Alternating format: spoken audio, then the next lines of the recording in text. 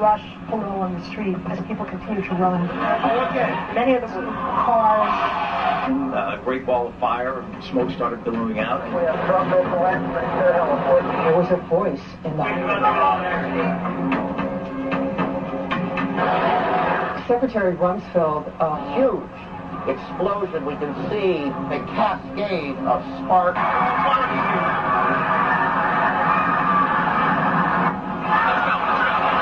The 9/11 attack on America looked so much like a formula action-packed Hollywood disaster movie that it had "Made in the USA" written all over it. The only difference is it used real props and real people. It had terrorist villains, American firefighter heroes, fireball explosions, collapsing buildings, pedestrians chased by dust clouds, and it even had a God Bless America music score. Well-positioned cameras shot the action-packed drama from every conceivable angle. Just the picture of the helicopter landing and the president walking in, and then the 19 hijackers had been Saudi nationals. So in the terrible... He said that he didn't believe that Osama bin Laden... No one has blamed or accused him formally. That how many people worked in the city is confirming that some 265 firefighters are believed. None of us will ever forget this day. People who knock these buildings down will hear all of it soon. America Remembers, Sunday, 83rd. The timing, the title, and the eerie advertisement for Harvey Weinstein's Lord of the Rings movie called The Two Towers was a prophetic and disturbing coincidence. Profits from the Two Towers movie were small change compared to the 9/11 reality disaster movie, which has become the world's top-grossing production of all time. The only thing missing are the 9/11 producer, writer, and director credits. But it doesn't take an Enron accountant to figure out who's cashing in.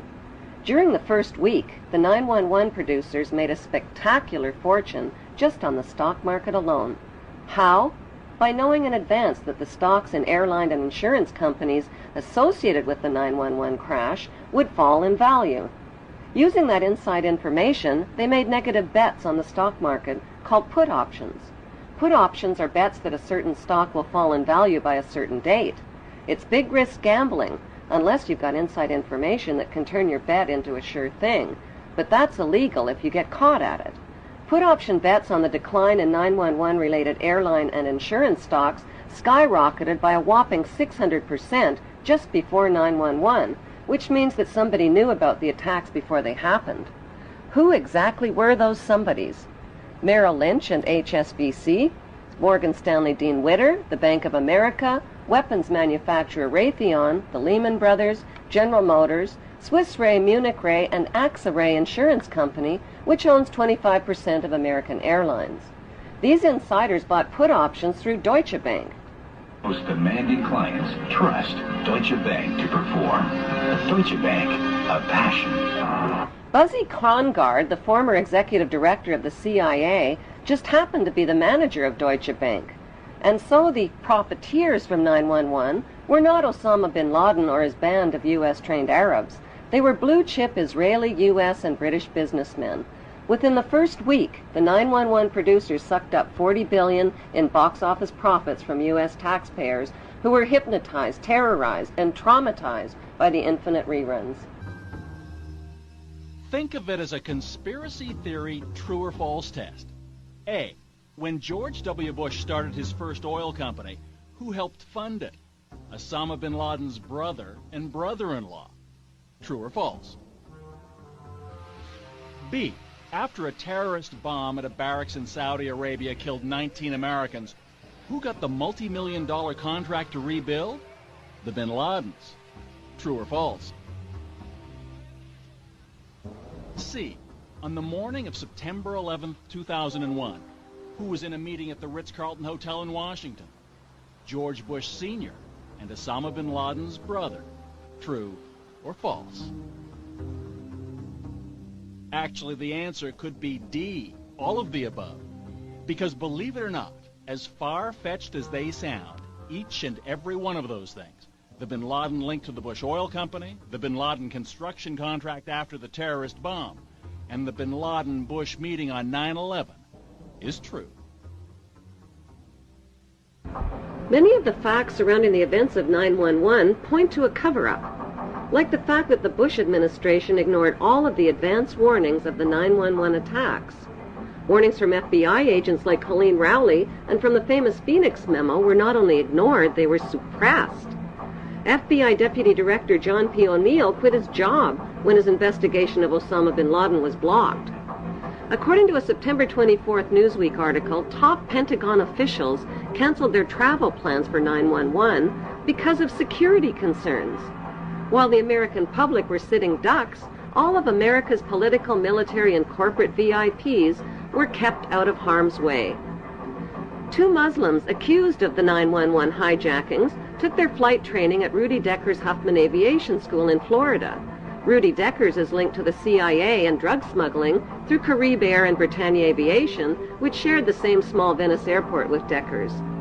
The media reported that on the night before the attacks, accused ringleader Mohammed Atta and 2 other Muslim hijackers got drunk, fondled naked dancers in a Florida strip club called Shuckums, forgot their business card and their Quran holy book at the bar, publicly bashed America, and loudly boasted about impending bloodshed the next day. Would devoted and highly secretive Muslim hijackers risk their planned mission by attracting so much negative attention? And why were they in Florida instead of Boston the night before their suicide flights? On the early morning of September 11th, 19 Muslim men well known to intelligence and security agencies supposedly waltzed past airport security checks, boarded 4 passenger planes, and turned them into deadly missiles without even a hitch.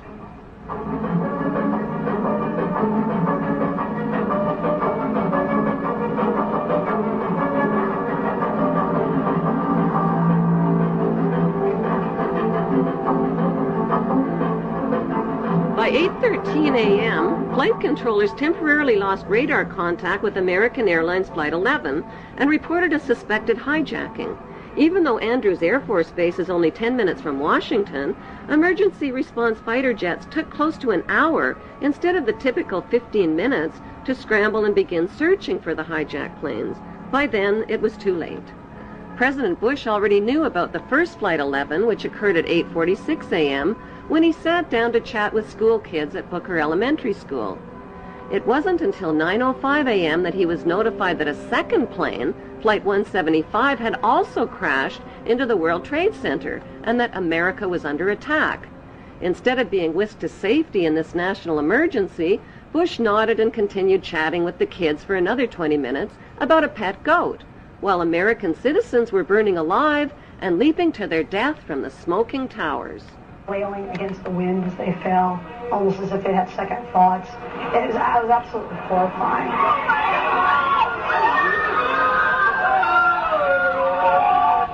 And you don't have to be a conspiracy theorist to wonder exactly what President George W. Bush knew about the attack, and when he knew it. According to the official White House version, it was at this moment in a Florida classroom that Bush learned the second plane had hit the World Trade Center and that the U.S. was under attack. But here's what George Bush himself said almost 3 months later when asked about September 11th. I was sitting outside the classroom waiting to go in, and I saw an airplane hit the tower of a TV. You know, the TV was obviously on, and I used to fly myself, and I said, well, there's one terrible pilot. And it said it must have been a horrible accident. But I was whisked off there. I didn't have much time to think about it. Now, wait a minute. George Bush was told about the second plane while he was inside the classroom. So you just heard him describe seeing the first plane crash on television that day. But that's impossible. No one saw the first plane crash on TV on September the 11th because the videotape of it didn't surface until the next day. At 9:55 a.m., President George W. Bush took off in Air Force One with no escort or protection from fighter jets and circled around for the next hour. Why was the president's plane airborne and unescorted for an entire hour while hijacked planes were roaming the skies? The inexperienced hijacker pilots who took only a simulated flying course reportedly flew the third hijacked plane, Flight 77, into a Top Gun 270-degree turn, bypassed the offices of the Joint Chiefs of Staff, and crashed into an insignificant part of the Pentagon that was under renovation. Emergency response Air Force fighter jets were finally airborne when a fourth hijacked plane, Flight 93, crashed into a field in Pennsylvania at 10:06 a.m. The media reported that passengers overpowered the hijackers, but nearby residents saw U.S. fighter jets overhead and gave eyewitness reports of debris falling from the sky. That debris was found 8 miles away, indicating that the plane had been shot down. Within hours of the 911 hijackings, a massive Blame the Muslims campaign was launched by CNN and the media and continues to this day. In less than 48 hours, the names and mugshots of 19 accused Muslims were flashed across TV screens. If government investigators knew nothing, how did they identify 19 Muslim men as the hijackers so fast, from fake passports and with no DNA evidence? How could Muhammad Atta's passport survive the fireball explosion that supposedly cremated him, fly out of his pocket, fly out of the incinerated plane, flutter to the ground into 2 feet of debris, and end up in readable condition in the hands of investigators, all within 48 hours? Why did 19 Muslim men even need passports on domestic flights? How were passports found but not the plane's voice recorders? Why did the hijackers need passports they would never use again after their suicide flights? And why were the 19 accused Muslims not under surveillance on 911 if they were so easy to identify? The suitcase of accused ringleader Muhammad Atta was never loaded onto the hijacked plane and conveniently fell right into the hands of investigators. It was jam-packed with incriminating evidence, including a Quran, a how to fly a commercial airplane video, and a fuel consumption indicator. Why would a hijacker about to die on a suicide mission pack a suitcase? It seems Muhammad Atta was a very forgetful ringleader who carried around a lot of Quran holy books. He reportedly forgot one Quran in a Florida strip club, another in a rental car, and still another one in his lost suitcase at the airport. More incriminating evidence of flight manuals written in Arabic were found within hours of the attacks in parked rental cars at the airports. Why didn't the terrorists take a taxi to the airport? Can they be that smart and that stupid at the same time? The conspicuous trail of planted evidence continued 3 weeks after the 911 attacks, when anthrax letters killed 5 people and were clearly worded to throw the blame on Muslims. Death to America, death to Israel, Allah is great. It has since been proven that the anthrax came from a U.S. Army lab and was never mailed by Muslims. Were the 19 Muslims accused of the hijacking set up as patsies and framed? If so, who set them up? Right after the attacks, CNN deceptively and repeatedly showed an airport security video of Muhammad Atta. CNN neglected to tell viewers that the video showed Muhammad Atta boarding a plane at Portland, Maine, not the hijacked plane. There are no airport security videos of any of the 19 accused Muslims boarding any of the hijacked planes. Right after the 911 attacks, CNN reported that the U.S. government had a tape recording of Osama bin Laden telling his mother that something big was about to happen and that she wouldn't be seeing him for a while. CNN later acknowledged that the report was false. Osama bin Laden consistently denied being involved in 911 and claimed the Israeli Zionists were behind the attacks.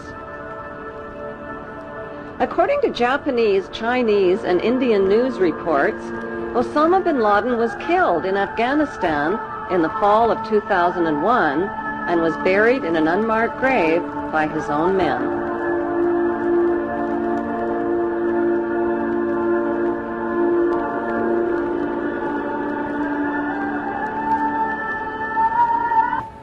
Following the money trail, Osama bin Laden. Army sources telling me, even via Iraq, via other places overseas, we know where he is. We're on him. It's just a matter of time. Do you agree with that? I believe he's dead. Really? I'm 98% positive that we killed him in December of 2001 during the Tor War campaign. I've seen no proof of life since then, regardless of these tapes that are cobbled together. On Halloween 2004, just before the U.S. presidential election, this man, dressed in an Osama bin Laden costume, confessed to the 911 attacks, scared American voters, and tricked them into treating George Bush to another 4 years in the White House. Zionist extremists believe that Hebrew Jews are God's chosen race of people with a God-given right to the land of Israel. The Muslim world and millions of Europeans, including Germany's former Minister of Technology, Andreas von Bülow, believe that Zionist extremists staged the 9/11 attacks on America to ignite the war on terrorism. That war has targeted Israel's Muslim enemies and is being fought and paid for with the blood, the lives, and the tax dollars of terrorized American citizens.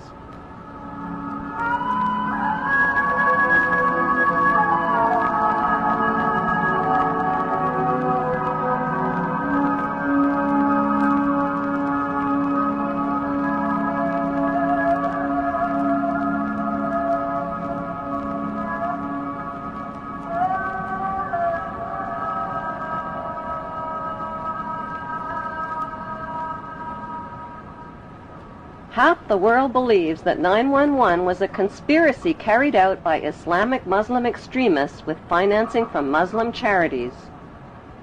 The other half believes it was a conspiracy carried out by Jewish Zionists with financing from Jewish charities. Is there any evidence to support that belief? Since 9/11, FBI Director Mueller, BBC News, and ABC have confirmed that 7 of the 19 Muslims whose mugshots were flashed around the world did not die in the 9/11 crashes. They are alive and well and are victims of identity theft. An 8th accused Muslim died 1 year before the 9/11 hijackings even occurred. Who stole their identities, and why isn't the FBI looking for them? If the hijackers really were Muslims, why would they steal the identities of fellow Muslims and implicate them? Wouldn't they be more likely to steal Israeli identities and put the blame on Israelis? If the hijackers were Israelis, wouldn't they be likely to steal the identities of Muslims and put the blame on Muslims?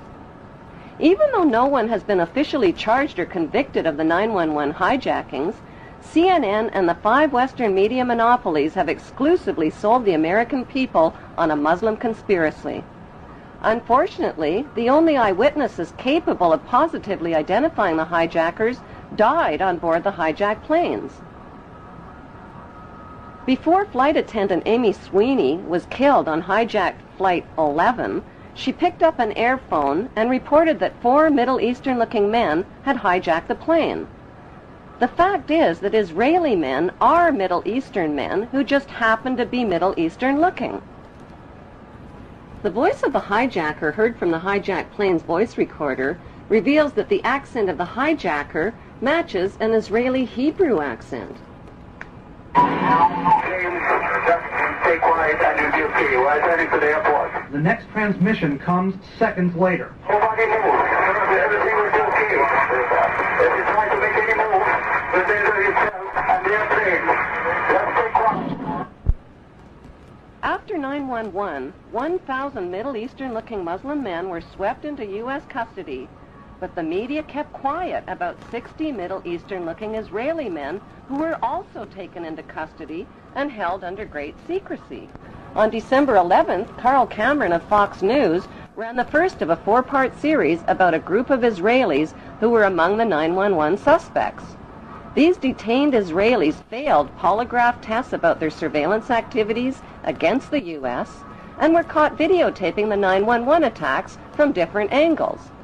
Fox News also reported that the evidence linking these Israelis to 9/11 was classified, but a leaked 61-page report from the U.S. government's Drug Enforcement Agency revealed that another 120 Israelis, posing as artists, were also rounded up right after 9/11. Carrying counterfeit visas and green cards, the Israelis admitted that they served in the Israeli army in explosives, electronic, and military intelligence units. Did Middle Eastern-looking Israelis who were detained as suspects after 9/11 steal the identities of the accused Muslims? The leaked DEA report revealed that Israelis with Israeli military backgrounds had posed as artists and lived on Sheridan Street in Hollywood, Florida, just down the street from Mohammed Atta and 3 other accused Muslims. On August 18th, 1 month before the 9/11 attacks, a New York Times article by reporter Sheila K. Dewan described a group of 4 foreign artists who smuggled their way into the World Trade Center just months before 9/11. The artists occupied studio space free of charge on the 91st floor with 14 other artists and claimed to be writing a book called The Bee Thing. They also claimed that they constructed a temporary balcony on the 91st floor as a prank.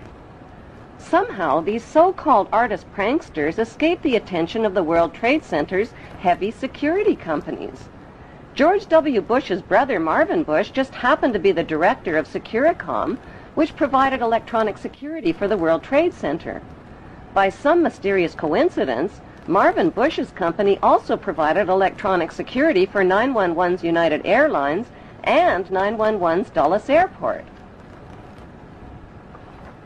So what were 18 foreign artists really doing living free of charge in one of the world's most expensive rental spaces? Many top engineering and demolition experts believe that the Twin Towers were rigged with explosives which caused the buildings to implode vertically in a typical controlled demolition. The reason the collapsing buildings looked like a controlled demolition, say experts, is because they were a controlled demolition. Photos and video recordings confirm that explosions occurred at the base of the 2 towers as well as in Building 7 before they fell. On September 24th, firefighter Louis Caccioli told People Weekly point blank, "We think there were bombs set in the building."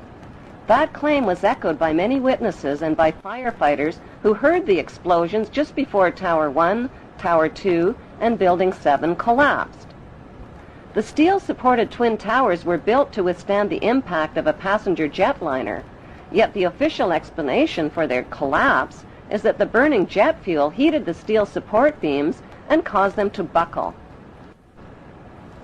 Expert independent investigators insist that it's impossible for jet fuel burning in oxygen to melt steel, and that most of the jet fuel burned up outside the buildings in clearly visible fireballs. After the crashes, the white smoke turned black, indicating cooling temperatures, not rising temperatures as reported.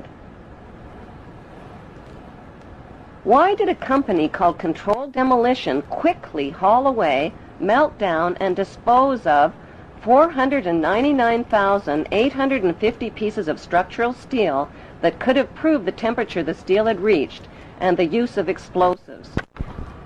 Why did Tower 2 that was hit last fall first, 53 minutes after being struck, whereas Tower 1 fell 1 hour and 28 minutes after being struck? An even bigger mystery is why Building 7, owned by Larry Silverstein, collapsed much later on in the afternoon, even though it had never even been hit. If these 3 World Trade Center buildings were rigged with explosives, when could the explosives have been installed, and who controlled access to the buildings? The 30-year-old World Trade Center has always been publicly owned and managed by the New York, New Jersey Port Authority. That is, until a Jewish businessman named Louis Eisenberg became the chairman. Eisenberg is an active leader in Jewish Zionist organizations.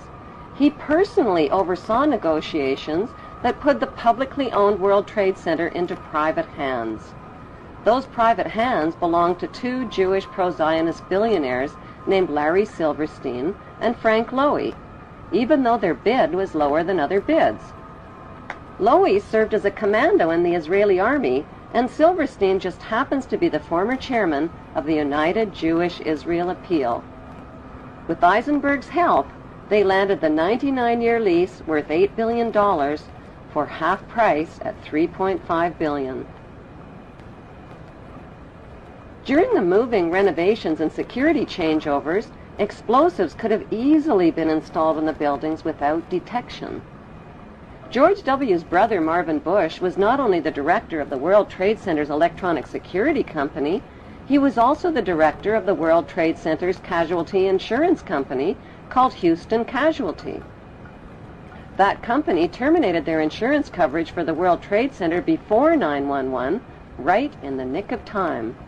Another suspicious company occupied the 16th and 17th floors of the North Tower. That company, called Zim Israeli American Shipping, suddenly broke their lease, paid a $50,000 penalty, and moved out of the World Trade Center only weeks before 9/11. Zim Israeli American Shipping is owned by Zim Israel Navigation, which just happens to be owned by the government of Israel.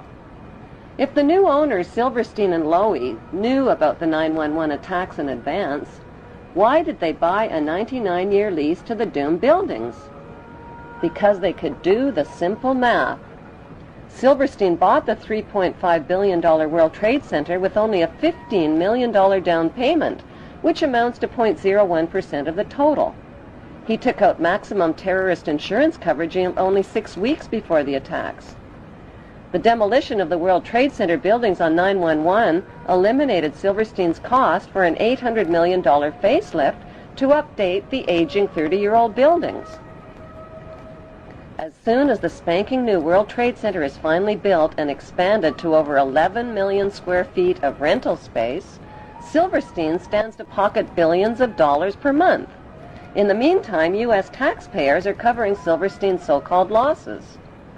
Then there's the big payouts from insurance policies with mega-terrorism insurance, which Silverstein took out just weeks before 9/11. Silverstein is demanding a 200% payout by claiming payouts for 2 separate 9/11 attacks instead of one. Silverstein's insurance companies, called Swiss Re and Munich Re, are the same companies under investigation for advanced knowledge of 9/11 and for profiting from 9/11 on the stock market. If Silverstein's insurance companies knew in advance about the attacks, why would they insure doomed buildings? Were these giant insurance companies hand-picked to keep a lid on their insurance investigation findings and to ignore the evidence of 9/11 cover-ups?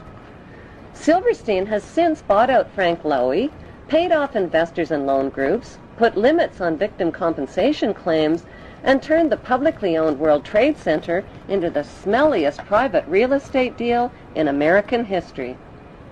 George W. Bush threw up permanent roadblocks to stop an independent investigation of the 9/11 events. When the 9/11 Senate Committee report was published, 27 pages that would have connected international banks to 9/11 were censored.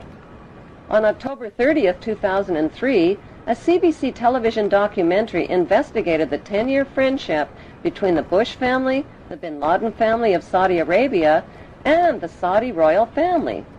That friendship includes illegal presidential campaign contributions and partnerships in oil and weapons companies like the Carlyle Group.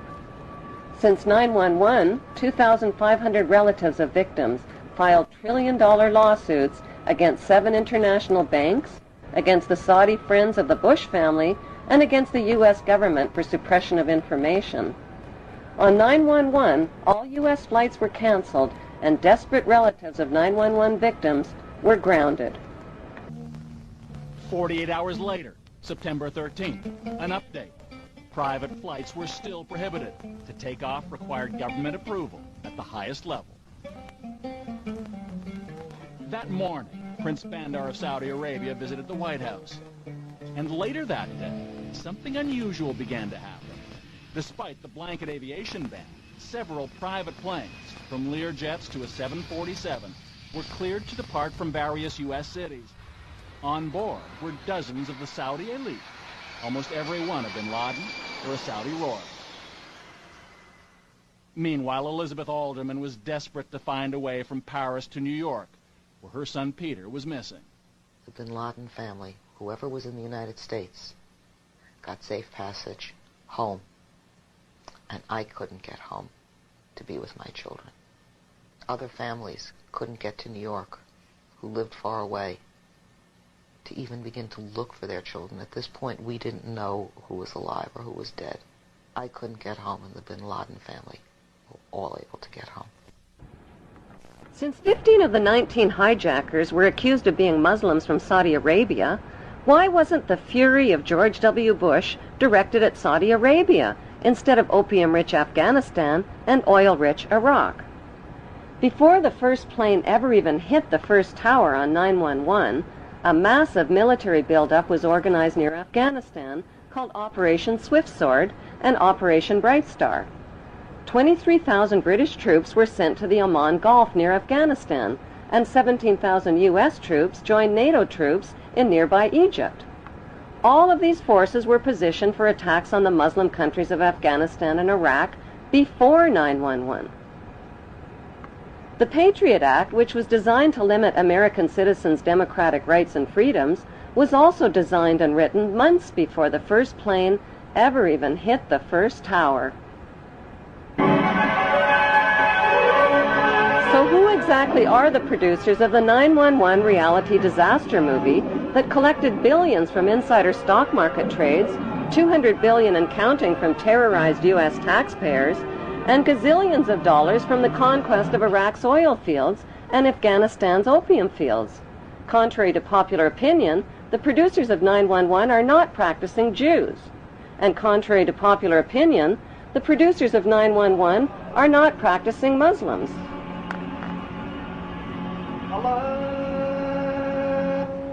They are a secret network of international pirates who identify with no nation, no national flag, and no established religion. Their flag is the skull and crossbones, and their god, G-O-D, spells gold, oil, and drugs.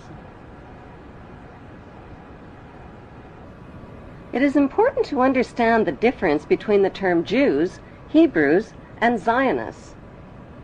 The majority of the world's Jewish population are honest, caring, honorable people who practice Judaism, follow religious tradition, and embrace good moral values. The term Hebrew refers to the Hebrew language. It also refers to the Hebrew people who are the ethnic descendants of the original 12 tribes of Israel.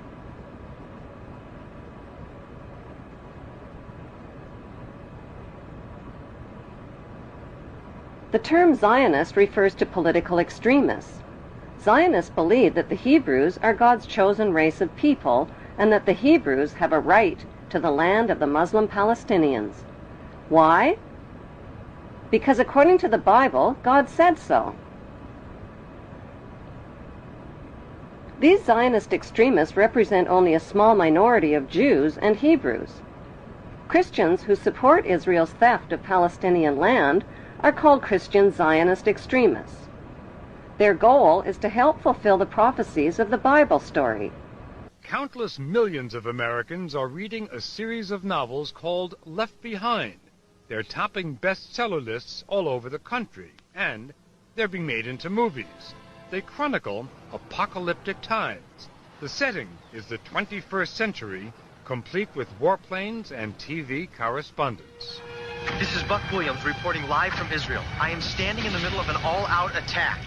But the plot is ripped from the pages of the Bible, so it all winds up here in Israel, where according to the book of Revelations, the final battle in the history of the future will be fought on this ancient battleground in northern Israel called Armageddon. It will follow 7 years of tribulation during which the earth will be shaken by such disasters that previous human history will seem like a day in the country.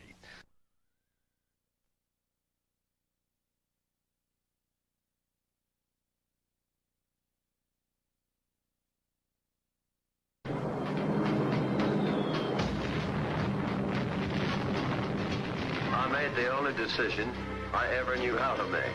I did what I thought was right. 50 years ago, the United States dropped the atomic bomb on Japan. To this day, Americans know very little about how that decision was reached. The idea that the United States committed these and other horrific crimes against humanity and participated in the 9/11 incineration of thousands of its own citizens is too frightening a thought for many to consider. But even more frightening are the consequences of denial.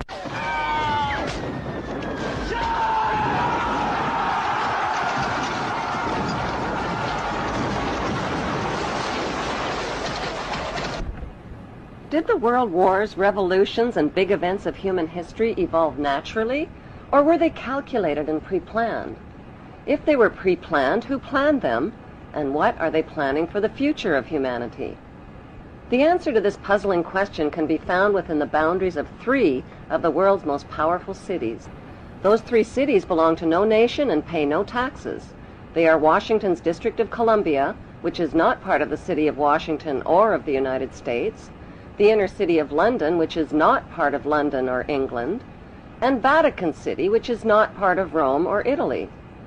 These cities, called city-states, have their own independent flag, their own separate laws, and their own separate identity.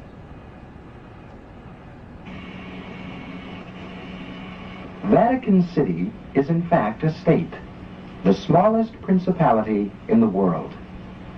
It lies on the banks of the Tiber, completely surrounded by the city of Rome. Its status as a separate state emerged from the Lateran Agreements of February 1929.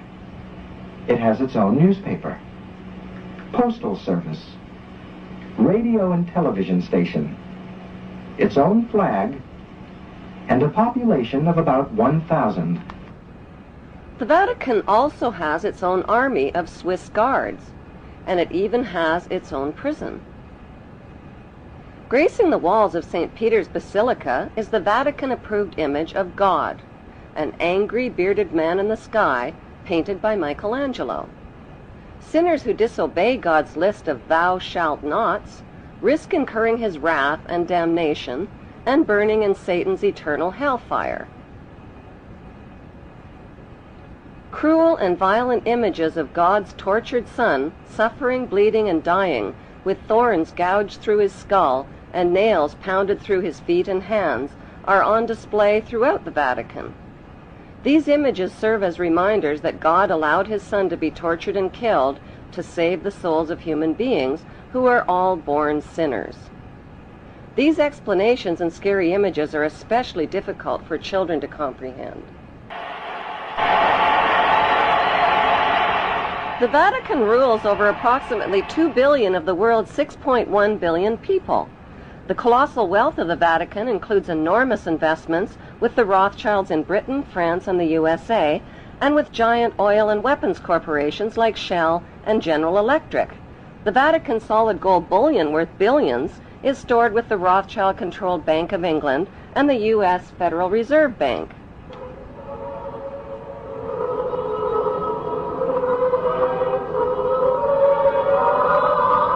The Catholic Church is the biggest financial power, wealth accumulator, and property owner in existence, possessing more material wealth than any bank, corporation, giant trust, or government anywhere on the globe.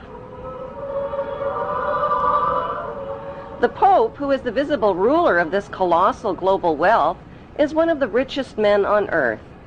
While 2/3 of the world earns less than $2 a day, and 1/5 of the world is underfed or starving to death, the Vatican hoards the world's wealth, profits from it on the stock market, and at the same time preaches about giving. How did the Pope and Vatican accumulate all that wealth over the millennium? One method was to put a price tag on sin. Many bishops and popes actively marketed guilt, sin, and fear for profit by selling indulgences. Worshippers were encouraged to prepay for sins they hadn't yet committed and get pardoned ahead of time. Those who didn't pay up risked eternal damnation in Satan's oven. Pope Leo X rebuilt St. Peter's Basilica, selling tickets out of hell and tickets to heaven. During the Dark Ages, the Catholic Church not only hoarded the wealth they collected from the poor, but hoarded knowledge. They kept the masses ignorant and in the dark by denying them a basic education.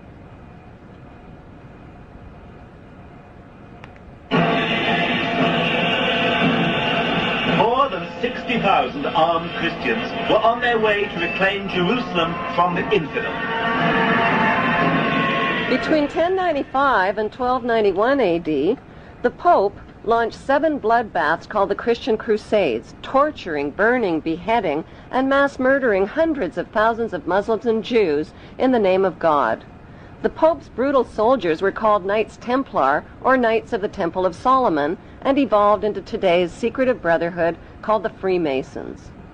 Between 1450 and 1700 AD, the Catholic Church followed up their holy terror with the Inquisition. Based on rumors of practicing witchcraft, the Catholic Church hunted down, tortured, and burned alive millions of innocent women at the stake.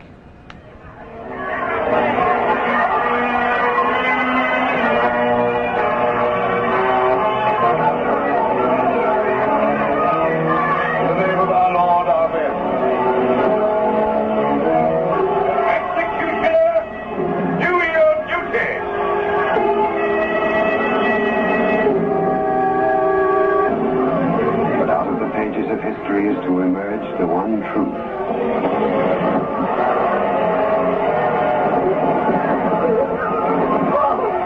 Father, thank you.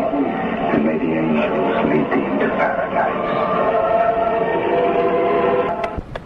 During World War II, the Vatican was criticized for supporting Hitler and his Nazi regime. To this day, the Vatican is still under investigation for plundering Nazi gold from the Swiss bank accounts of Jewish Holocaust victims. Over the past 5 decades, more than 1,500 priests and bishops have been identified in the sexual assault of tens of thousands of boys and girls in their trusting congregations and orphanages. Why is this filthy rich institution preaching spiritual values of poverty and chastity while cardinals, bishops, and priests cover up their crimes of sexual abuse? Why has the Church fought and resisted the compensation claims of their sexually, emotionally, and spiritually traumatized victims? Like Vatican City, London's inner city is also a privately owned corporation or city-state, located right smack in the heart of Greater London. It became a sovereign state in 1694 when King William III of Orange privatized and turned the Bank of England over to the bankers. By 1812, Nathan Rothschild crashed the English stock market and scammed control of the Bank of England. Today, the city-state of London is the world's financial power center and the wealthiest square mile on the face of the earth. It houses the Rothschild-controlled Bank of England, Lloyd's of London, the London Stock Exchange, all British banks, the branch offices of 385 foreign banks, and 70 U.S. banks. It has its own courts, its own laws, its own flag, and its own police force. It's not part of Greater London or England or the British Commonwealth and pays no taxes. The city-state of London houses Fleet Street's newspaper and publishing monopolies. It is also the headquarters for worldwide English Freemasonry and headquarters for the worldwide money cartel known as the Crown. Contrary to popular belief, the Crown is not the royal family or the British monarch. The Crown is the private corporate city-state of London. It has a council of 12 members who rule the corporation under a mayor called the Lord Mayor. The Lord Mayor and his 12-member council serve as proxies or representatives who sit in for 13 of the world's wealthiest, most powerful banking families. This ring of 13 ruling families includes the Rothschild family, the Warburg family, the Oppenheimer family, and the Schiff family. These families and their descendants run the Crown Corporation of London. The Crown Corporation holds the title to worldwide Crown land in Crown colonies like Canada, Australia, and New Zealand. The British Parliament and the British Prime Minister serve as a public front for the hidden power of these ruling Crown families. Like the city-state of London and the Vatican, a third city-state was officially created in 1982. That city-state is called the District of Columbia and is located on 10 square miles of land in the heart of Washington. The District of Columbia flies its own flag and has its own independent constitution. Although geographically separate, the city-states of London, the Vatican, and the District of Columbia are one interlocking empire called Empire of the City. The flag of Washington's District of Columbia has 3 red stars, one for each city-state in the 3-city empire. This corporate empire of 3 city-states controls the world economically through London's inner city, militarily through the District of Columbia, and spiritually through the Vatican. The Constitution for the District of Columbia operates under a tyrannical Roman law known as Lex Fori, which bears no resemblance to the U.S. Constitution. When Congress passed the Act of 1871, it created a separate corporate government for the District of Columbia. This treasonous act allowed the District of Columbia to operate as a corporation outside the original Constitution of the United States and outside of the best interests of American citizens.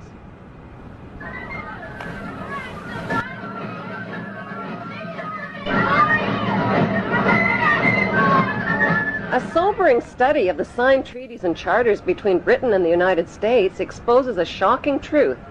The United States has always been, and still is, a British Crown colony.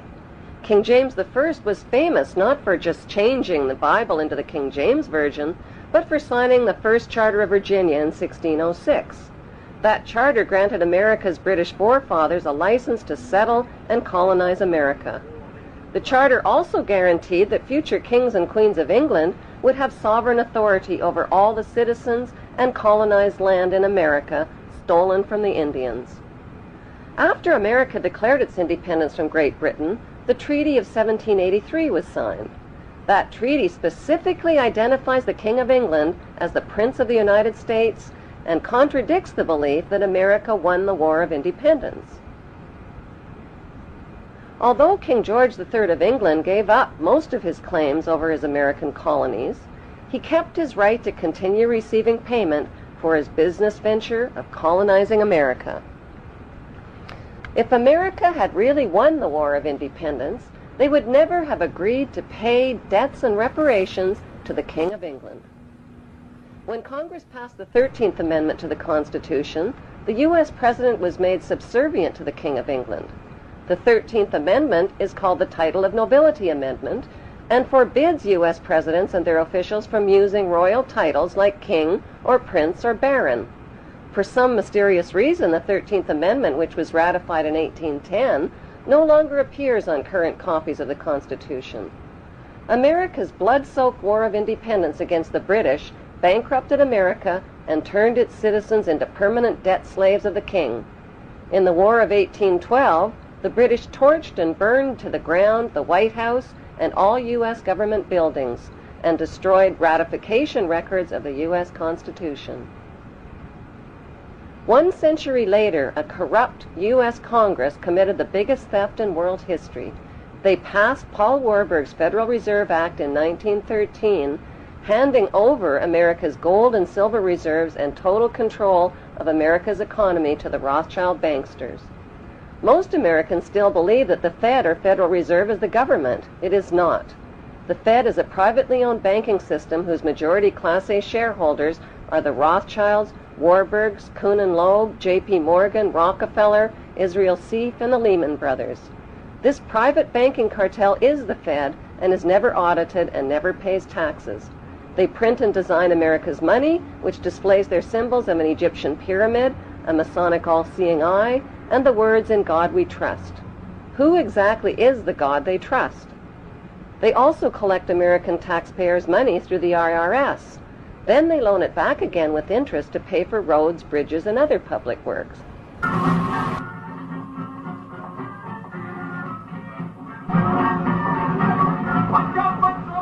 American presidents are handpicked and financed by these special interest power groups.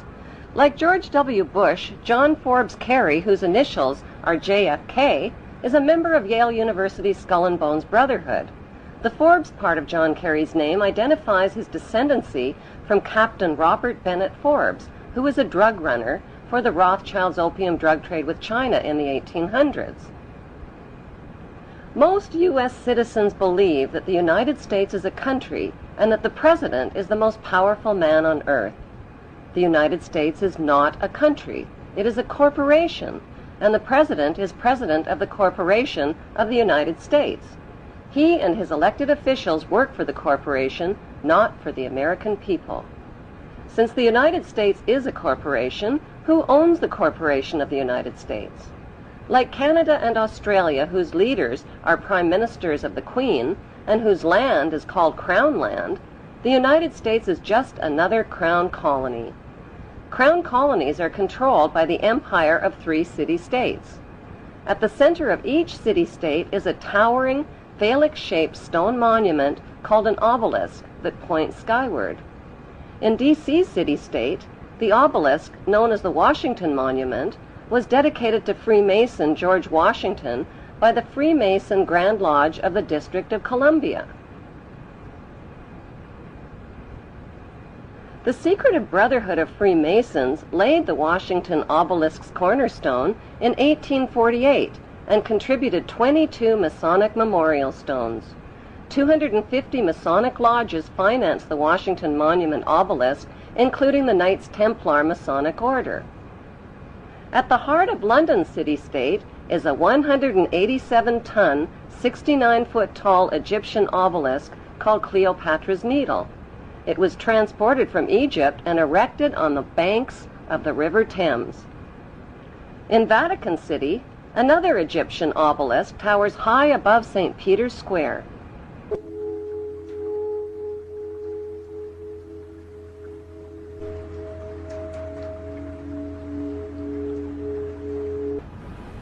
What exactly is an obelisk?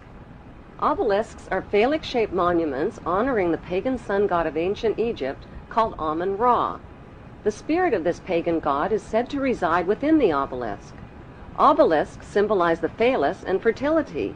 At the base of the obelisk is a sunwheel circle symbolizing the vagina. Together, they depict male and female sexual union.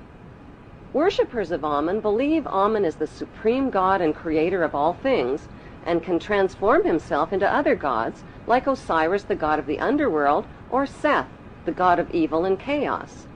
Since vowels were interchangeable in the biblical Hebrew language, Amun can be spelled A-M-E-N, A-M-O-N, O-M-O-N, or A-M-U-N. Today, Amun is one of the most popularly used words in the entire world.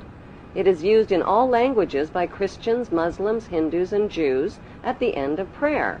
Without realizing it, people all over the world are praising Amun. The Old Testament of the Bible is the holy book of both Christians and Jews. Amun is repeated over and over again throughout the Bible and is hidden within the word testament. The word Amun literally means the hidden one. Many are fooled into believing that Amun means so be it or truly, but in Kings 1 verse 36 of the Old Testament, Amun is identified as the Lord God of my Lord. Why in the world would the Vatican, a fortress of Puritan Christian values, erect a monument symbolizing the pagan god Amun and sexual intercourse right in its own front yard?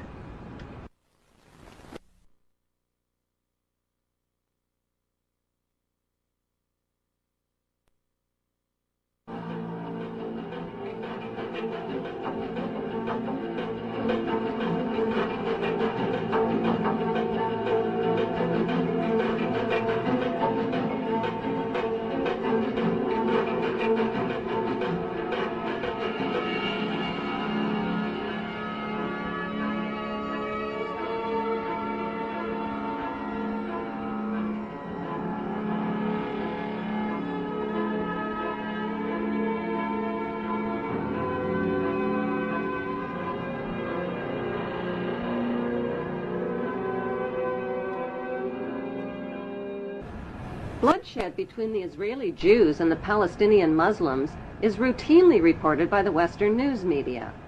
But how much does the general public really know about what's going on in Israel? And why should they even care? Why? Because Israel has written human history, and it is also writing the future of humanity. It is important to know that the land now called Israel was originally called Canaan in ancient times. Canaan was populated by the Canaanite people, who were the ancestors of today's Palestinians imprisoned in refugee camps in Israel. About 3,500 years ago, the Semitic Hyksos kings ruled Egypt for 100 years, but were expelled from Egypt into Canaan. The Egyptians called these Hyksos people the Habarus, which means Hebrews. These expelled Hebrews invaded and conquered the land of Canaan and changed the name of the land from Canaan to Israel.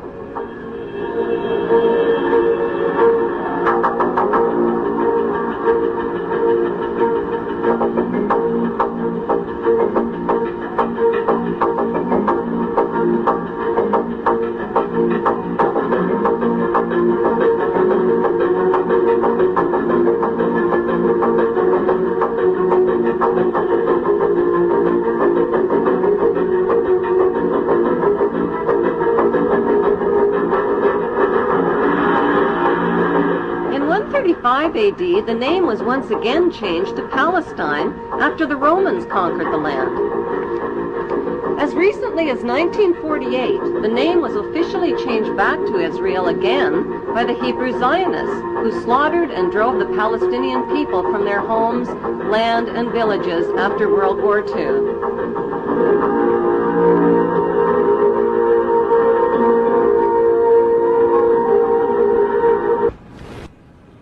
The best way to understand what's really going on in the world today is to journey back in time and dig up the ancient secrets of the past. Those ancient secrets have been hidden by the ruling class beneath the shifting sands of Egypt for more than 4,000 years.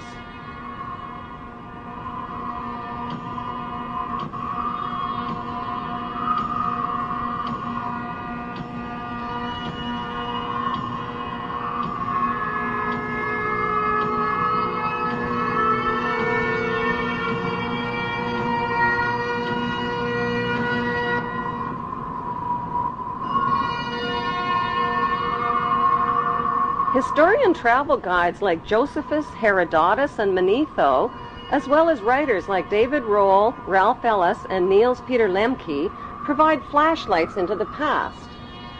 The earliest remains of human life on Earth were discovered in Africa. The ancient Egyptians kept detailed records of their culture and history in tombs, in temples, and on pottery, using pictures and writings called hieroglyphics. Archaeology experts have found absolutely no evidence whatsoever that Hebrew Jews lived as slaves in Egypt or of their exodus from Egypt. The plain truth is that Moses didn't lead Hebrew slaves out of Egypt any more than Charlton Heston did. So who was that bearded man with a magical staff named Moses?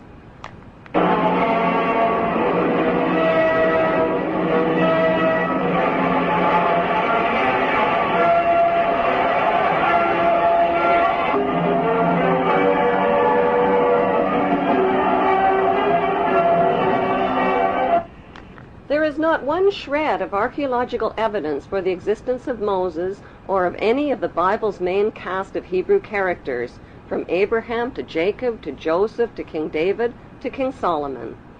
There is, however, plenty of evidence for the existence of Egyptian pharaohs who these biblical characters are based on. The Bible's Old Testament has carefully covered up the connection between the Egyptian pharaohs and the Hebrew patriarchs by mixing up historical facts with myths and legends. The job of archaeology experts and historians is to separate fact from fiction. Modern archaeologists have confirmed that the Hebrews were not a race of people as once thought. They were a Semitic and Asiatic class of foreign workers who migrated into Egypt from neighboring lands in search of work as craftsmen and builders. As their population multiplied over hundreds of years, they contributed to Egyptian technology, worshipped Egyptian gods, intermarried with Egyptian nobility, and gradually rose to positions of power and wealth in Egypt. The Bible story of the Hebrew Jews begins with Abram, who was born north of Canaan in the town of Ur around 2055 BC. Abram married his beautiful sister Sarai. At God's command, the incestuous couple changed their names to the Egyptian names of Abraham and Sarah and migrated to Egypt. Once in Egypt, Abraham turned his sister wife Sarah over to the Pharaoh as his harem sex slave and was rewarded with gold and silver. Abraham received covenants or promises from God. God promised to make his name great and to make a great nation for him.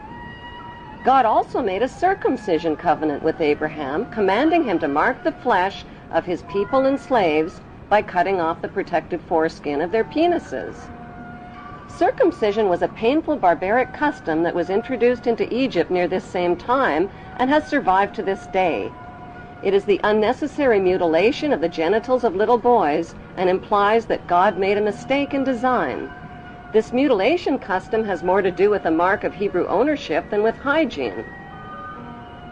In the continuing Bible story, Abraham married an Egyptian woman named Hagar because his sister wife Sarah couldn't conceive. But at age 90, Sarah finally gave birth to a son named Isaac. Following God's order to sacrifice his son, Abraham hog-tied Isaac and picked up a knife to kill him. Just as Abraham was about to plunge the knife into Isaac, he learned God was only kidding.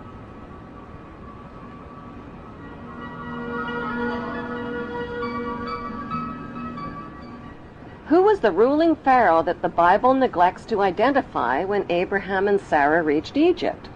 His name was Amenemhet I, and he ruled Egypt from 1991 BC to 1962 BC. The name Amenemhet means Amen is the head. Besides Pharaoh Amenemhet and biblical Abraham living in the same place at the same time, is there any other evidence connecting biblical Abraham to Pharaoh Amenemhet I? According to Egyptian history, Pharaoh Amenemhet I was not of royal blood, and his family origin is unknown. Egyptology experts believe he seized the throne of Egypt after murdering Pharaoh Mentuhotep. In 1818, Antonio Lobolo made a revolutionary discovery that identified the biblical Abraham as an Egyptian pharaoh. During Lobolo's excavations in the Egyptian Valley of the Kings, he exhumed 11 Egyptian mummies along with rolls of papyri inscribed with hieroglyphic writings and drawings. One of those drawings was interpreted by Mormon Joseph Smith and his Egyptologists as Abraham sitting on the pharaoh's throne. Abraham's name was also deciphered on a roll of papyrus.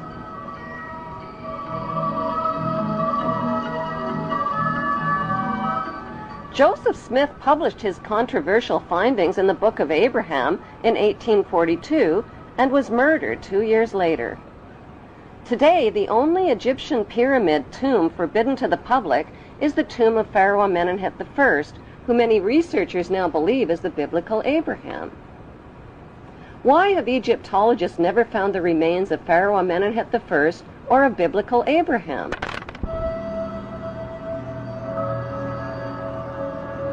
The best explanation is that their common remains are concealed inside the famous Ark of the Covenant.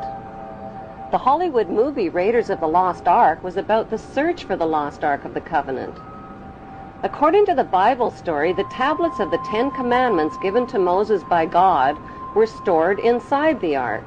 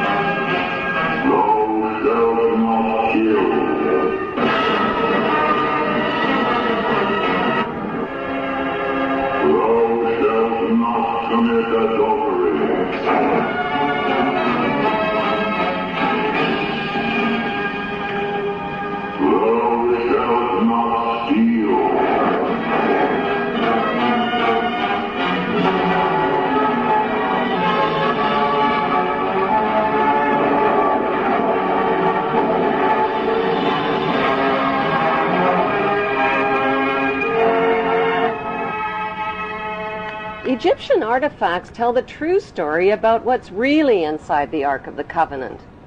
The Ark of the Covenant is, in fact, an Egyptian canopic chest, where the dried organs of royal kings and pharaohs were stored, not the 10 Commandments. Why did the Hebrews call their royal canopic chest the Ark of the Covenant? Because the name signifies the covenants or promises that God made with Abraham. Would the Hebrews carry the Ark of the Covenant into battle to kill and steal if it really contained commandments like, "Thou shalt not kill or steal"? The best explanation is that the Ark contained the remains of their ancestral leader who led them into battle. Biblical Hebrew rulers like King Solomon broke all of the commandments, just like today's rulers who make and break laws and commandments to exploit the obedient masses. The evidence shows that the ancestral patriarch of the Hebrew Jews is Amenemhet I, and that his biblical name is Abraham. Since Pharaoh Amenemhet worshipped the god Amen, are Amen and the biblical God the same God? Michelangelo's Vatican painting of God depicts God as an angry, bearded white man.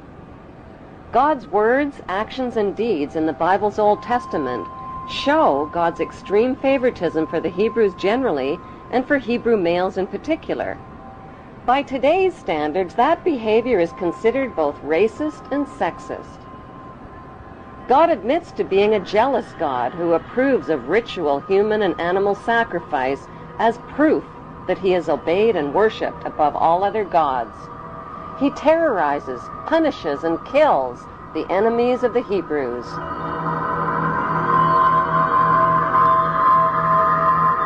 He uses his godly power to kill Egyptian children and spread plagues, famines, pestilence, and darkness. He magically turns staffs into deadly venomous snakes and turns the Nile River into blood.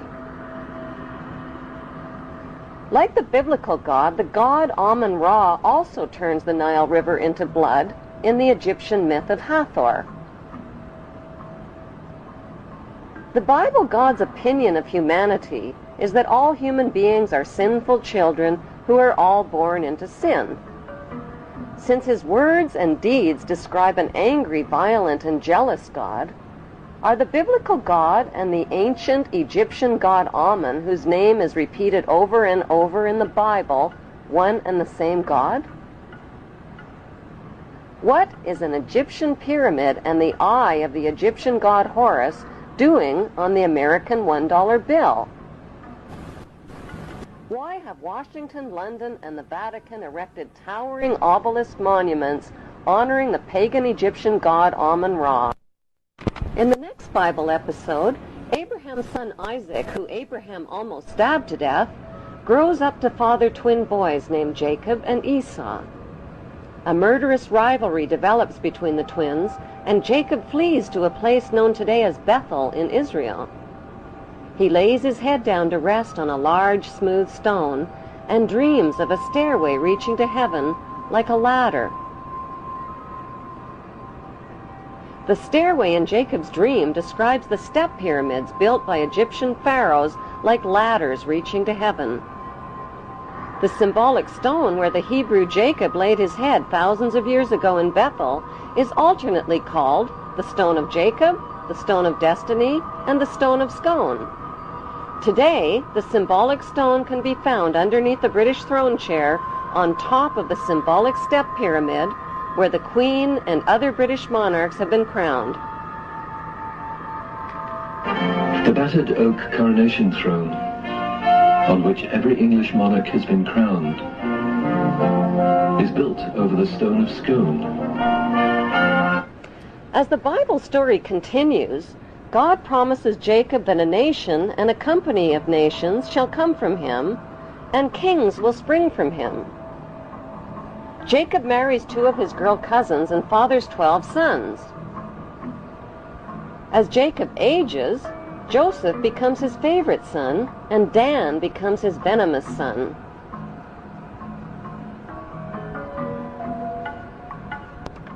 Jacob eventually takes his sons and his Hebrew clan and migrates from Canaan into Egypt.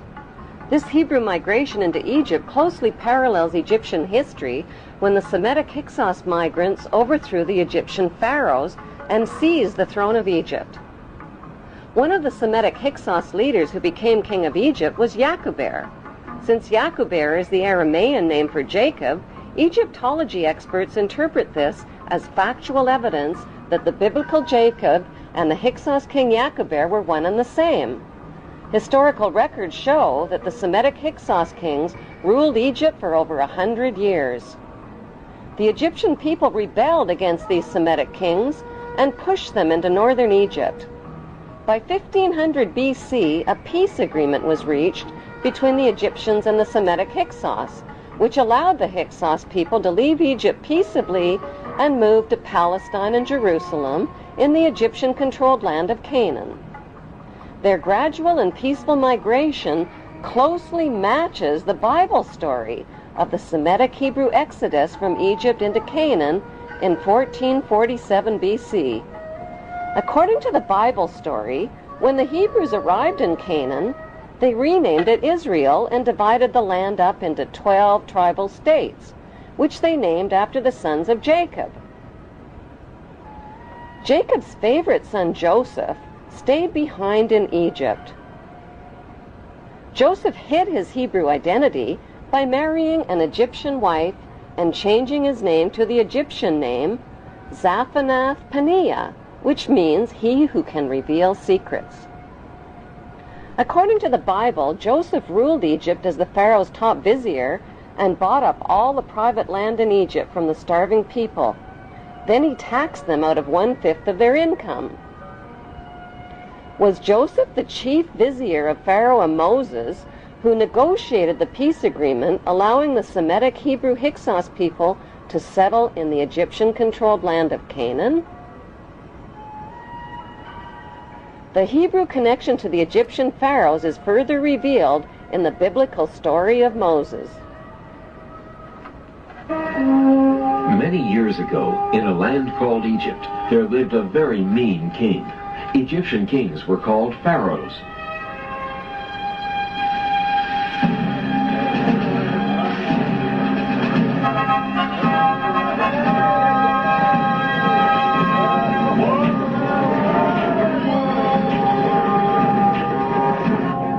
The story begins with the Egyptian pharaoh ordering the deaths of all Hebrew baby boys.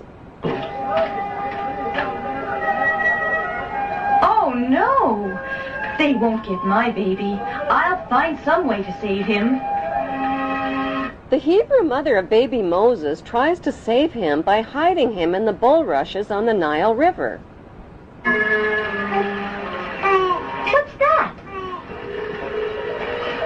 A baby! When baby Moses is found by the princess daughter of the Egyptian pharaoh, the princess decides to raise him as her own son. Moses now has two mothers, a royal Egyptian princess mother and a non-royal Hebrew mother who hides her identity as Moses' Hebrew mother, gets a job as a servant at the palace, and helps the princess raise Moses. Why did the Bible omit the historical names of the Pharaoh's princess daughter and the Pharaoh? Their historical identities can be found by comparing the dates and events of the Bible story with factual Egyptian history. All dates followed by the letters BC count backwards to 0, which is the beginning of today's Christian calendar. Bible researchers have calculated the birth of Moses at around 1520 BC. The ruling pharaoh of Egypt at that time was Thutmose I, and his princess daughter was Hatshepsut. Egyptian history verifies that Princess Hatshepsut married her brother named Pharaoh Thutmose II. But when Hatshepsut couldn't produce a male heir to the throne, her brother husband chose a non-royal mistress named Isis to produce a male heir and named their son Thutmose III. Hatshepsut raised the boy as her own son, even though Isis was his real birth mother. The Bible story of Moses closely matches the factual Egyptian story of Thutmose III. Even the names Moses and Thutmose are almost identical. In the Bible story, Moses gives up his big chance to be the richest, most powerful ruler in the ancient world to become a lowly, poverty-stricken Hebrew laborer. But wouldn't becoming ruler of Egypt and Canaan have been the most intelligent way to help his fellow Hebrews? The historical facts show that's exactly what Thutmose III did. Once he grew up to become Pharaoh of Egypt, Thutmose III organized military campaigns with his mighty armies and chariots and defeated the enemies of the Hebrew Hyksos who had settled in Canaan.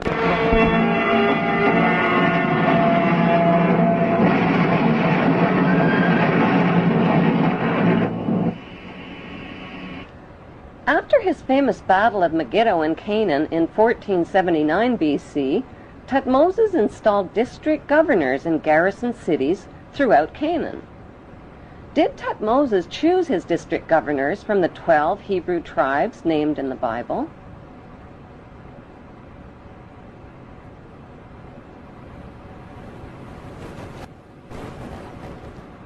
Is it just a coincidence that today's Temple of Isis, located on the Isle of Philae in Egypt, has the same name as Thutmose's mother?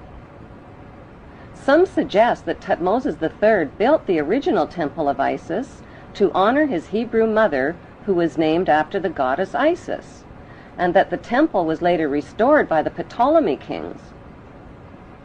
An inscription inside the temple identifies Isis as the mistress queen of Egypt. Today, Thutmose III is immortalized in stone in the corporate city-state of London, right next to his Egyptian obelisk honoring the pagan Egyptian god Amun. Why has UNESCO and others spent billions of dollars and years of labor moving the massive tonnage of the Isis temple and obelisks honoring the pagan god Amun? The answer lies within the continuing Bible story. After the Hebrews settled in the land of Canaan, they renamed it Israel. Their king, King David, reigned for 50 years. Egyptian history reveals that Pharaoh Susenes also ruled Canaan for nearly 50 years, at the same time as the biblical King David. Both battled the same enemy called the Sea People or Philistines.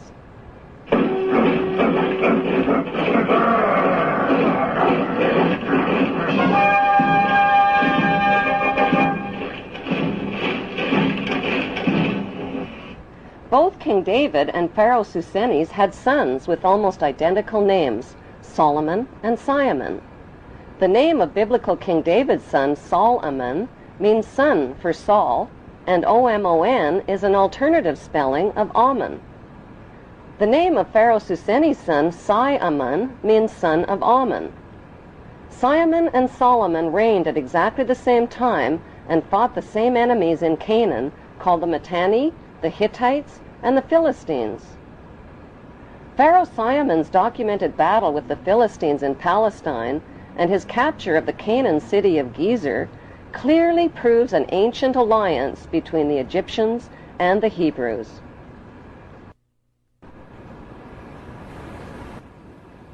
The famous King Solomon's temple in Jerusalem means Temple of the Sun God Amun.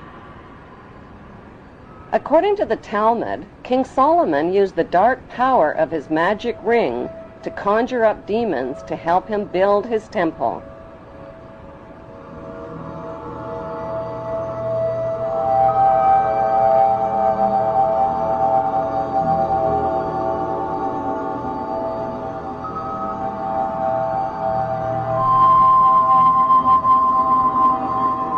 The temple became the center for sexual orgies, the worship of golden idols, and for animal and human sacrifices, including the sacrifice of infants and children.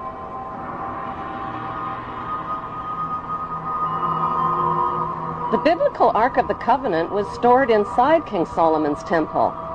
The Ark had 4 gold rings built into its 4 corners, each representing the 4 corners of the earth over which descendants of the biblical Abraham are destined to rule. Since archaeologists claim the biblical King Solomon was no more real than the evil wizard Saruman from the movie Lord of the Rings, who built King Solomon's temple?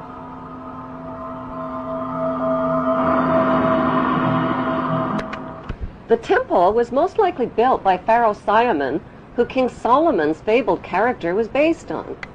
Today, all that remains of the temple is the Wailing Wall, where Israel's Jews still gather to worship in Jerusalem. Did the Hebrew authors of the Bible's Old Testament really expect readers to believe that Abraham lived to be 175? That his sister wife Sarah gave birth at age 90? That Moses turned staffs into snakes and rivers into blood? Why did the Hebrew authors of the Bible omit all of the important historical names of Egyptian pharaohs? Why did they mix up historical fact with myths and legends? The big question is, what did they have to hide? Researchers of both Bible and Egyptian history have concluded that the Hebrew authors of the Bible covered up the fact that the Hebrews and the Egyptians shared the same royal bloodline. But why? Why the cover-up? Because after the Egyptian people forced the Hebrew Hyksos kings out of Egypt, the only way the Hebrews could continue ruling Egypt was to hide their Hebrew identity from the Egyptian people. They did that by changing their Hebrew names to Egyptian names and intermarrying with Egyptian royalty, just like the biblical Joseph did. By hiding their Hebrew identity, the Hebrews continued to rule Egypt secretly as Egyptian royalty. They worshipped Egyptian gods, followed Egyptian laws, and violated Jewish Hebrew laws. This meant they had to hide their Hebrew identity not just from the Egyptian people, but from the Hebrew people as well. They had to keep their royal Hebrew Egyptian identity and their worship of Ammon hidden within royal power circles and secret societies, just as they have done to this day. The world's biggest and best-kept secret is that the descendants of the Hebrew pharaohs of Egypt have ruled throughout history. Over the millennia, they have left oceans of blood in their wake. They have murdered, cheated, slaughtered, robbed, colonized, and enslaved to fulfill their biblical covenants for an eternal throne and one world empire.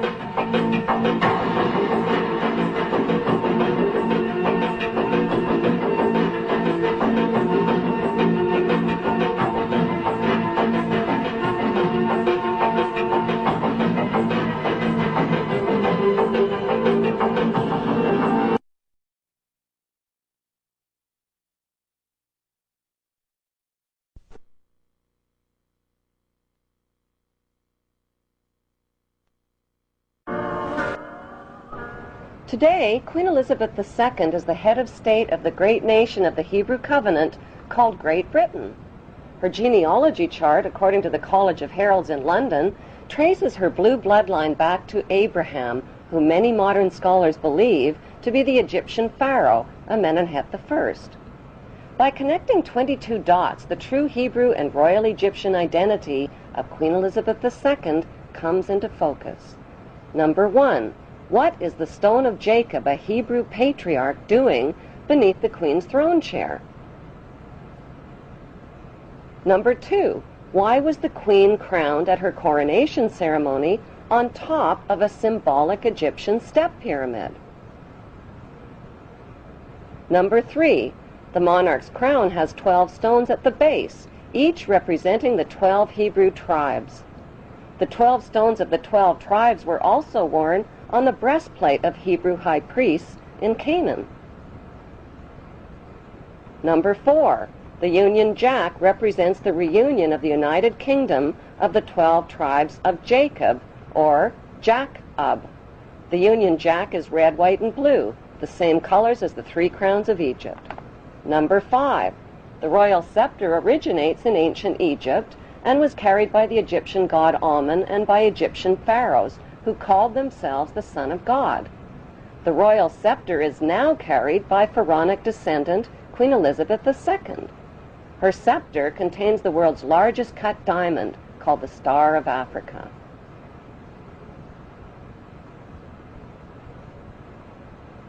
Number 6. The Queen's punishing flail or whip is partially hidden under her arm. The flail or whip also originates with the pharaohs of ancient Egypt. Number 7. The symbol of the bee can be found within the Queen's royal wardrobe. In ancient Egypt, bees were the symbol of Egyptian royalty as well as the symbol of Egypt. Number 8. The symbols on the British coat of arms reveal Britain's Hebrew origin. According to the Bible, the harp symbolizes the Hebrew King David. The biblical lion and unicorn holding up the shield symbolize the nation of Israel. The motto, Dieu est mon droit, means God and my right, indicating the divine right of the British monarch to an eternal throne. Number 9. The headdress worn by judges and the Queen's high-ranking officials originate in ancient Egypt.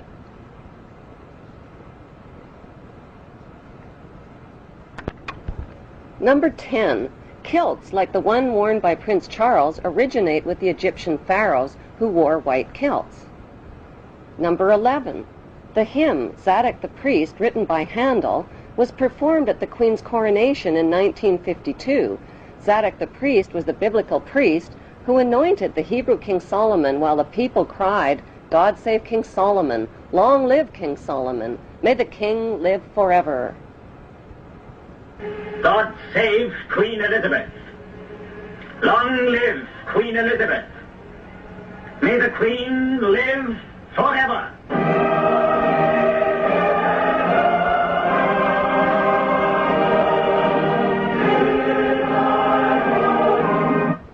Number 12. During the coronation ceremony, the Queen turns to face the four corners of the globe. The orb carried by the Queen represents the globe over which the monarch rules. Number 13. The monarch's coronation gifts of a rod, bracelets, and a ring are a reenactment of the Bible story of the Hebrews, Judah, and Tamar. Number 14. Royal jubilees originate in ancient Egypt. Egyptian pharaohs celebrated their jubilees after 30 years of rule. In pharaonic tradition, the Queen has celebrated both silver and golden jubilees.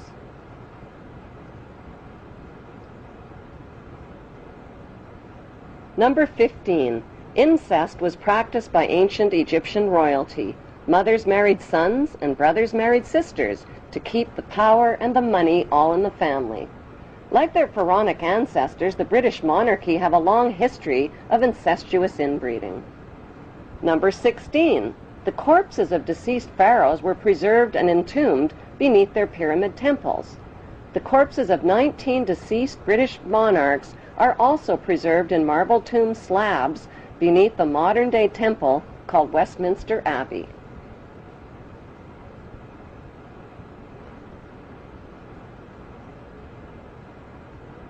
Number 17. The ancient pharaohs advertised their power with their image on coins and stone monuments. The power of the Queen worldwide is advertised with her image printed on more coins and stamps than any other head of state in history.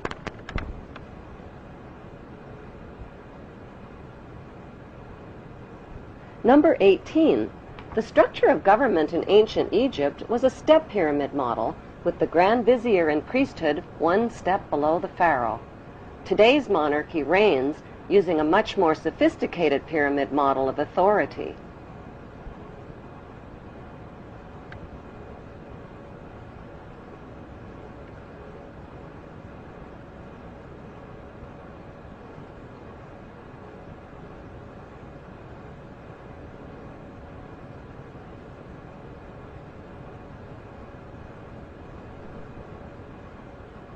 Number 19. The Pope's headdress is strikingly similar to the headdress of the Egyptian god Amun. His bent cross resembles the scepter of Amun. Number 20. Like the Egyptian pharaohs, British monarchs wear signet rings, which over the millennia have been passed down from their Hebrew ancestors. Number 21. The British Mint recently printed legal tender coins called the One True Ring and the Ring of Power. On one side of the coin is Queen Elizabeth II. On the flip side is the ring from Lord of the Rings. These legal tender coins printed by the British Mint raise the disturbing question, who is the real Lord of the Rings? One ring to rule them all. The inscription on the ring reads, "One ring to rule them all, one ring to find them, one ring to bring them all, and in the darkness of their ignorance, bind them." Number 22. The covenant that the biblical God gave to Abraham was a promise to make his name great and to make for him a great nation. Today, Great Britain is the only nation called great. In Hebrew, the word Britain literally means land of the covenant, and British means man of the covenant. on earth did the Hebrew throne of ancient Egypt and Canaan end up in Great Britain under Queen Elizabeth II?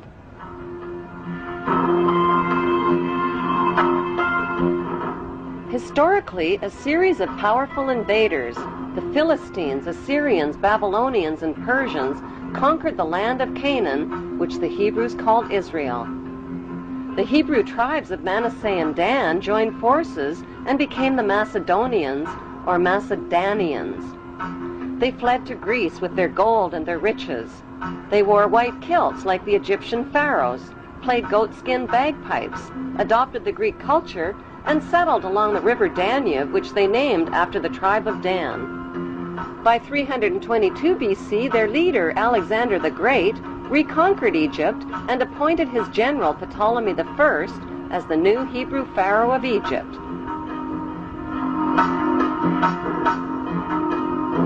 Cleopatra was the last in a succession of Hebrew Ptolemy kings. Although Cleopatra is considered to be the last of the Egyptian pharaohs, author Ralph Ellis claims that Jesus was the last of the Hebrew pharaohs of Egypt. Jesus, a pharaoh? How is that possible? The historical facts show that the last pharaoh of Egypt was Ptolemy XV, who was nicknamed Caesarion or Little Caesar. Born in 47 BC, Caesarion was the son of two of the most famous parents in world history, Roman ruler Julius Caesar and Egyptian pharaoh Cleopatra. When Caesarion's mother, Cleopatra, proclaimed herself to be the reincarnation of the virgin goddess Isis, Caesarion became the son of a virgin mother goddess. When Caesarion's father, Julius Caesar, was elevated to the status of God by the Roman Senate, Caesarion was recognized as the son of God and heir to God's kingdom, the Roman Empire. Caesarion was also recognized as the son of God in Egypt, after his mother named him co-ruling pharaoh of Egypt. Cleopatra declared Caesarion to be the king of kings at the age of 13 during the donations of Alexandria ceremony in 34 BC.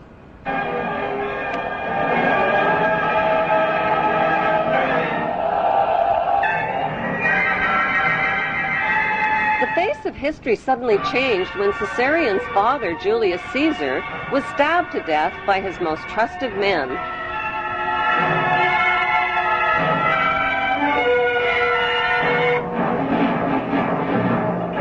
Octavian, the adopted son of Julius Caesar, swiftly seized power as the new Roman emperor.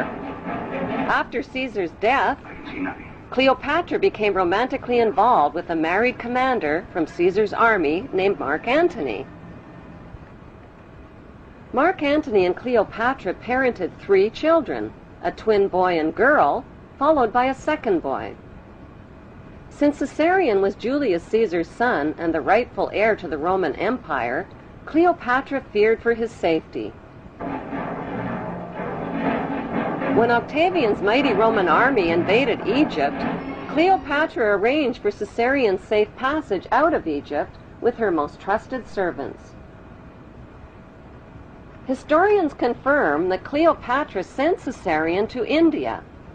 There are no historical records of Caesarion's fate, despite false rumors of his capture. Cleopatra's trusted servants who traveled with Caesarion became the boy's parent guardians. But who exactly were these parent guardians who Cleopatra entrusted her son to? Were their names Mary and Joseph by any chance? While Caesarion fled from Egypt with his parent guardians, Cleopatra and Mark Antony's 3 children were placed in the care of Mark Antony's wife. After suffering a crushing defeat against Octavian's invading Roman army, Mark Antony committed suicide by falling on his own sword. The devastated Cleopatra also committed suicide by a self-inflicted poisonous snake bite.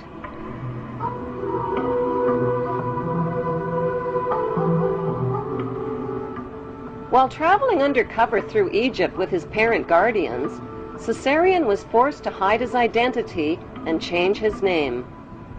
The Egyptian name for Jesus is Isu, which means the son of Isis. It can be found in Egyptian hieroglyphics.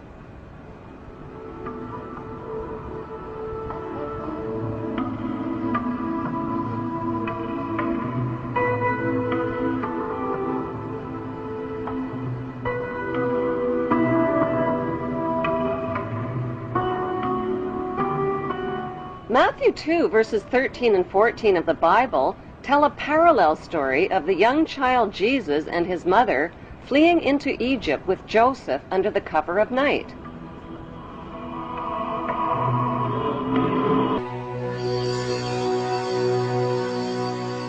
In the year 1887, a book was published in Russia which rocked the Christian world. It was vilified and condemned. It was called The Unknown Life of Jesus Christ. The writer, Nicholas Notovich, was a respected journalist. Notovich claimed his book was a factual report of a trip he made to the Himalayan mountains in remote northern India. Notovich may well have been the first outsider to make his way to Hemis, an isolated Buddhist monastery hidden high in the Asian mountaintops. Gaining the confidence of an elderly monk, he was shown ancient scrolls which tell the story of a scholar and prophet named Issa. In these secret records, Issa is described as a foreigner from a small Mediterranean country. The stranger arrived in India as a teenaged boy to study the teachings of the Buddha. And according to the scrolls, he lived here 500 years after the prophet Buddha died, a time that coincides exactly with the lost years of Jesus. Nicholas Notovich was convinced that Issa was Jesus of Nazareth, and that he carried back to his homeland the principles of Buddhism.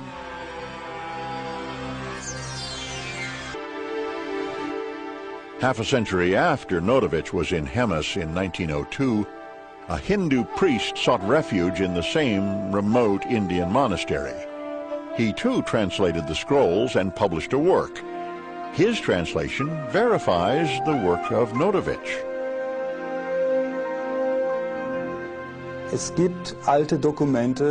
Ancient writings do exist from both Persia as well as India that Jesus did indeed travel to India, but we do not have 100% proof that he was there. The proof, however, does lie in his teachings when compared to sacred Buddhist writings. The authenticated ancient scrolls found at the Hemis monastery near Leh in Kashmir document the life of Saint Issa, leaving home at the age of 13, joining a merchant caravan, traveling the Silk Route, and arriving in India at the age of 14. The Egyptian word for Jesus is Isu, the Greek word is Iesus, and the Arabic word for Jesus is Isa. Issa continued his travels through India and Tibet and the holy cities, where Brahmin priests taught him to read and understand the Vedas. He learned Pali and studied the sacred sutras and how to cure by aid of prayer. He began teaching, performing miracles, and explaining the holy scriptures in monasteries and market bazaars. As an adult, Issa finally left India and Tibet and traveled to Alexandria, Egypt. Why Alexandria? Because that's where Issa, whose previous name was Caesarion, grew up. That's where he last saw his mother, Cleopatra, alive. Issa spent 3 years in Egypt before searching for his younger half-sister and 2 younger half-brothers fathered by Mark Antony. They had inherited land in Syria. Despite false rumors of their early deaths, historians confirm that Caesarion and his 2 half-brothers mysteriously vanished from the historical record. Did they really vanish, or did they just reappear in the biblical record? According to the Bible, 2 of Jesus' 12 disciples were named James and Thomas. The Bible identifies James and Thomas as full brothers. Jesus, on the other hand, is identified as their half-brother. Thomas is not only identified as Jesus' younger half-brother, he is also called Jesus' twin. But how could Thomas possibly be Jesus' younger half-brother and his twin at the same time? The historical records show that Cleopatra had 3 children fathered by Mark Antony. 2 of them were a twin boy and girl. Isa Caesarion clearly had a younger half-brother who is also a twin. At the scene of the crucifixion, there were 2 Marys present. One was Mary of Bithynia. When Roman Emperor Octavian invaded Egypt, Cleopatra sent her 13-year-old son Caesarion to India with Mary of Bithynia and Mary's wealthy uncle-husband named Joseph of Arimathea. Since Caesarion was the true heir to the Roman Empire, Emperor Octavian wanted him killed. Mary and Joseph became Caesarion's adoptive parents and later his loyal disciples.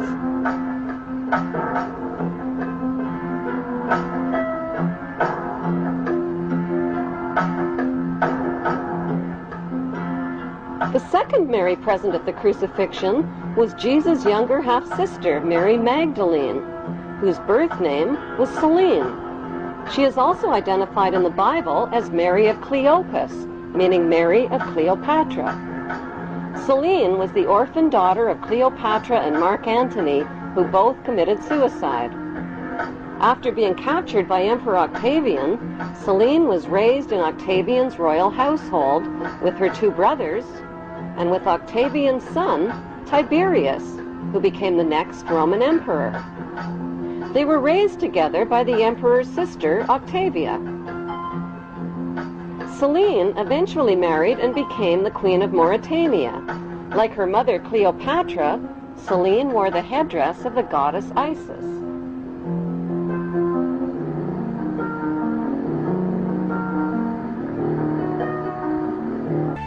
Perhaps the most unusual legend of the missing years recounts a journey that would have taken Jesus thousands of miles from Nazareth. He would have traveled across 2 seas to England, a land whose history would become intertwined with Christian mythology. To this day in southern England, in Cornwall, villagers speak of Jesus having once walked here. Beneath these rolling meadows, the earth is laced with tin. 2,000 years ago, the story goes, the gospel character Joseph of Arimathea came to England to trade for the precious metal. And according to the legend, he brought with him his nephew, Jesus of Nazareth. At that time, ancient England was inhabited by the pagan Celts. Their religious leaders, the Druids, believed they were descended from a divine being. They also believed in an immortal soul. Some people in these valleys speculate that the Druids adapted their pagan religion to Christianity, not because they had heard stories of the Messiah, but because they had seen him. However, most scholars believe that it was the conquering Romans who arrived 2 centuries later who would convert the Druids to Christianity by persuasion and genocide. Since they were first found in a desert cave in 1947, the Dead Sea Scrolls have fueled speculation about the life of Jesus. Was he a member of the religious community which wrote the scrolls? They were found at Qumran, an easy walk from the very spot where it is said Jesus was baptized by John. The scrolls detail the beliefs of a Jewish sect called the Essenes, a group that flourished during the lifetime of Jesus. The beliefs of the Essenes often seem to mirror the teachings of Jesus. Zealots.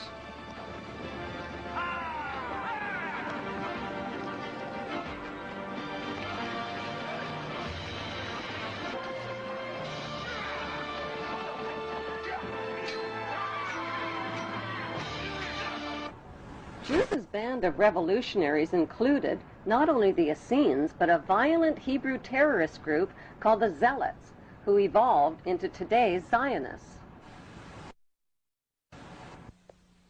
We're going to a wedding.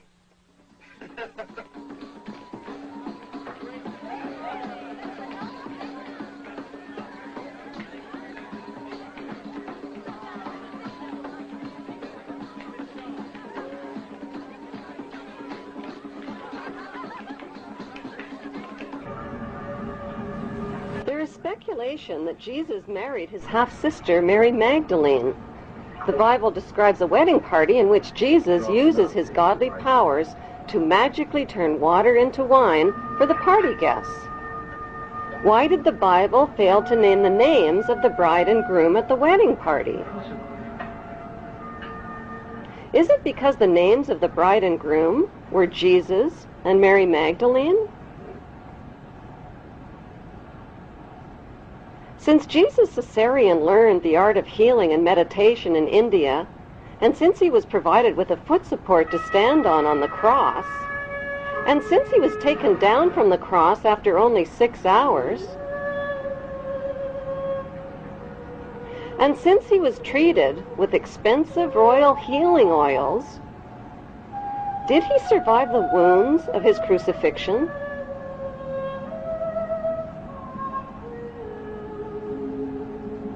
Since Jesus and his wealthy Hebrew relatives all knew about Jesus' arrest and crucifixion in advance, was it planned, along with stories of his resurrection, to convert the Roman Empire into the Holy Roman Empire? My Lord and my God! Like his father Julius Caesar, who was officially elevated to the status of God, Jesus Caesarean was not only elevated to the status of God, he recaptured his father's kingdom and expanded the Holy Hebrew Empire all the way to Great Britain and the United States of America. What then, little king? A review of royal genealogy charts confirms that today, Israel, Great Britain, and the United States are all ruled by descendants of the Hebrew tribes of Israel. The big question is, if Caesarean was born in 47 BC, how could Caesarean possibly be Jesus? Jesus was born in the year 0, wasn't he? To begin with, the year 0 does not exist on today's Gregorian Christian calendar, which jumps from 1 BC to 1 AD. Experts confirm a 7-year error was made in converting from the Egyptian to the Roman to the Christian calendar.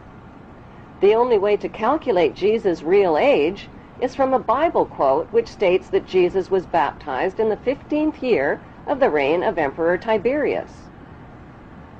Since Tiberius grew up in Octavia's royal household with Caesarean's half-sister and brothers, that means Caesarean was very close in age to Tiberius, who was born in 3 BC. By comparing important dates in the Jewish, Muslim, and Christian holy books, there is a margin of error of at least 30 years. So what proof is there that Caesarean's half-sister Selene is in fact Mary Magdalene? They were both wealthy, they both shared the same names, they were both Hebrew, and they both lived in the same place at the same time under the same Roman rulers.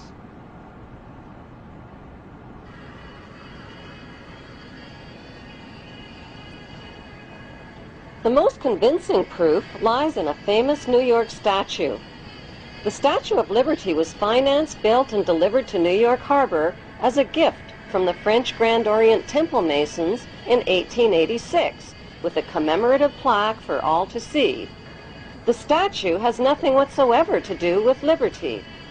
Its designer was French Freemason Frederick Auguste Bartholdi, who traveled extensively throughout Egypt.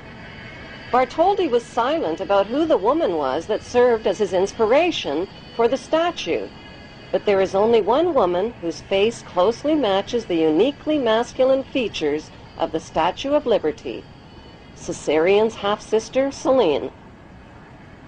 Bartholdi used the ancient busts and minted coins of Cleopatra Selene as his models in designing the Statue of Liberty.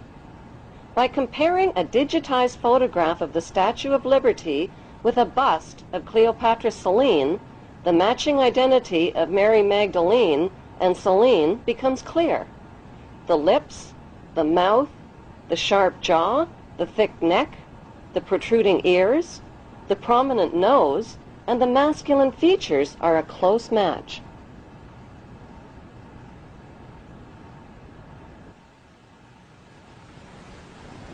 An ancient minted coin of Cleopatra Selene reveals that even her hairstyle and hair tie ribbons are an identical match with the Statue of Liberty's hairstyle and ribbons. The Statue of Liberty was intentionally designed to appear pregnant beneath the folds of her robe. The implication is that Mary Magdalene had children. Their names were Tamar and Jesus the Justice, whom the Merovingians, British royalty, and elite brotherhood of Freemasons claimed to be descendants of.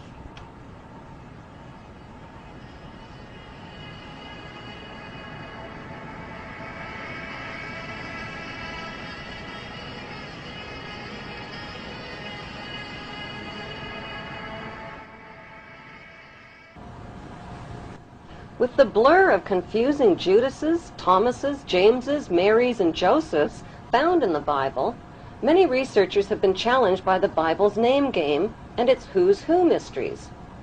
One way of decoding the Bible is to profile the main cast of characters and create a royal genealogy chart. The connection between the lives of the main Bible characters and the lives of real, historical figures line up like answers in a crossword puzzle. Far from being poor and uneducated, Jesus' inner circle of family and disciples were well-educated and well-off descendants of royalty. The disciple called Nicodemus of Bethany was in reality the son of Nicomedes IV of Bithynia. Joseph of Arimathea was in reality Joseph of Judea, an extremely wealthy tin merchant and descendant of King Zedekiah and Mattathias. The Virgin Mary of Bethany was in reality Mary of Bithynia and wife of her rich uncle Joseph of Judea.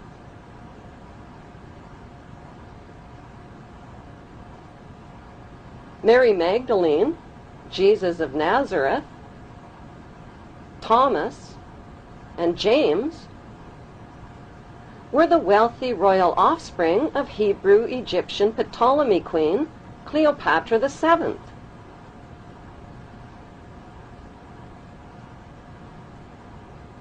Why did the Bible alter and even omit key historical names and dates? To cover up the real Hebrew identities of the royal ruling families of Egypt and the Holy Roman Empire, whose secret religion was and still is the cult of Amun.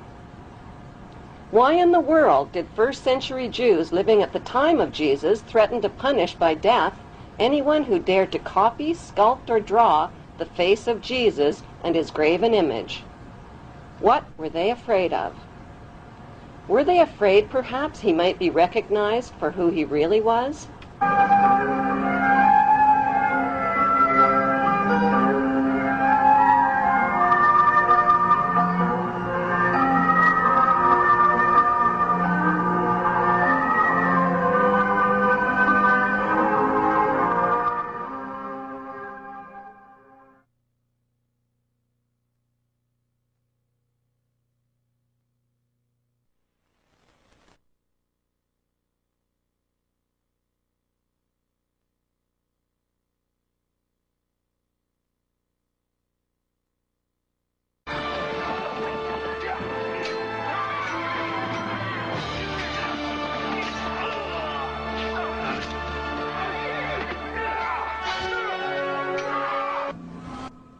After the crucifixion, a Jewish rebellion against Roman rule broke out in Jerusalem. The Roman soldiers destroyed Solomon's temple, burned Jerusalem, and eventually renamed the land of Israel Palestine. The Hebrew tribes dispersed from the land of Israel and joined together into a ferocious force of brutal seafaring warriors. They named themselves after their 6 great ancestors, the 6 Hebrew Hyksos kings who once ruled Egypt. The VI in their name, Vikings, is the Roman numeral for 6. 6 kings. Was the largest tribe of Israel and the first to replace the god of Judaism with pagan fertility gods. The tribe of Dan became seafaring pirates, looting their way from Greece along the Mediterranean, leaving evidence of their migration route. Like signposts, they incorporated the name of Dan into the names of mountains, towns, and rivers, like the mighty river Danube. They raided their way up the coast of Europe and built settlements in the British Isles and in Scandinavia. The country of Denmark literally means the mark of Dan. Carvings of snakes and dragons on their ships, the red and white stripes on their sails, and archaeological relics reveal that the tribe of Dan became none other than the dreaded Vikings. The pagans arrived like stinging hornets, and spreading on all sides like fearful wolves, robbed, tore, and slaughtered not only beasts of burden, but even priests and monks and nuns.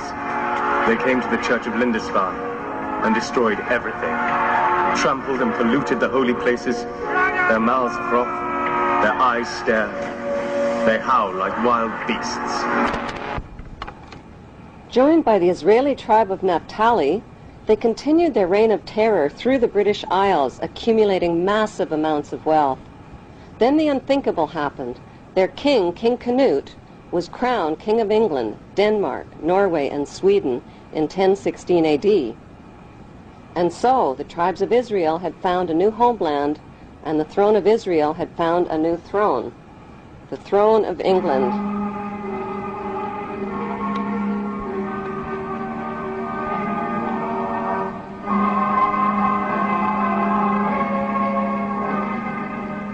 Danish royalty from the tribe of Dan intermarried and became related to almost all of the monarchies of Europe, including Queen Elizabeth of England.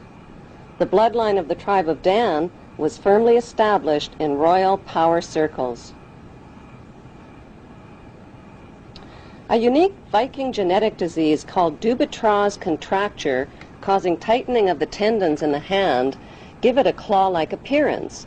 U.S. President Ronald Reagan and British Prime Minister Margaret Thatcher contracted the Viking genetic disease and are believed to be descendants of the Vikings, and thus descendants of the tribe of Dan.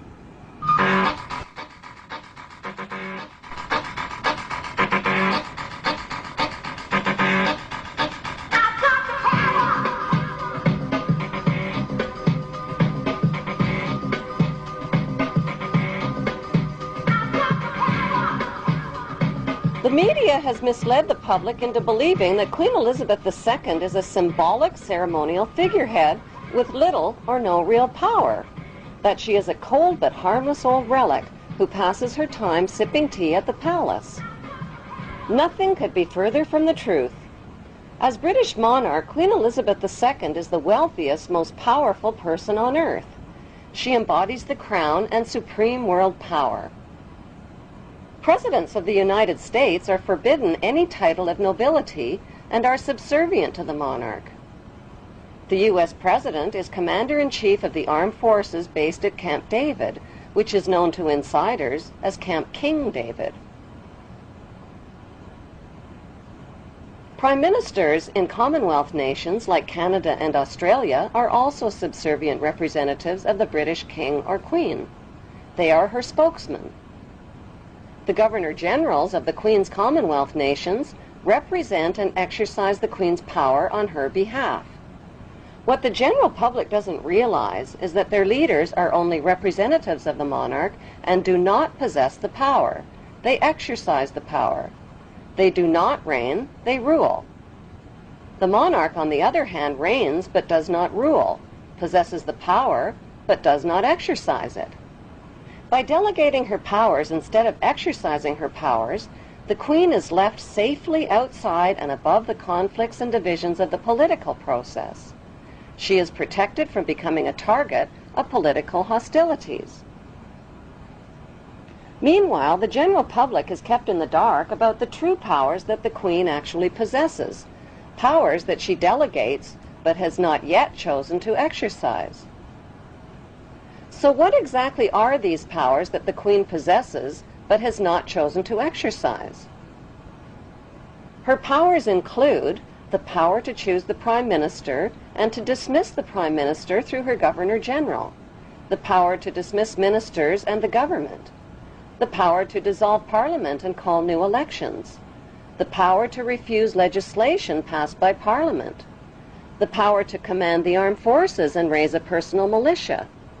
She has the power to read confidential government documents and intelligence reports, the power to declare a state of emergency and issue proclamations. She has the power to call elections and enact laws in Her Majesty's name. Few people realize that not a single law is passed without the Queen's consent. She has the power to exercise Crown prerogatives, which means the Queen can declare war through her Prime Minister without even the agreement of Parliament. She has the power to grant and bestow titles and honors like Sir, the power to pardon convicted criminals. So why has the Queen been allowed to legally possess all of these supreme powers? For the sake of tradition? What exactly is the meaning of the term the Crown? The Crown is defined as executive powers exercised in the name of the monarch. The actual crown itself, worn by the monarch, is a symbol of the Queen's executive powers. The Parliamentary Oaths Act of 1866 requires all leaders of 54 Commonwealth nations to swear an oath of loyalty to the Queen, not to the people who elected them. I swear by Almighty God that I will be faithful and bear true allegiance to Her Majesty Queen Elizabeth, her heirs and successors according to law, so help me God. Those who do not swear allegiance to the Queen are deemed unfit for office, including the Prime Minister, police, military, judges, legislators, lawyers, and public servants. New citizens to the Queen's Commonwealth nations must swear allegiance to Her Majesty the Queen. Public land in the Queen's colonies like Canada is called Crown land and includes Aboriginal land. Government corporations are called Crown corporations. The Central Bank of Canada and the Canadian Mint are Crown corporations independent of most government controls. Neither Canada nor Australia, two huge and independent countries in their own right, has dispensed with her services as their head of state. Forms, stationery, and printing are printed by the Queen's printer. Canadian warships are called HMCS, Her Majesty's Canadian Ship, and in Australia they're called HMAS, Her Majesty's Australian Ship. Canada's National Police Force is called the Royal Canadian Mounted Police. All government contracts are between a company or individual and Her Majesty. Court summons are issued in the name of the Queen, and all public inquiries are called royal commissions. Commonwealth money carries the Queen's image worldwide as a reminder of her authority. The Queen is the lifetime hereditary head of state of Great Britain and her colonies and is unelected and unaccountable. It is against the law to advocate the abolition of the monarchy.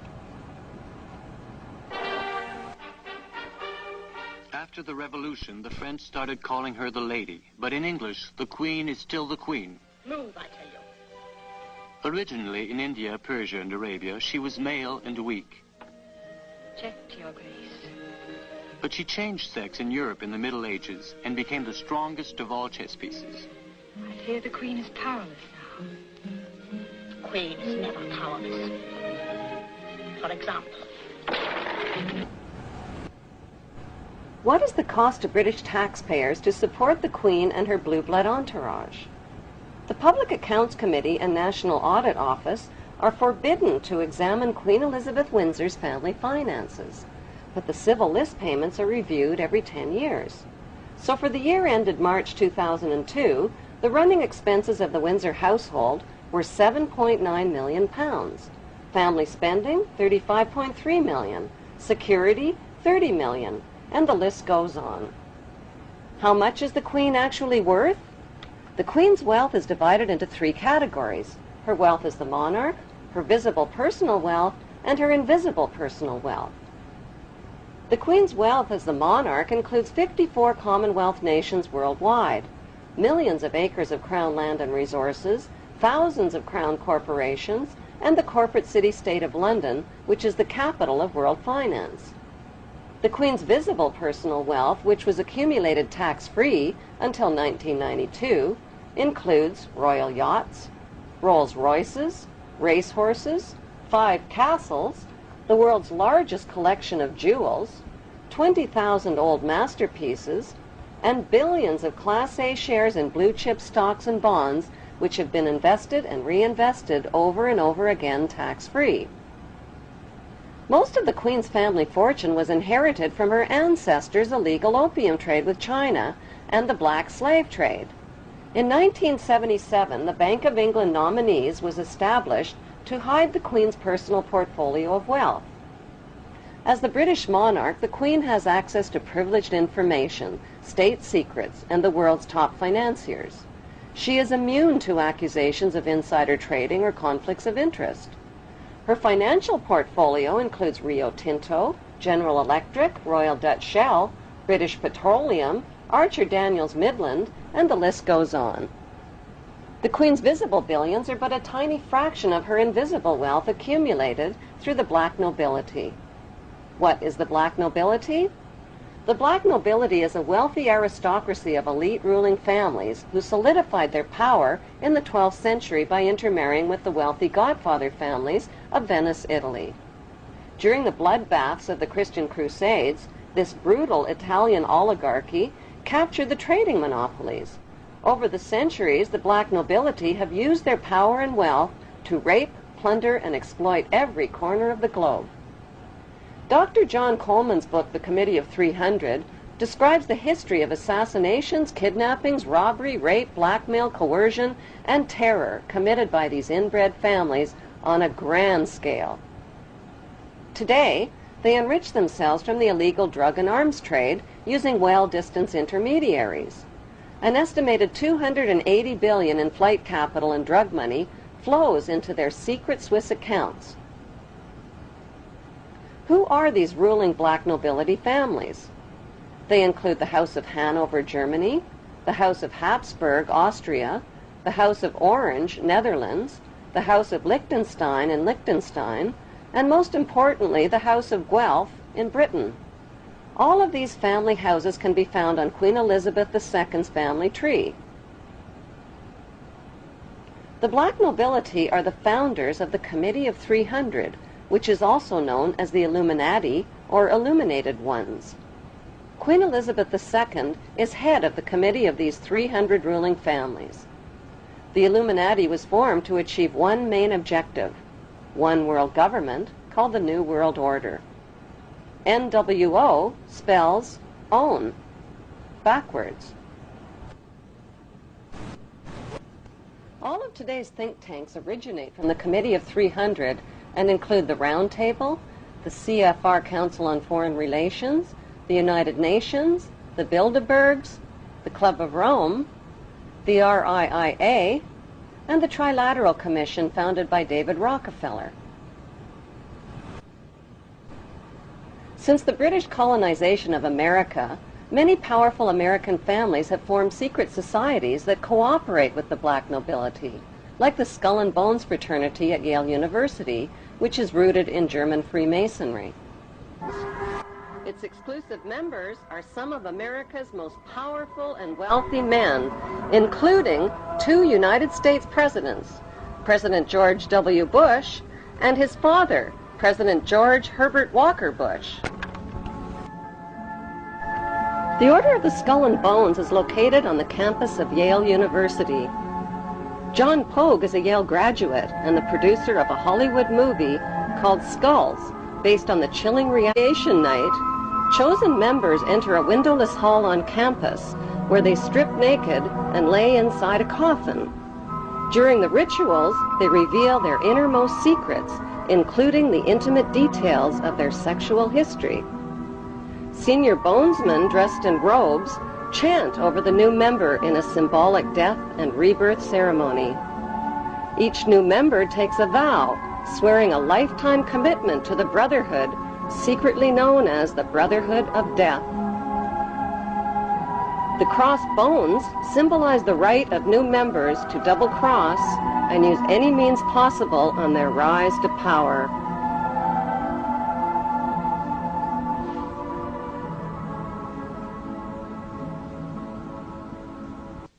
They're supposed to recount their entire sexual histories in sort of a dimly lit, cozy room. The other 14 members are sitting on plush couches, and the lights are dimmed, and there's a fire roaring.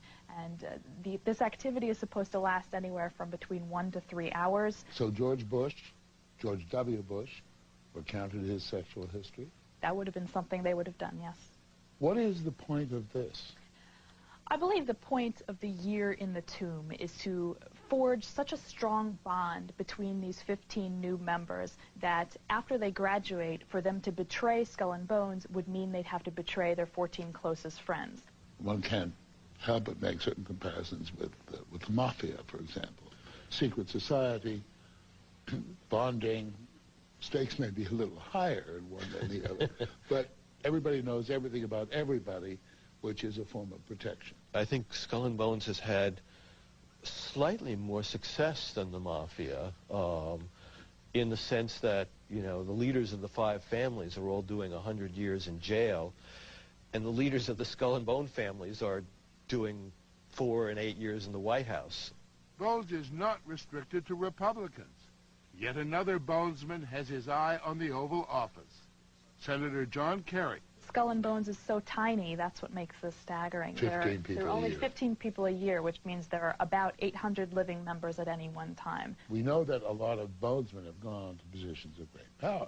That's what Skull and Bones' purpose is, to get as many members as possible into positions of power. Though there is this mythology about Skull and Bones pulling the strings of government. You're saying the fact is Skull and Bones are pulling the strings of government. They do have many individuals in influential positions, and that's why this is something that we need to know about.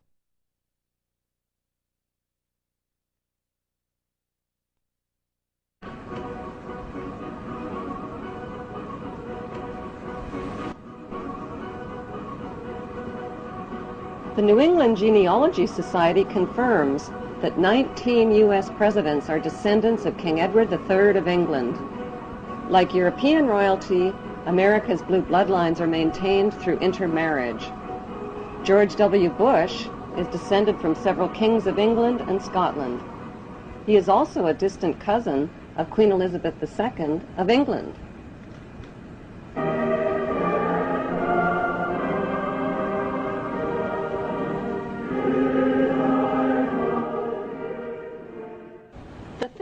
Of the Committee of 300 have given birth to the Tavistock Institute, HARP, the RAND Corporation, Stanford Research Institute, and the Institute for Policy Studies, among others. One study group at the RAND Corporation specializes in predicting the timing and direction of thermonuclear war. These institutes and corporations are engaged in the secretive development of brainwashing and population control techniques, the mapping and patenting of human and animal DNA, and the genetic engineering of human, animal, and plant life. They are also developing chemical, bacteriological, and psychological weaponry, as well as tectonic and climate weaponry. How does the Committee of 300 justify their monstrous acts of evil? Their common philosophy is that the end justifies the means, no matter how diabolical. That end is to fulfill their biblical covenant using apocalyptic weaponry for an eternal throne and one world empire. Was the timely earthquake in Iran triggered by natural causes or by man-made causes? In the late 1800s, Serbian-American inventor Nikola Tesla developed tectonic weaponry capable of triggering earthquakes. He claimed the technology could split the earth in half with the press of a button. Tesla sold the patents for his earthquake technology to U.S. weapons manufacturer Westinghouse in 1885.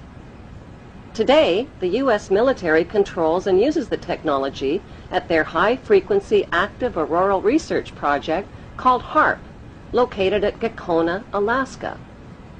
In his book, Angels Don't Play This HAARP, Dr. Nick Begich claims the U.S. military has developed tectonic and climate weaponry that can trigger earthquakes, manipulate weather systems, and cause floods, droughts, and hurricanes that threaten the economies of other nations.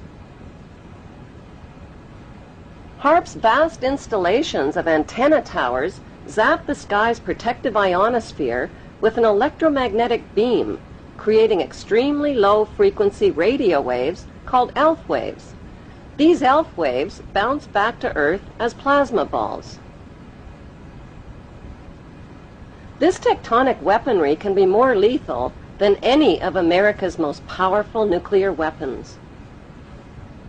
Only one nation in the world has been insane enough to drop atomic weapons of mass destruction on the innocent populations of 2 large Japanese cities, chemical weapons of mass destruction on innocent civilians in Vietnam, and depleted radioactive uranium weapons of mass destruction on the people of Iraq.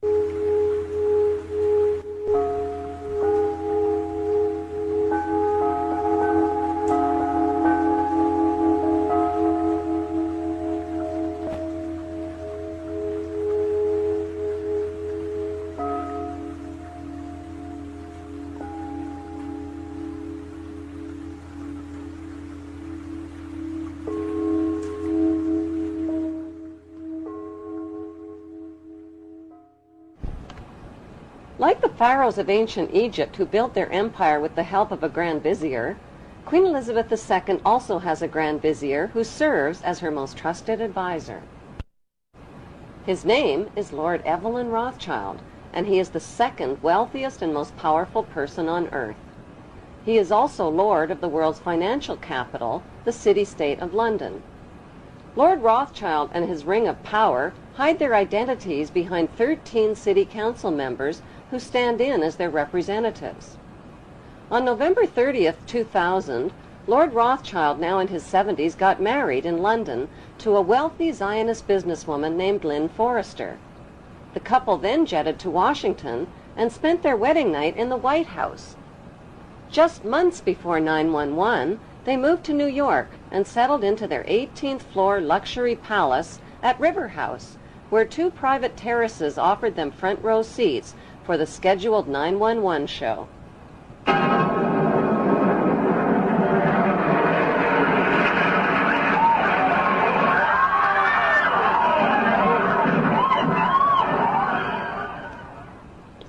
Just how rich and powerful is Lord Evelyn Rothschild? Historically, the Rothschild family wealth was hidden in underground vaults. The Rothschilds' secret financial records were never audited and never accounted for.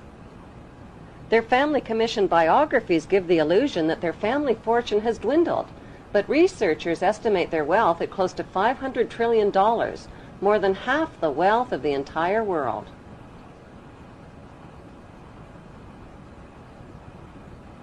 Besides their many castles, palace mansions, wineries, racehorses, and exotic resorts, the Rothschilds bought Reuters in the 1800s. Reuters then bought the Associated Press, which selects and delivers the same news stories to the entire world, day after day. They have controlling interest in 3 major television networks and easily avoid media attention since they own it. Until recently, they owned and operated England's Royal Mint and continue to be the gold agent for the Bank of England, which they also direct. They control the LBMA, London Bullion Market Association, where 30 to 42 million ounces of gold worth over $11 billion are traded daily. The Rothschilds earn millions weekly just on transaction fees alone. They also fix the world price of gold on a daily basis and profit from its ups and downs. Over the centuries, the Rothschilds have amassed trillions of dollars worth of gold bullion in their subterranean vaults and have cornered the world's gold supply. They own controlling interest in the world's largest oil company, Royal Dutch Shell. They operate phony charities and offshore banking services where the wealth of the black nobility in the Vatican is hidden in secret accounts at Rothschild Swiss banks, trusts, and holding companies. Although Evelyn Rothschild looks like a harmless gray-haired old man, make no mistake about it, Rothschild and his ancestors have handpicked presidents, crashed stock markets, bankrupted nations, orchestrated wars, and sponsored the mass murder and impoverishment of millions. The wealth hoarded by this one family alone could feed, clothe, and shelter every human being on earth.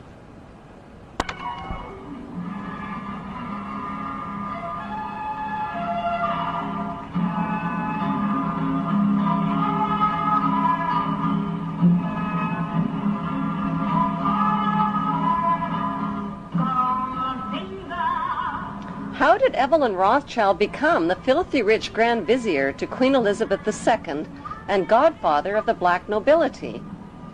By birth, Evelyn Rothschild is the great-great-great-grandson of Mayer Rothschild and is passing the godfathership down to David de Rothschild.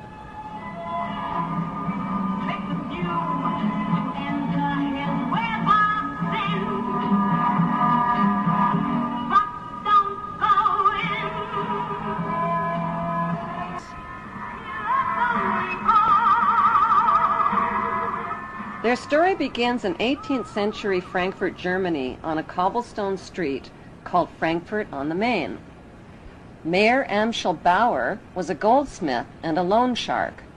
He hung a red hexagram shield over his doorway and changed his name from Bauer to Rothschild, which means red shield in German. The red hexagram shield was the symbol for the world revolutionary movement. Family biographers describe Mayer Rothschild as a poor man who lived with his family above his goldsmith shop and sold rare coins to royal customers. Contrary to appearances, Mayer stashed a big supply of gold, precious coins, and jewels in special hiding places inside his house.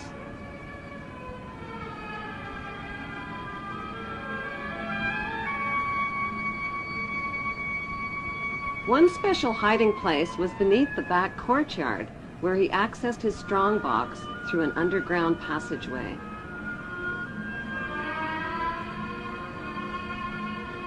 Mayer taught his 5 sons the tricks of the trade.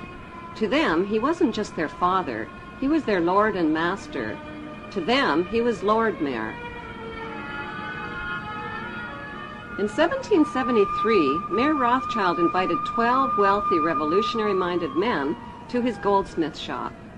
Together, they formulated a plan to seize control of the world's wealth. They made a pact to secretly pool their money and influence to bankrupt the nations of the world and create a new world order. Using his connections, Mayer teamed up with Prince William, who was the ruler of Germany's Hesse-Kassel district. William had a reputation as a cold-blooded loan shark who trained and rented out his Hessian soldiers as mercenary troops.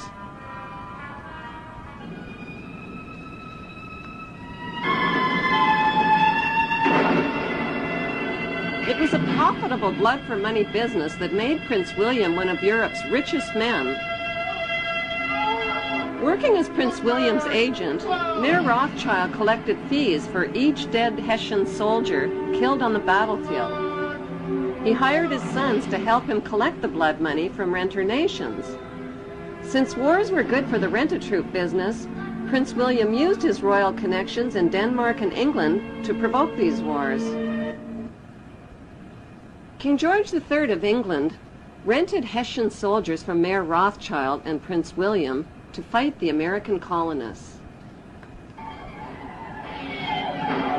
American colonists had already shot down millions of North American Indians whose spears and arrows were helpless against the deadly gunfire. The worst Holocaust in human history occurred not in Nazi Germany, but on American soil.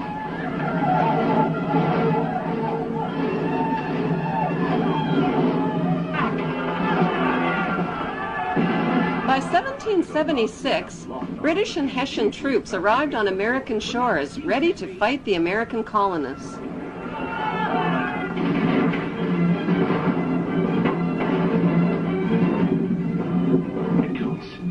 They're preparing for an attack. And we won't have long to wait either. See there? Hessian troops to the north.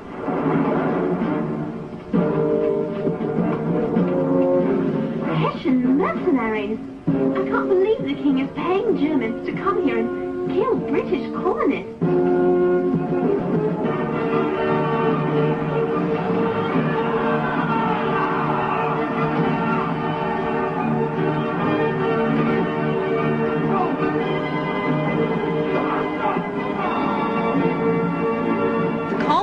Won their independence, and Mayor Rothschild won his blood money for the heads of each and every Hessian soldier killed on the battlefield. Back in Europe, Napoleon, with his mighty French army, became master of Europe.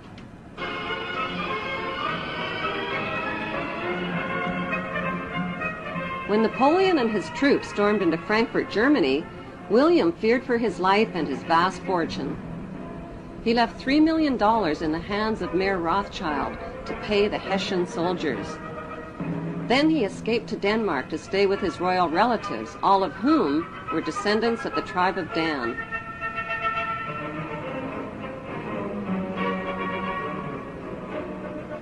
Mayor Rothschild received a stock market tip from his World Revolutionary Network. Instead of paying the Hessian soldiers with the $3 million that was left to him by William, he bet the money on his insider stock market tip.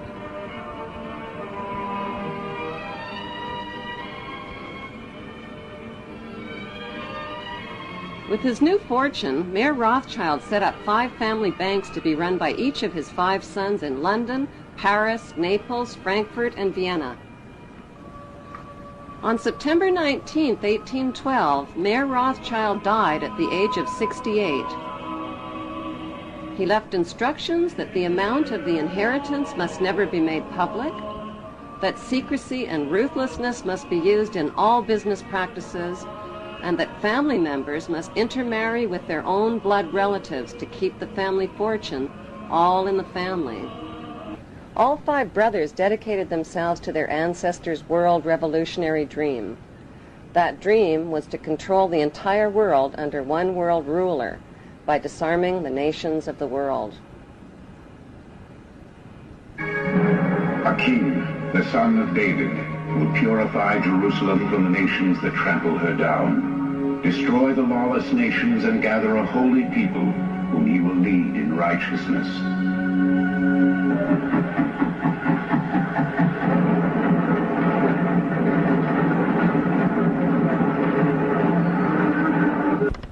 Mayor Rothschild's most successful sons were Nathan, who ran the London Bank, and James, who ran the Paris Bank. Together, they changed the face of history and became known throughout Europe as the Demon Brothers. Their father had given them a detailed New World Order plan for world control. Adam Weishaupt wrote and completed the plan on May 1st, 1776 with Rothschild financing. It was a futuristic plan that would put New World Order members over the next centuries into political power positions. I, George Walker Bush, do solemnly swear. I, George Walker Bush, do solemnly. It was a plan to divide and conquer the nations of the world by provoking wars, then profiting from war loans and from the sale of weapons to both sides. Exhausted by war, terror, and chaos, humanity would eventually bow down to one world ruler and one world army as a solution.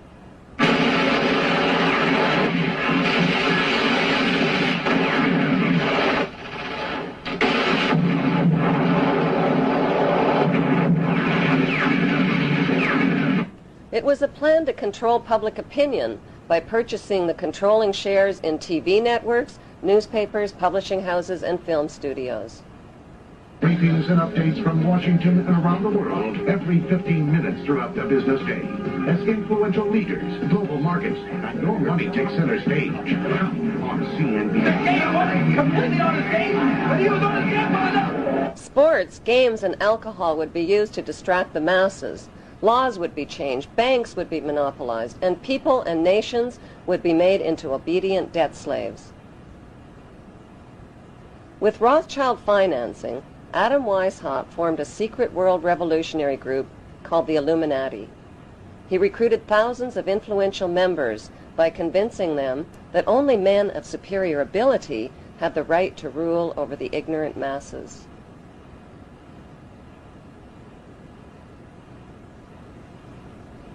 French police exposed the plan when they found documents on an Illuminati courier who was struck by lightning while traveling from Germany to France. The Illuminati was forced underground. They took refuge in the lodges of a secret brotherhood called the Freemasons, who practiced death and rebirth rituals and whose history dates back to the construction of Solomon's Temple.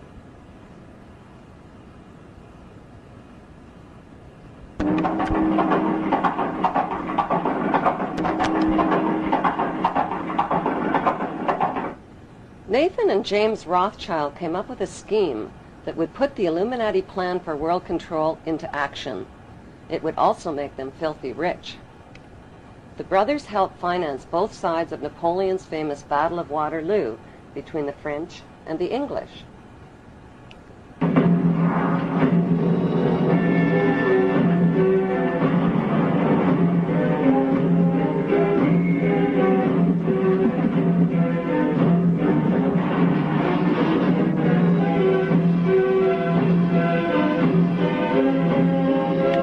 With advanced knowledge of the British victory, Nathan Rothschild spread lies that the British had been defeated, which caused a stock market crash.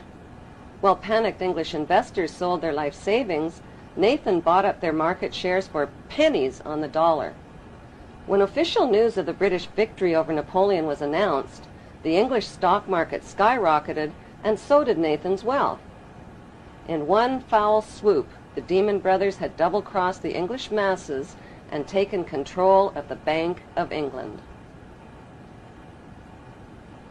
Flaunting their stupendous wealth, the brothers went on a lavish spending spree. They bought mansions, fashionable clothes, and hosted extravagant parties.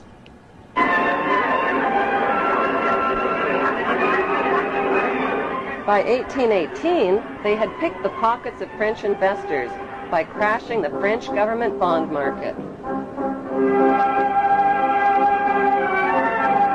According to plan, the brothers formed the world's first international bank and named it N.M. Rothschild and Sons.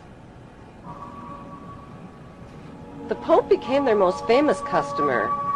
The Catholic Church, which had financed the wholesale slaughter, torture, and looting of hundreds of thousands of Muslims during the Christian Crusades, were now doing business with the Demon Brothers. By 1823, the Rothschilds were guardians of the entire papal treasure and took over the financial operations of the Catholic Church.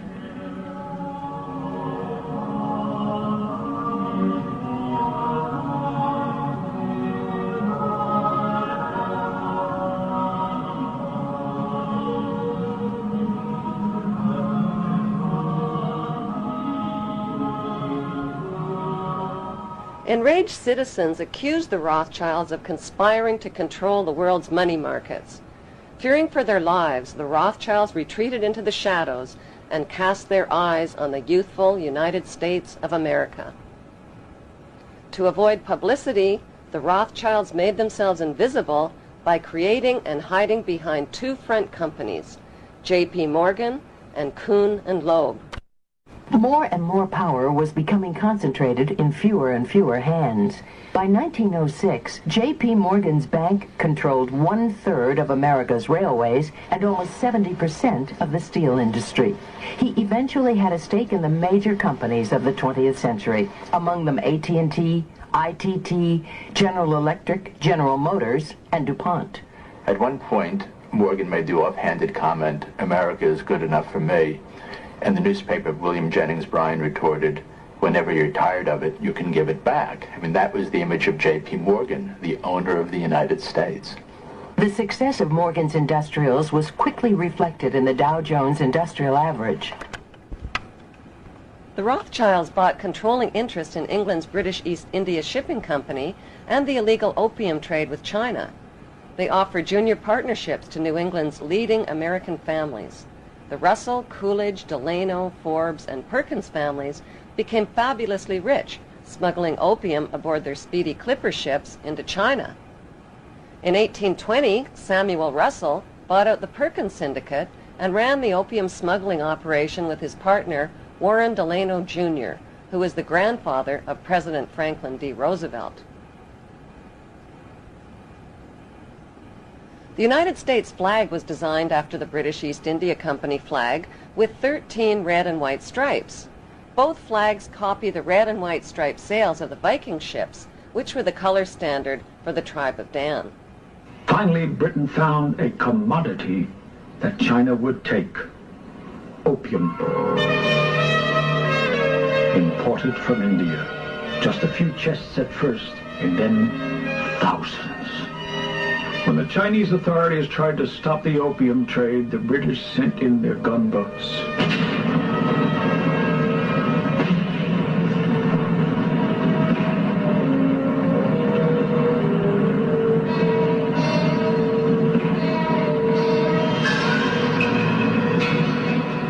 After nearly 20 years of turmoil, the Treaty of Tianjin in 1858 not only allowed opium to be imported, but handed over China's ports and all her international trade to Western control. After the war, opium poured into China on an even greater scale, and her emperors were powerless to stop it. In 1842, the British stole Hong Kong from China in an opium drug deal called the Treaty of Nanking. The Russell family, who controlled the U.S. arm of the Rothschild drug smuggling operations, set up the Skull and Bones fraternity at Yale University. America's big money families formed the fraternity's inner power circle. Taft, Russell, Schiff, Harriman, Bush, Warburg, Guggenheim, Rockefeller, Stimson, Weyerhaeuser, Vanderbilt, Goodyear, and Pillsbury were all members. These families intermarried over the generations to form America's big money aristocracy. Skull and Bones member Alphonso Taft catapulted his son, William Taft, right into the top job at the White House. President Taft's 17th Amendment to the United States Constitution guaranteed the right of big money insiders to hand-pick senators and buy control of the United States Senate. Today, the most influential members of the CIA, the U.S. government, and big finance are Skull and Bonesmen.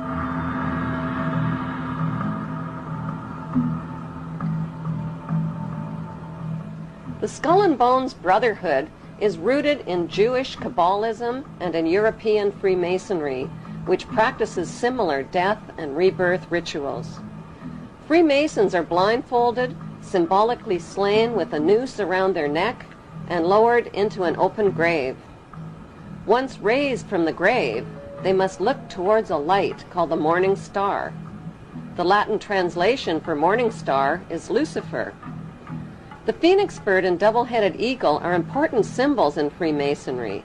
In Egyptian mythology, the phoenix bird is a god who rose to heaven in the form of a star like Lucifer after his fire immolation of death and rebirth.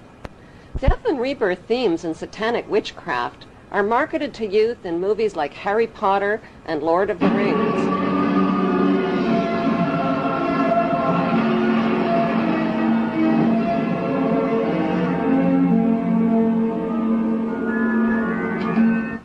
The Hollywood movie lots are owned by the Illuminati Lehman Brothers, Rothschild agent Kuhn and Loeb, and Goldman Sachs.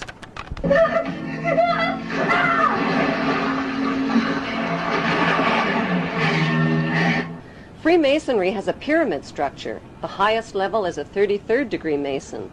Solomon's Temple in Israel was located at the 33rd parallel. Most Masons remain at the 3rd degree and provide a cover through their community charitable activities. The Illuminati at the top of the pyramid is the all-seeing eye. At the bottom are the unthinking, hard-working, law-abiding, tax-paying, God-fearing debt slaves called the Goyim, or sheep. Giuseppe Mazzini of Italy was a 33rd-degree Mason who replaced Adam Weishaupt as head of the Illuminati in 1834. Mazzini was a member of the Italian Carbonari and created the Mafia's blood rituals and secret oath. He gave the dreaded Cosa Nostra the name Mafia. Mafia is an acronym spelling the names of the original mafiosa godfathers: M for Mazzini, A for Otto Riza, F for Ferti, I for Incendi, and A for Avaligmenti. The Mafia arrived on American shores in the 1890s with Illuminati financing to establish underground networks and the black market system. Mazzini appointed America's Albert Pike as sovereign pontiff of Universal Freemasonry and the coordinator of the Illuminati U.S. activities. Pike was a Tennessee Ku Klux Klan judicial officer. A known Satanist, Pike indulged in phallic worship and the occult. He wore a satanic Baphomet symbol around his neck and used his bracelet to summon Lucifer. Pike used the KKK to keep blacks out of the Masonic lodges. In August 1924, Imperial Wizard Hiram Wesley Evans organized a parade of 40,000 Klan members down Washington's Pennsylvania Avenue to the Washington Monument. This event proved the Klan had achieved power, not just in the South and Midwest, but on a national level. In a letter to Mazzini dated August 15, 1871, Pike graphically outlined a blueprint for 3 planned world wars. World War I would weaken, topple, and destroy the powerful Tsarist government in Russia. World War II would pit Great Britain against Germany, destroy Nazism, and create the Zionist State of Israel. World War III would be ignited by fueling aggression between the Zionists of Israel and the Arab world, who would eventually destroy one another. Social, political, and economic chaos would then force the masses to accept one world army and one world government ruled by the Illuminati. In Pike's famous Masonic guidebook called Morals and Dogma, he writes, "Lucifer, light bearer, strange and mysterious name to give to the spirit of darkness. Lucifer, the son of the morning, is it he who bears the light? Doubt it not."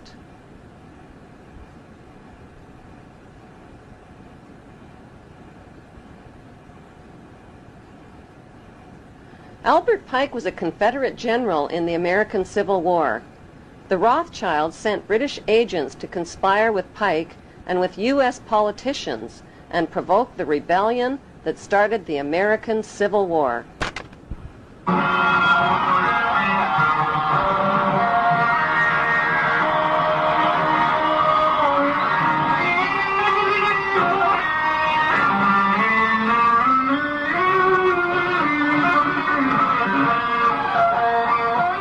The Rothschilds, whose massive fortune had been built on provoked wars and war loans, offered loans to both sides of the Civil War at 24 to 36% interest. When President Abraham Lincoln tried to stop the loan sharks by issuing greenback dollars interest-free, a gunman with European connections named John Wilkes Booth shot him down in cold blood.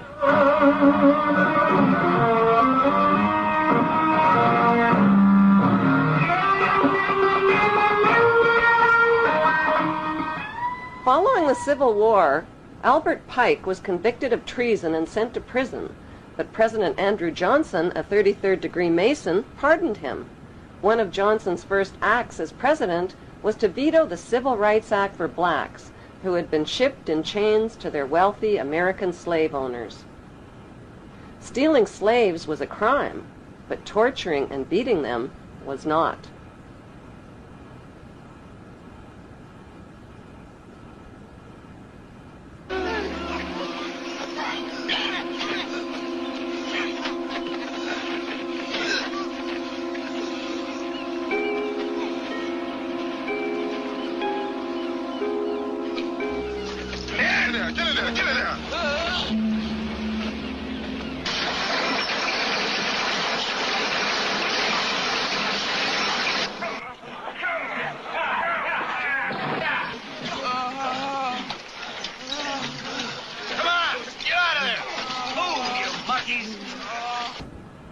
A statue of Albert Pike, a convicted traitor, Satanist, 33rd degree Mason, and Ku Klux Klan racist, stands today in the heart of Washington, D.C.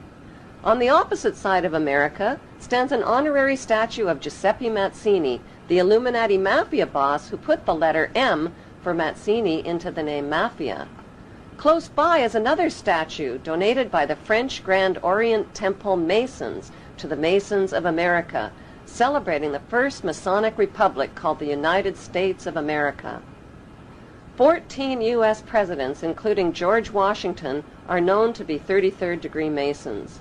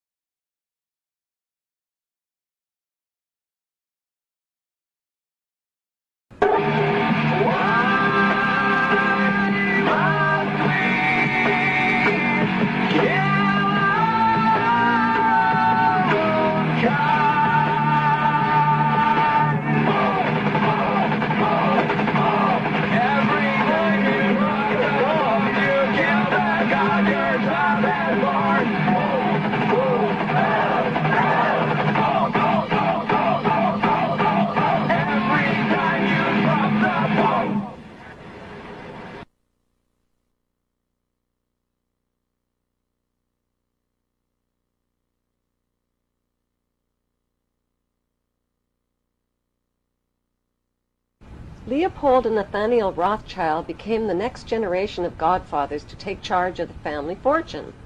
They were like the Parker brothers of Monopoly, and they played the game like they invented it. The brothers were the world champions, and that's because they knew the secret to winning. The secret to winning was to cheat, and the best way to cheat was to become the banker and rewrite the rules, so that's exactly what they did.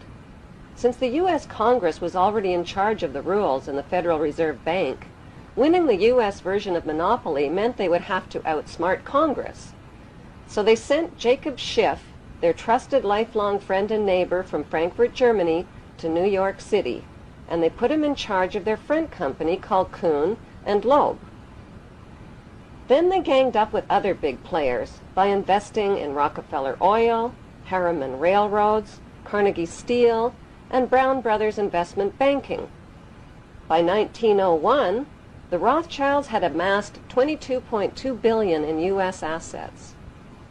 The mayor of New York, John Hylan, called them the invisible government, while Congressman Louis McFadden called them a dark crew of financial pirates who would slit a man's throat to get a dollar.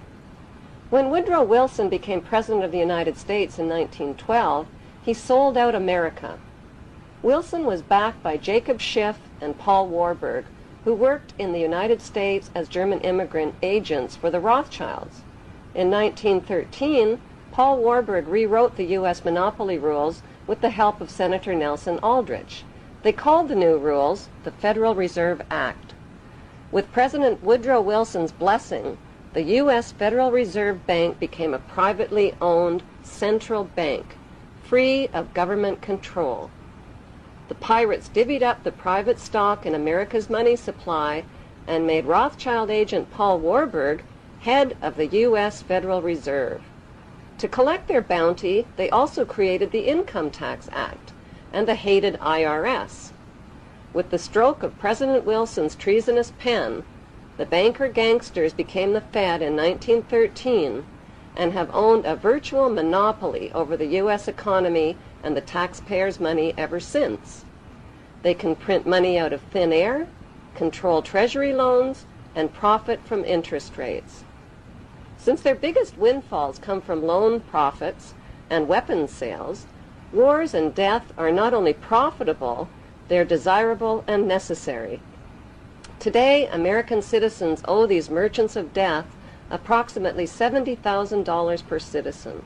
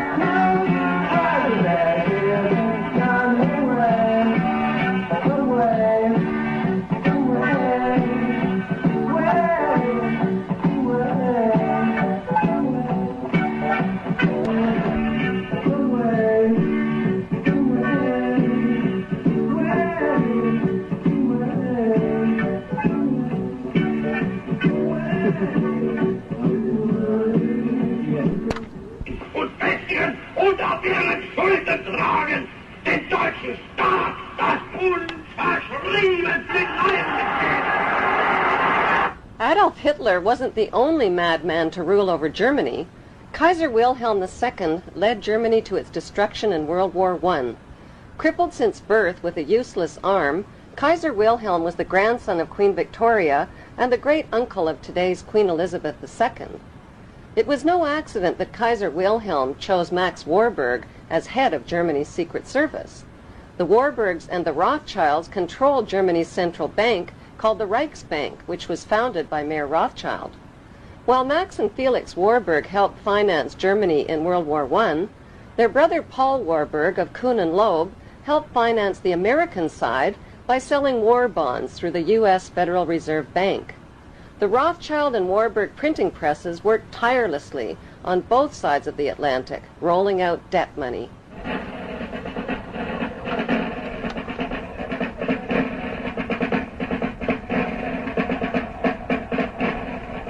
Germany won the First World War by 1916 without a single shot being fired on German soil.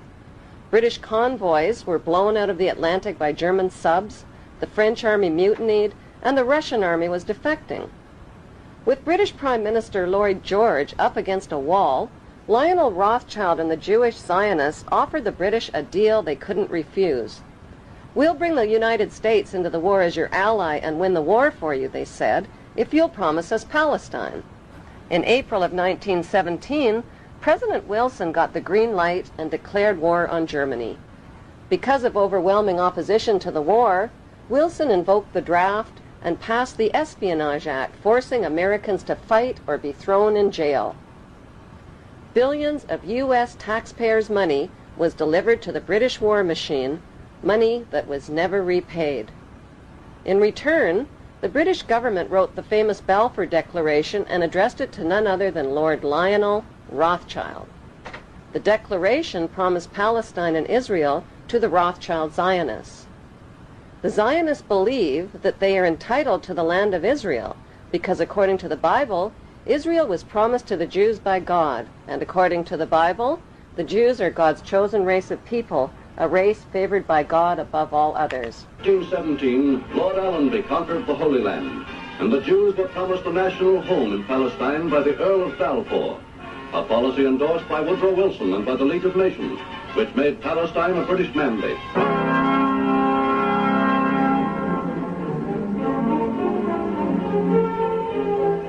The Versailles Treaty negotiations after World War I were held behind closed doors at the luxurious private mansion of yet another Rothschild family member named Edmund Rothschild. Treaty negotiators included Rothschild agent Paul Warburg as a United States delegate and Paul's brother Max Warburg as a German delegate.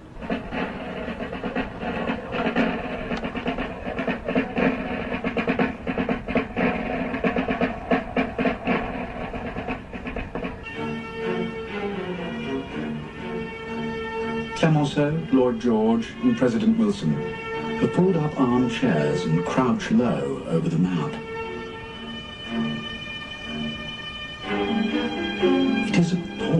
these ignorant and irresponsible men should be cutting Asia Minor to bits as if they were dividing a cake. During the afternoon, there is the final revision of the frontiers of Austria. Hungary is partitioned, indolently, irresponsibly partitioned. Then the Wissaar frontier. Then tea and macaroons. The Versailles Peace Treaty forced Germany to accept guilt for the war. As punishment, Germany lost its army, navy, and colonies, and had to pay the cost of the war through a debt to the gangster banksters that could never be repaid. World War I killed 9 million soldiers, injured, crippled, and impoverished millions, and collapsed 4 empires with large parts of France, Belgium, and Russia left devastated. Wars throughout history have always been waged by the ruling master class for conquest, power, and profit, and the subject class have always fought their battles. It wasn't until the close of World War I that soldiers began to ask why they were killing and being killed.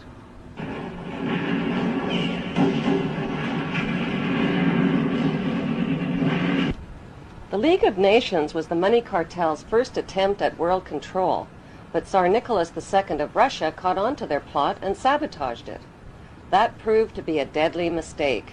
Schiff, Warburg, Rockefeller, Harriman, and Morgan backed the uprisings that led to the 1917 Russian Revolution.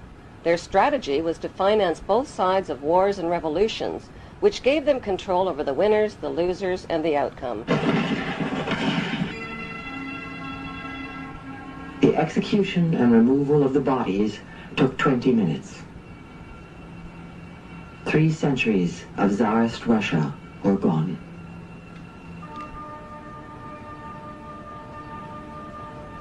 Between 1918 and 1921, 14 million Russians died from war and starvation under Lenin's Bolsheviks. By 1919, Lenin ran up a national debt to the Rothschild banksters of $60 billion, which put Russia firmly under their control. As Mayor Rothschild once said, "Give me control of a nation's money, and I care not who makes her laws." To this day, the Rothschilds have stopped the heirs to the Tsar's fortunes from claiming their deposits held in Rothschild banks. Those fortunes are now worth an estimated $50 billion. Joseph Stalin, who was financed by the same money cartel, replaced Lenin as Russia's brutal new dictator. Using terror and death threats, Stalin's job was to industrialize Russia and turn communism into a powerful counterforce to democracy. Manufactured conflicts between these two powerful political forces would be the ideal excuse for all future wars and for dividing, conquering, and ruling the world.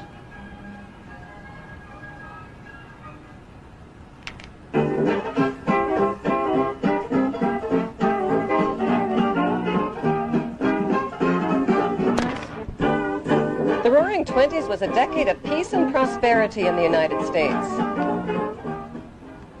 Installment plans were created to make buying high-priced items more affordable. Instead of shelling out $100 for a new washing machine, consumers would put $5 down and pay $8 a month. The dangers of debt and high interest rates didn't enter the minds of most Americans, and shopping raged throughout the decade. Advertising became part of the fabric of American culture as ads dominated newspapers and magazines. Sex appeal, social snobbery, outrageous claims, and fabricated scientific studies convinced consumers to buy more. With massive corporate growth, high employment, and a post-war bull market on Wall Street, first-time American investors went on a stock market buying spree.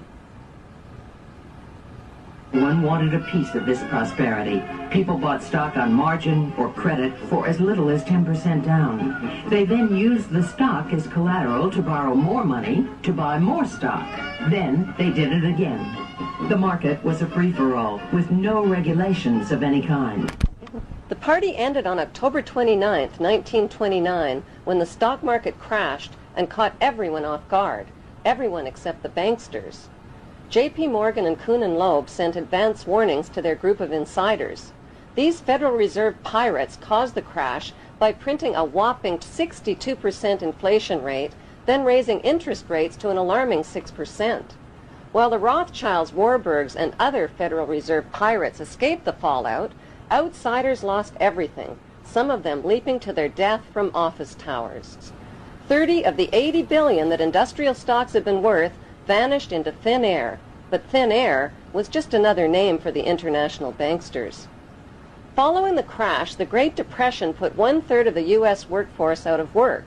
The bankster-owned banks foreclosed on property and took possession of people's homes and farms.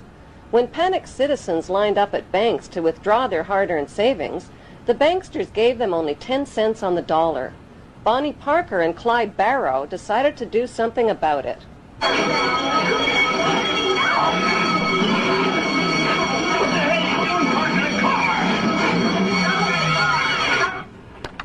Homeless and desperate, many Americans set up tent cities and rode the rails looking for work.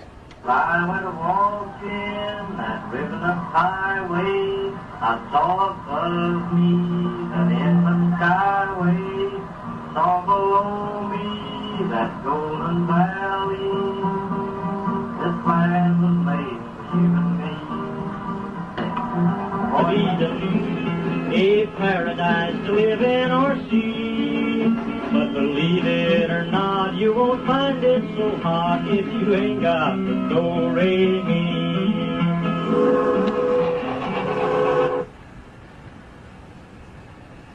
We don't want to overlook the fact that this country was on the brink of hell. We were looking and searching for anything to get us out of this mess. Communism looked very, very attractive to people. We're going to share everything. You're not going to have to worry about being out of a job. We're going to be one great big happy family. There was a lot of baloney. You weren't, but that we believed it. Either on the trains or in jungles, you do get to talking about what this means in a broader sense, the social struggle. Why does it have to be this way when the goddamn guys on Wall Street all got millions of dollars? And I can remember being aware of the difference between the working class and the ruling class in this society, to put it in the terms that I use today. The boys come chanting and the fog was lifting. This land was made for you and me.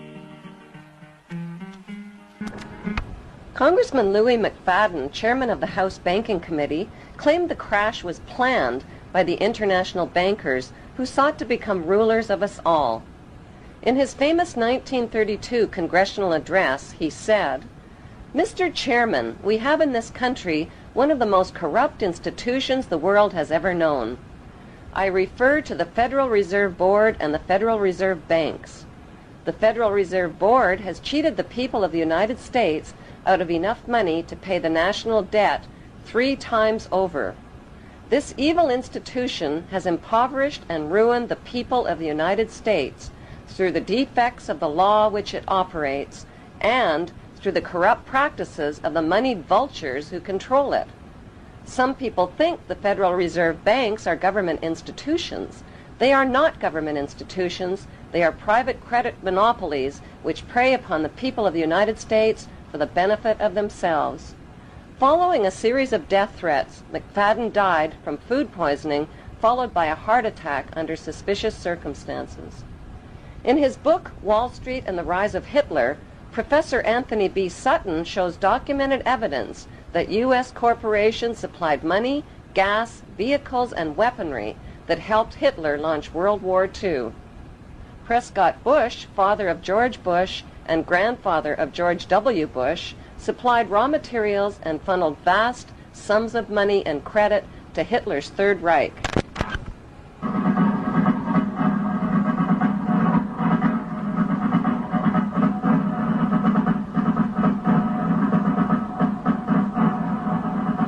Under Trading with the Enemies Act, the U.S. government seized businesses operated by Prescott Bush and Skull and Bonesman Averell Harriman, including New York's Union Banking Corporation.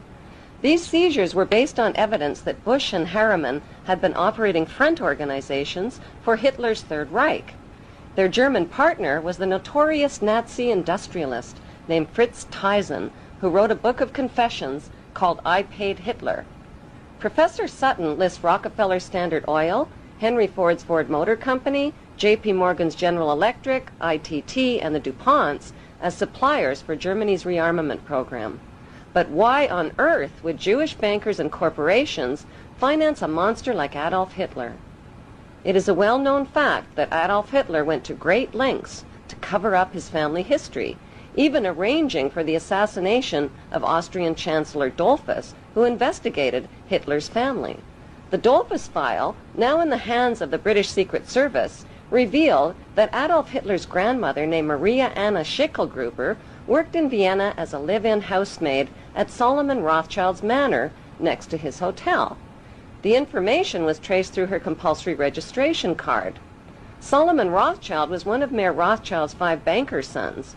Separated from his wife, Solomon had a reputation with police as a lecherous womanizer.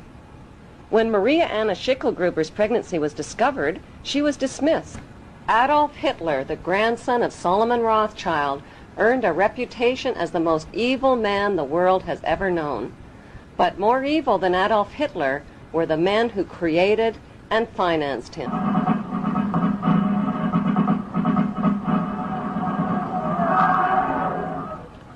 Hitler's revolutionary activities in Germany landed him in prison for 5 years. This so-called prison was Landsberg Castle, a comfortable, privileged pastoral setting where Hitler was groomed for the job of Führer. His coaches, Rudolf Hess and Hermann Göring, helped him write the infamous book Mein Kampf.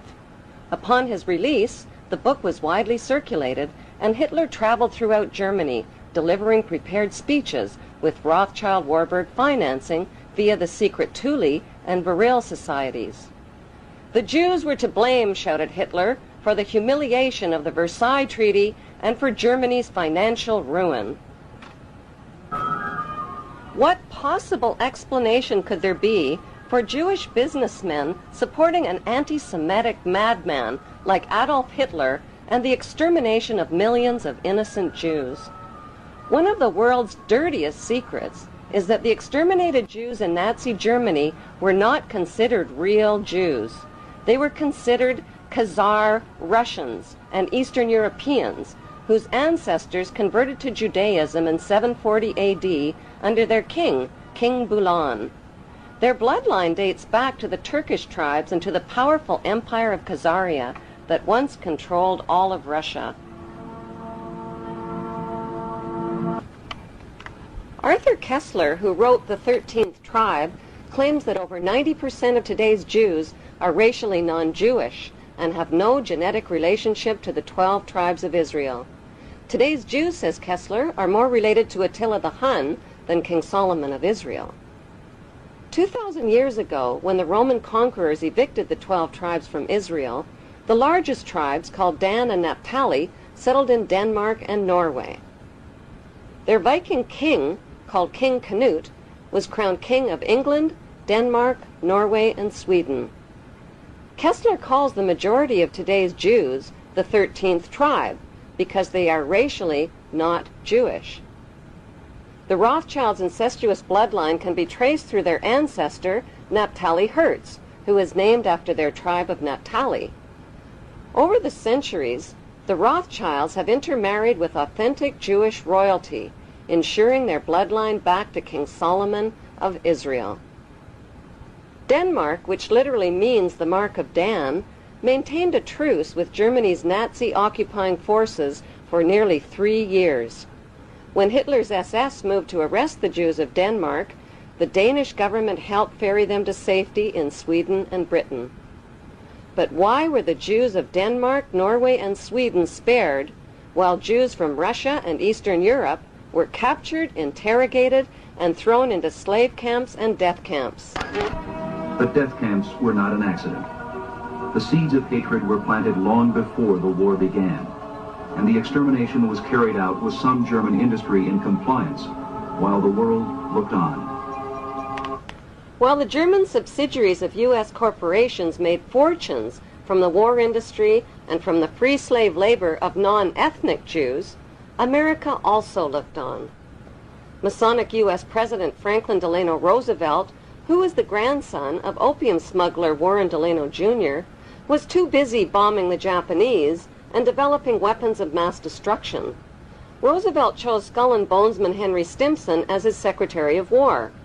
Roosevelt and Stimson ordered massive firebombing raids on Japan's 6 largest cities, killing and burning alive 250,000 Japanese men, women, and children. In the United States, innocent Japanese-American families were thrown into internment prison camps. Japanese assets were frozen, Japan's oil lifeline was cut off, and crippling trade sanctions were imposed. This godless campaign of terror and merciless overkill demanded nothing less than total surrender and the removal of Japan's emperor. When Japan attacked Pearl Harbor, it was the suicidal act of a desperate and devastated nation. Like the 9/11 attack on the World Trade Center, U.S. intelligence had well-documented advance warnings of the planned attack on Pearl Harbor. Yet, like Bush and Rumsfeld, Roosevelt and Stimson did nothing to stop it. The big question is, why? Historians like Robert Stinnett and John Toland believe that because U.S. citizens wouldn't participate in another world war, a direct attack on U.S. soil would change their minds. The attack could also be used to justify the testing of Roosevelt's new atomic weapons of mass destruction on a human population. Einstein introduced Roosevelt to the atomic bomb in 1939. Harry Truman, a relatively unknown, uneducated business school dropout and the son of a mule trader, replaced Roosevelt as U.S. president in 1945. Truman owed his political career to Tom Pendergast, a gun-running, bootlegging, prostitution, and narcotics ring crook who sponsored Harry Truman's election into the U.S. Senate. On the advice of James Burns and Henry Stimson, Dirty Harry dropped the first radioactive atomic bomb on the human population of Hiroshima at 8:15 a.m. on August 6, 1945, without even a warning. 2,000 feet over the city of Hiroshima. Heat from the center of the explosion reached 3,000 degrees Fahrenheit, melting buildings and setting bridges on fire. Rivers and streams throughout the city began to boil. People evaporated where they stood, leaving shadows of their bodies scorched onto the streets. In a matter of seconds, 4 square miles of Hiroshima became an atomic wasteland. Several minutes passed. Then a black rain began to fall on the city. Sticky, pebble-sized drops of radioactive ash. 80,000 people died from the atomic explosion. Tohoko was a student at Yamanaka Girls High School.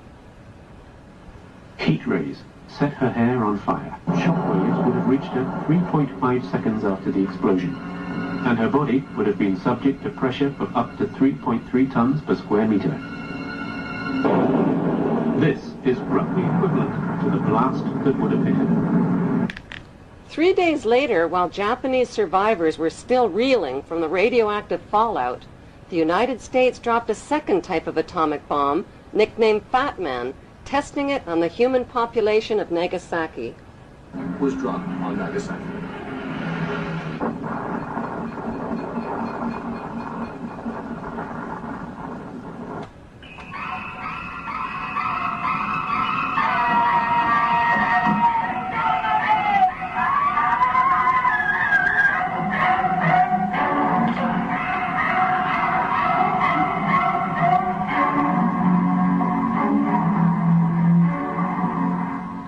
In retaliation for 2,400 American military deaths at Pearl Harbor that could have been prevented because of advance warnings, 2 U.S. atomic bombs evaporated 130,000 Japanese civilians and their families and another 90,000 in the horrendous aftermath.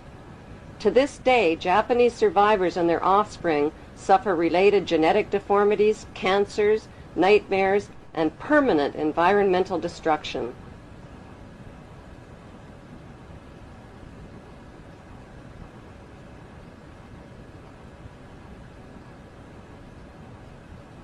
My goodness alive. Young lady with the red hair right behind the school teacher there. Mr. President, why did you drop the atom bomb? Mr. President, the future wants to know, was it right to drop the atom bomb? Years later, Harry Truman was asked if he did any soul-searching before giving his approval to use A-bombs against Japan. His reply was, "Hell no, I made it like that." And he snapped his fingers in the air. In May 1952, Harry Truman was awarded an honorary plaque, and a village in Israel was named in his honor. I'm very touched and grateful, and a little bit overwhelmed. They have a village named for me, but when they're talking about a statue, want me to join George Washington, Andrew Jackson, Abraham Lincoln, and Cham Weissman, I have about come to the conclusion that I'm not ready yet to go into a piece of marble.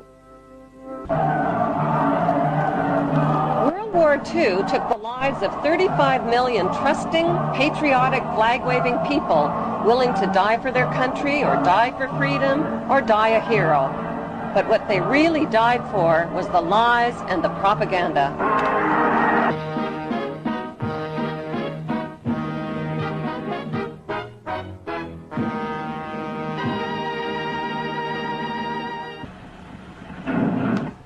With the fall of Nazi Germany right on schedule, Stalin officially announced to the world that Hitler had escaped. U.S. and British spin doctors quickly changed the story, claiming that Hitler had committed suicide and that his body had been burned beyond recognition by his own officers. The key words are beyond recognition. While people were busy celebrating the end of World War II and believing what they wanted to believe, the international banksters who had sponsored the genocide, torture, and suffering of non-ethnic Jews stole their wealth from Swiss bank accounts just as they had stolen the wealth of the Russian czars after financing the Russian Revolution. The Vatican was also tied to plundering Nazi gold, which had been stolen from the Jews. It is a well-documented fact that Pope Pius XII lent his support to the anti-Semitic Hitler and his Nazi regime.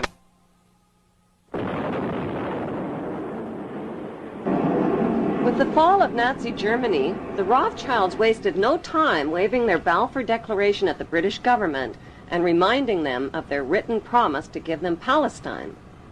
But how could the British promise the Arab land of Palestine to the Jews?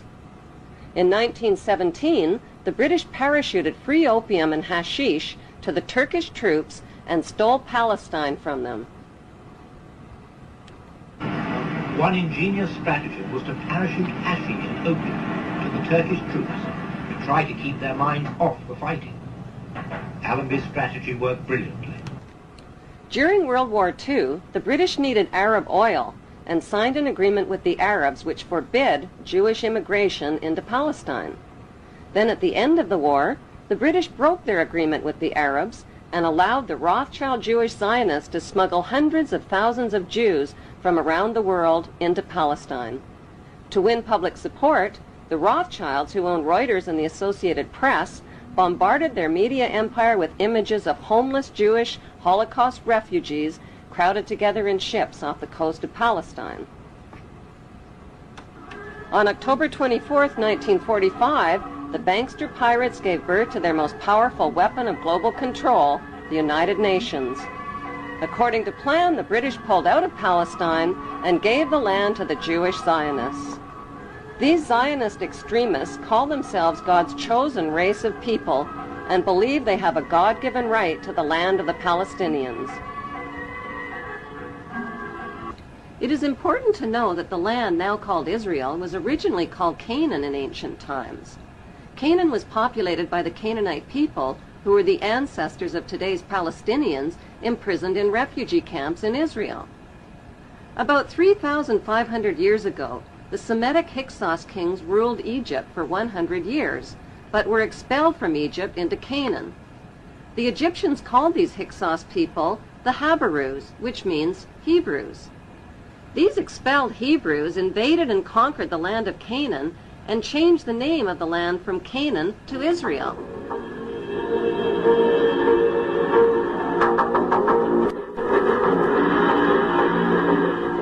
235 AD, the name was once again changed to Palestine after the Romans conquered the land. In 1948, the bankster-controlled United Nations officially turned Palestine into the Zionist State of Israel. To deal with the millions of Palestinian residents, the Israeli Jews massacred and drove them from their villages and homeland.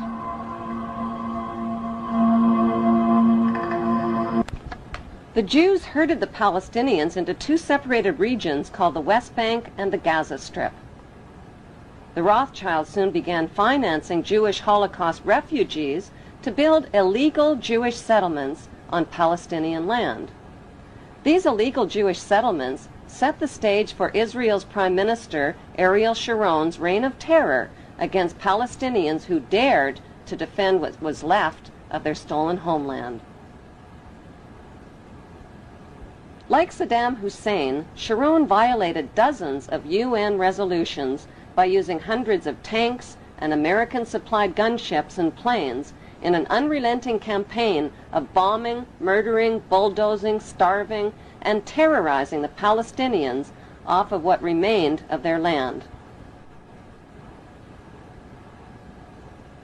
In violation of international law, Israel also secretly developed over 100 nuclear weapons of mass destruction capable of vaporizing the entire Middle East. Defenseless against Israel's U.S.-backed military and media campaign, the Palestinian Muslims fought back with sticks and stones and suicide as their only means of defense against the wholesale theft of their ancient homeland.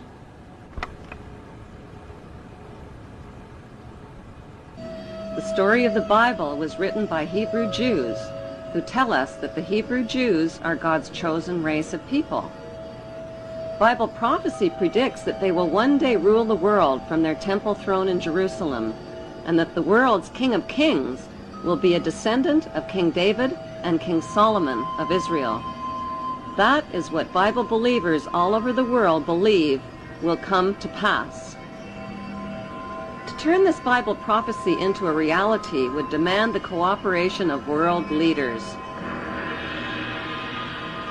It would also mean building a third temple in Jerusalem over the ancient ruins of King Solomon's temple. But there is one giant-sized problem. A sacred Muslim shrine called Dome of the Rock was already built on top of the ruins of Solomon's temple in the 7th century. It still stands majestically today in the heart of Jerusalem, and it would have to be destroyed.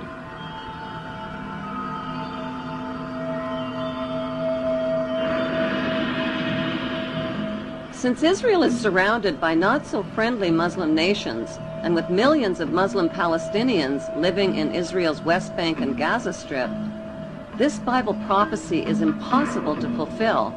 Or is it? Like a screenplay for a movie, the Bible story was written by Hebrew Jews.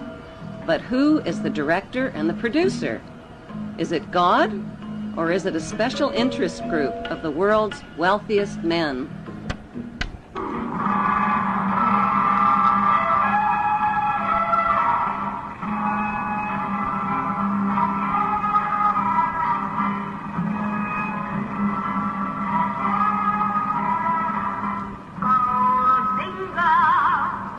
The Rothschilds, whose front companies had helped finance Hitler and the Jewish slave labor camps, had turned Jewish Holocaust victims into victimizers.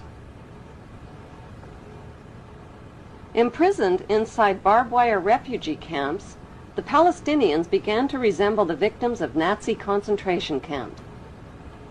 According to author Simon Schama, the Rothschilds own 80% of the land of Israel. Even the flag of Israel flies the hexagram symbol from the Rothschild family's red shield. The hexagram has 6 points, 6 triangles, and 6 sides on the central hexagram. The numbers 666 are associated with the biblical prophecies that predict an apocalyptic Third World War. In their national bestseller, Secret War Against the Jews, authors Loftus and Ahrens reveal indisputable evidence that Hitler's top Nazi general, General Reinhard Gehlen, transferred his entire network of Nazi spies and double agents to Fort Hunt, Virginia, to join America's newly formed CIA. This highly secretive operation was codenamed Operation Paperclip and included Holocaust mastermind Otto Skorzeny, Hitler's personal friend and favorite SS colonel.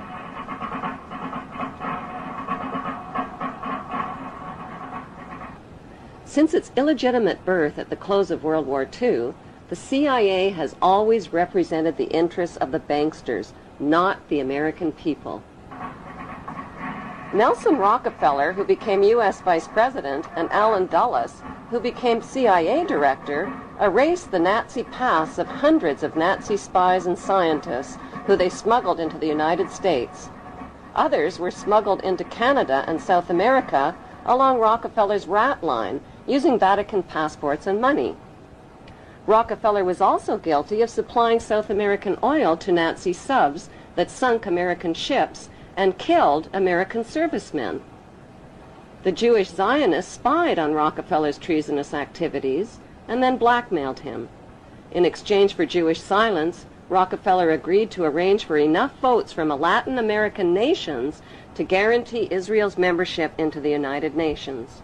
The sad truth, say Loftus and Ahrens, is that the Jewish Zionists bought those extra votes with the blood of millions of Jewish Holocaust victims. Christopher Simpson's book called Blowback exposes recently declassified information on America's recruitment of Nazi war criminals into the CIA. Nazi rocket scientist Werner von Braun, who built German rockets and dropped them on London, was also put on the new CIA payroll. Von Braun and his team of Nazi rocketeers were sent to Huntsville, Alabama. Hollywood honored von Braun as a collaborator on an American sci-fi movie and series of Walt Disney shows.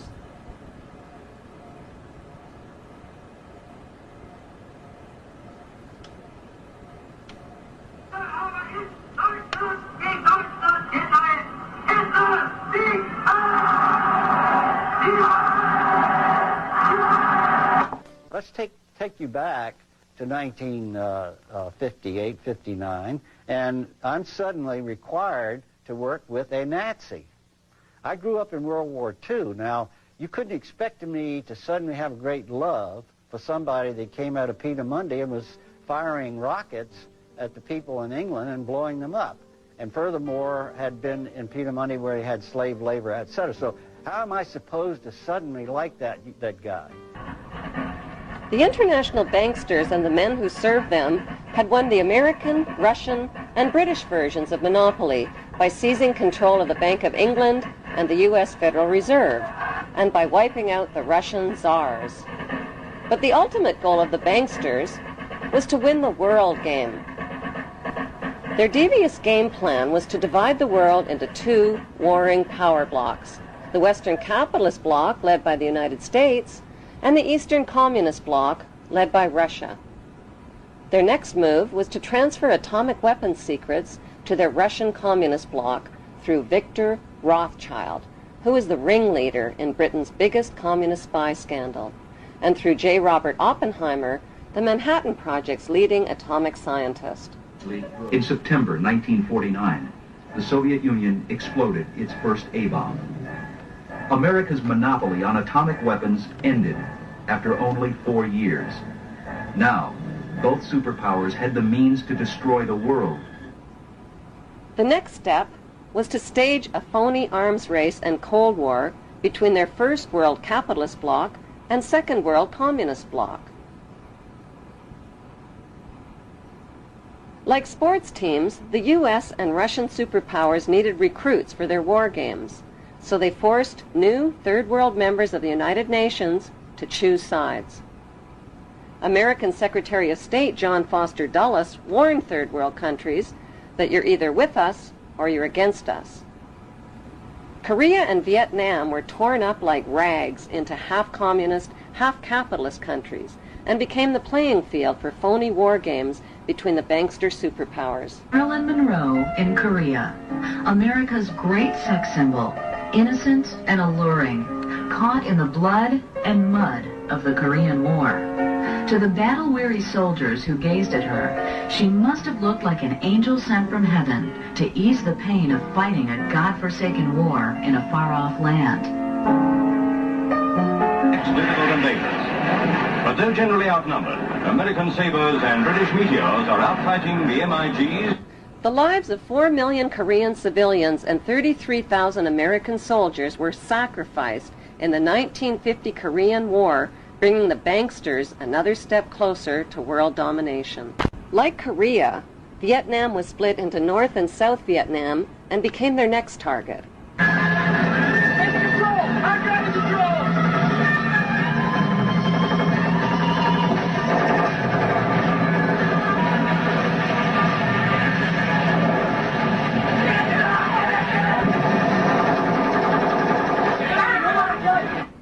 In 1954, the U.S. military dropped millions of tons of bombs on undefended Vietnamese civilians and turned their lush green countryside into blood-red killing fields. It was a butcherous campaign of terror, rape, torture, lies, and cover-ups. The U.S. military, who had already tested 2 radioactive atomic weapons of mass destruction on the people of Japan, decided to test their chemical weapons of mass destruction on the people of Vietnam.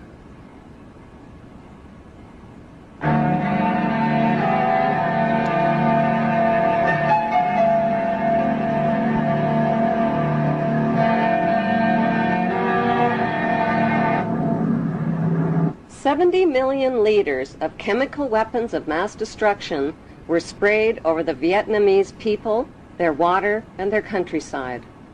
The most lethal was Agent Orange, which defoliated, killed, and contaminated everything in its path like a radioactive atomic bomb. To this day, survivors suffer related cancers, genetic deformities, and permanent environmental damage.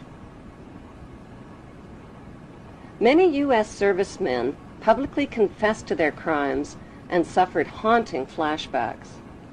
Inaugural from New York, I have a Vietnamese campaign ribbon, Vietnamese service ribbon, national defense ribbon, and Purple Heart.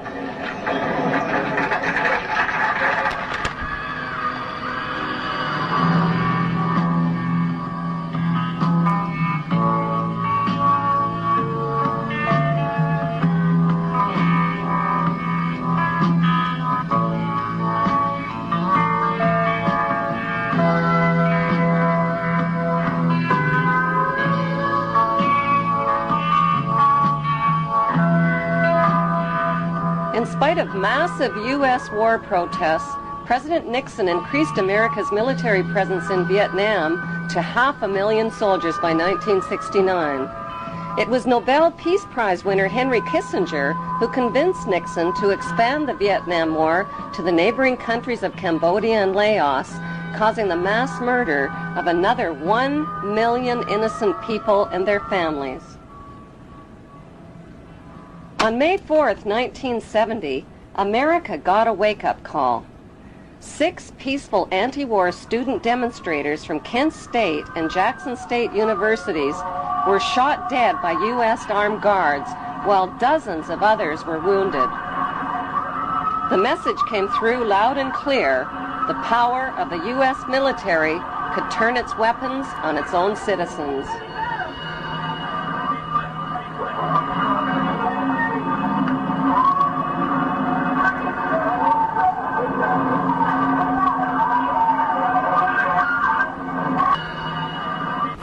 In 1947, the United States played host to an international conference at Bretton Woods to put an end to world poverty and starvation caused by World War II. The idea was to give humanitarian loans to needy nations by creating a World Bank and an International Monetary Fund. But who would be put in charge of these billion-dollar megaloans? Who else but the U.S. Federal Reserve bankster families?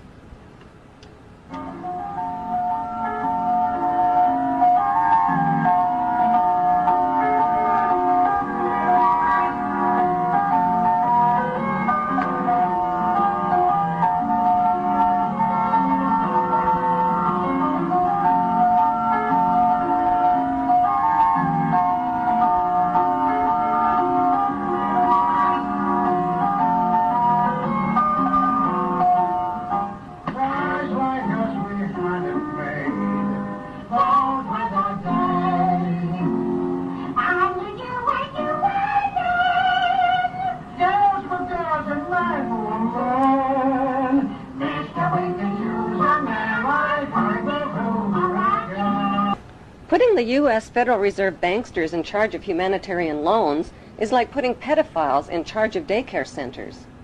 Instead of helping the poor, the banksters turned the World Bank and International Monetary Fund into international pawn shops and robbed the poor.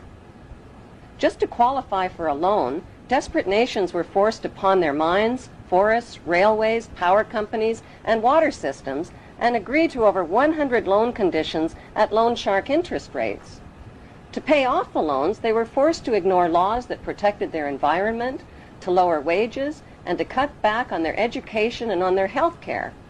They were also forced to privatize and sell off their resources to crooked corporations like Enron. Lord Wakeham, the director of N.M. Rothschild & Sons, was on the audit committee of Enron and cooked the books and sucked billions from pension funds and investors before declaring bankruptcy. When poor nations were unable to pay their loans, they were given new loans to pay off the old loans. But these so-called bailout loans weren't about bailing out the poor. They were about bailing out and lining the pockets of loan underwriters like Citigroup and America's most notorious crooks and banksters. As desperately poor nations got more desperately poor, the filthy rich banksters got filthier rich, and God help anybody who got in their way. Davison Buddu, senior economist for the International Monetary Fund, resigned to, quote, wash my hands of the blood of millions of poor and starving people. When President John F. Kennedy tried to take back America by reviving U.S. government-printed money, his head was blown off in a Dallas motorcade.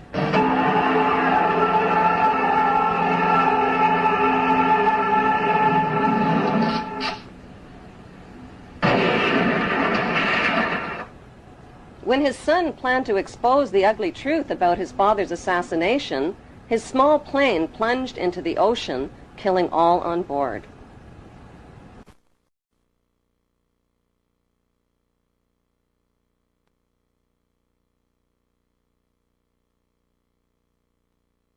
In the 1950s, a weapon was invented that has become more powerful than America's deadliest weapons of mass destruction.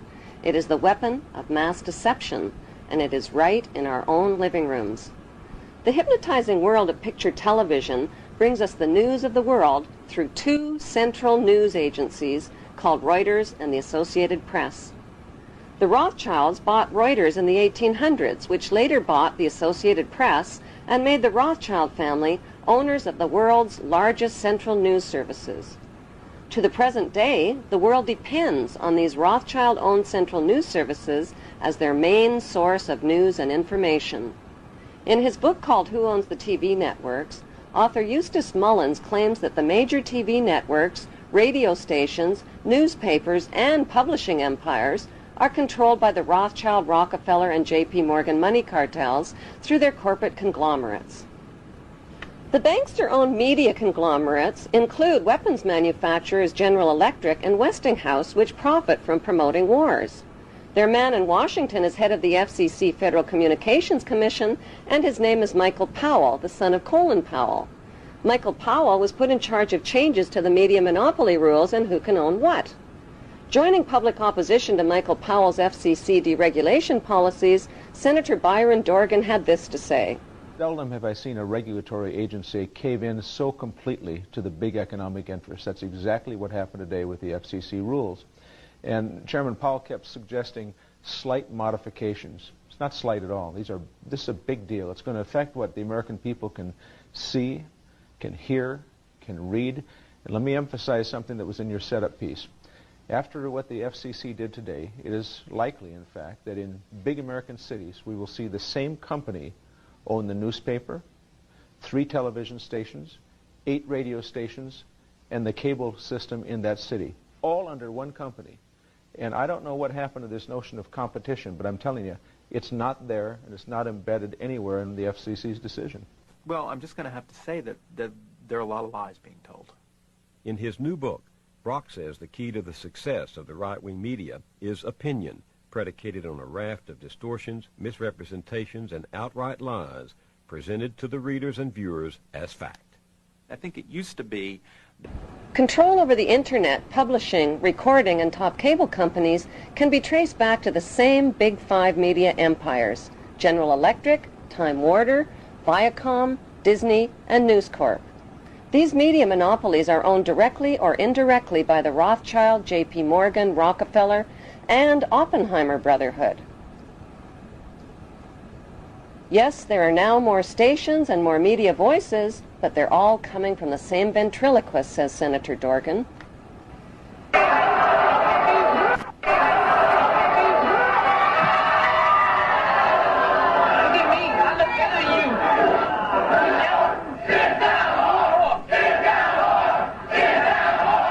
Every TV show needs corporate sponsors, and corporate sponsors sponsor pro-business, pro-government programming, and journalists who support the agenda of the big five media owners.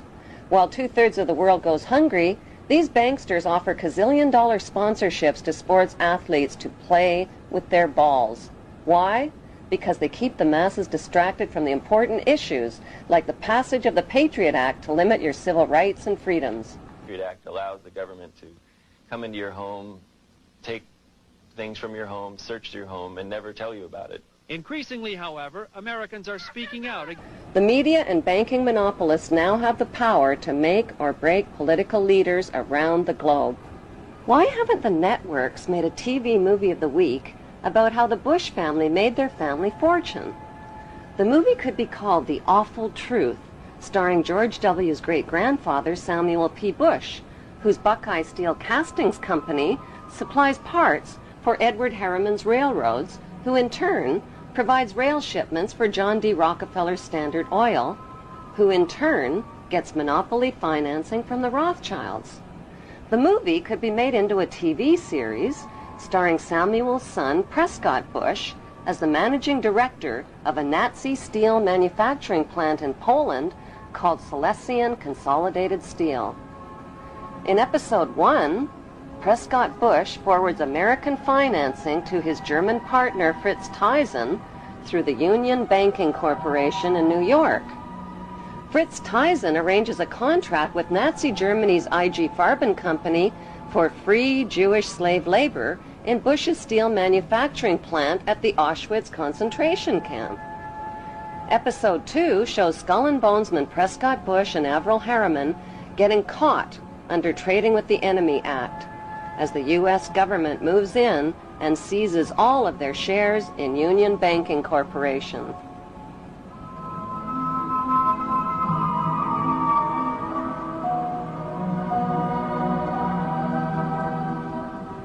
In episode 3, Prescott's son, the first George Bush, is director of the CIA.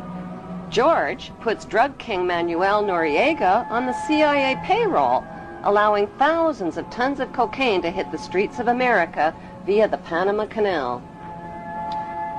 In episode 4, George's son, the second George Bush, becomes partners with Osama bin Laden's older brother, Salem bin Laden, in a Texas oil company called Arbusto Energy. Episode 5 introduces George W.'s shady younger brother, Neil Bush, ripping off the elderly in the Silverado savings and loan scandal that cost U.S. taxpayers $1.3 billion. In episode 6, the Florida election is fixed by George W.'s older brother, Jeb Bush, who puts brother George into the top job at the White House, which brings us back to Auschwitz and the concluding episode with George W. Bush visiting the slave labor camp where his grandfather helped build the Bush family fortune on free Jewish slave labor.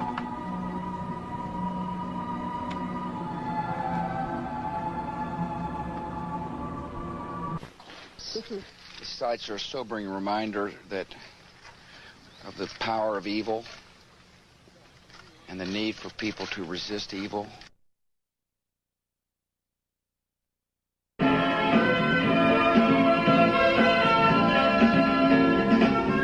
Ladies and gentlemen, as a follow-up to the TV series, an award show could celebrate the 20-year friendship of the Bush and bin Laden families and their shared investment in the Carlyle Group. The Carlyle Group is one of America's largest weapons contractors. For the Bush and bin Laden families, war means profits, big profits.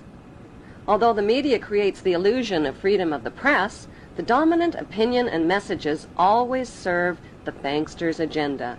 Messages like, support your troops or you're a traitor to America. But who are the troops? Many are teenagers whose childhood entertainment was shooting out the blood and guts of virtual people in places that are virtually real. Now they're blowing up real people in places that are really real, like schools, hospitals, and villages filled with families and children. Burns, open wounds, amputations, spinal cord injuries, broken bones, eyes that have been sprayed with shrapnel. The list is long and predictable. The chilling reality is that up to 15% of the tax money deducted from your paycheck each month buys the bombs and pays the salaries of troops to commit these atrocities. Rivers of blood from innocent families and their children is on everybody's hands. The plan for world domination by the banksters cannot be accomplished without your cooperation. That plan was formulated in 1773 at Mayor Rothschild's goldsmith shop by 13 influential German Jewish families. Among them were Rothschild, Oppenheimer, Warburg, and Schiff. Their formula for global control is the 3M formula: money control, media control, and military control. 2, 1, mark, and we will have it. Like changes to the rules that gave these families the media and money monopolies, new laws are being passed to transfer military control to them by privatizing the military. But if they're killing terrorists, who cares if they are government soldiers or corporate soldiers? A more important question to ask is, who exactly are the terrorists and where do terrorists get their training? The answer is right smack in America at Fort Benning, Georgia. Until January 2001, America's terrorist training school was called School of the Americas, but because of massive protests against its activities, the name was changed to WISC, Western Hemisphere Institute for Security Cooperation. Actress Susan Sarandon narrated a documentary film called School of the Assassins. The film exposes the school as a terrorist training camp whose graduates are well-known murderers, torturers, state terrorists, and dictators, including drug king Manuel Noriega. The role of terrorists in the bankster-owned media is to scare the living tax dollars out of citizens, and timing is everything. On the second anniversary of the 9/11 attack on the World Trade Center, George Bush asked for an $87 billion increase in military spending. At the same time, the media released a dramatic video showing Osama bin Laden alive and well and threatening to make the 9/11 attack seem like foreplay. How much do we really know about America's favorite villain? Multimillionaire Osama bin Laden was the 17th of 52 children fathered by a wealthy construction baron named Mohammed bin Laden, who had close ties to the Saudi royal family and the Bush family. In 1979, the American CIA and Pakistan's ISI financed an anti-Soviet group in Afghanistan and provoked a profitable 10-year war with the Russians. When the Russians invaded Afghanistan, the CIA hired Osama bin Laden to recruit and train al-Qaeda fighters to fight the Russian army. Invasion.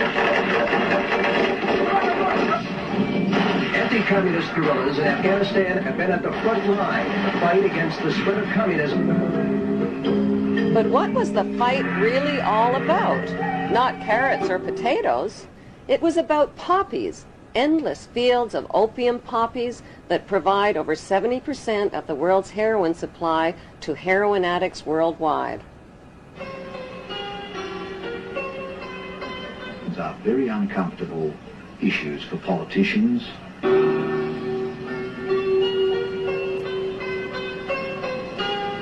It was a dramatic story, but the media failed to tell us the less heroic side of Afghanistan's freedom fighters. America's new friends had become hooked on the economics of the poppy. During the war, many of the mujahideen radically increased the production of opium. the raw ingredient of heroin. The international drug trade began in 1606 when Queen Elizabeth I built England's wealth by trafficking illegal opium from India to China. British East India Shipping Company and profited handsomely, not just from drug trafficking, but from trafficking African slaves with her slave trader, John Hawkins.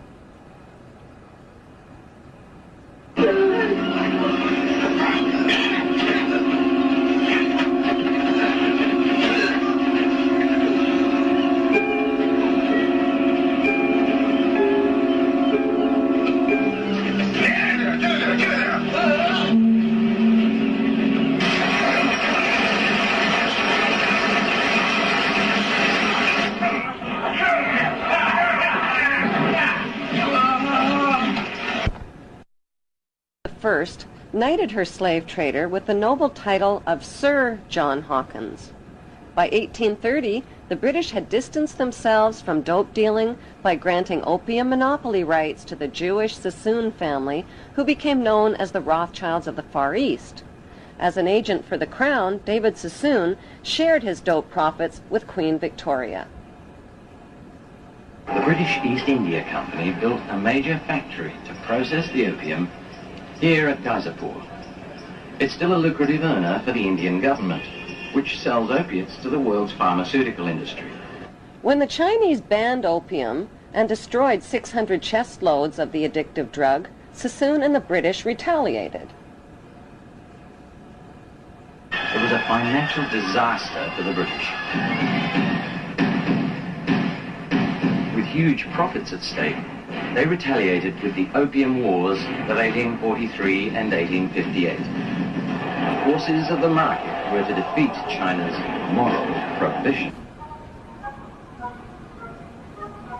Sassoon and the British forced drug addiction onto an entire nation, stole the island of Hong Kong, and made Hong Kong the capital of the British international drug trade.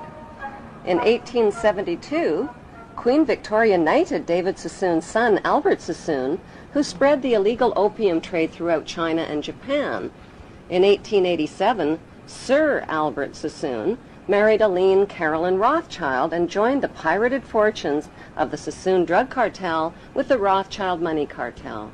Today, it's business as usual for the descendants of the Sassoon and Rothschild families, who socialize with Queen Elizabeth II and Prince Charles as elite members of Britain's inner power circle.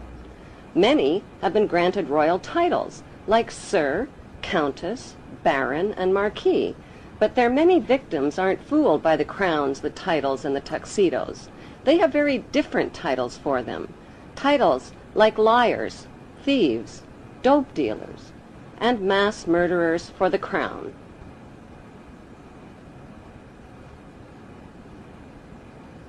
On the other side of the Atlantic, a member of the same opium smuggling syndicate, Samuel Russell, founded Yale University's Skull and Bones Brotherhood with drug money.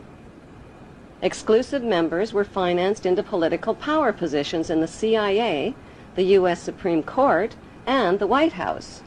When Skull and Bonesman George Bush Sr. became CIA director in the 1980s, the CIA recruited Osama bin Laden to train al-Qaeda and Mujahideen fighters in Afghanistan. The job of Osama's trainees was not just to fight the Russian communists, it was to run Afghanistan's multi-billion-dollar opium trade. Heroin, manufactured from Afghan opium, supplied $250 to $300 billion annually to Wall Street and the U.S. banks. Authors Alfred McCoy and Michael Levine tied the CIA to this unholy drug alliance and received national attention when the CIA tried to suppress their books. Michael Levine became a best-selling author when he wrote about his experience of this unholy alliance. After 30 years' distinguished service with the DEA, he could write with some authority. You could look at what they did to me as an example in microcosm of Central Intelligence's actions and the State Department in completely subverting the drug war. You know, the drug war was something that only existed in the minds of Americans, on the streets of America, for kids like my brother, for cops who died. There was no drug war. The biggest drug dealers in the world were given a license to sell drugs to Americans to support themselves. And this continued right down from Southeast Asia, through the Mujahideen, through the Contras. But how was the heroin smuggled into the United States? One of America's most gruesome secrets is that during the Vietnam War, heroin was smuggled into the United States by hiding it inside the body bags of dead American soldiers.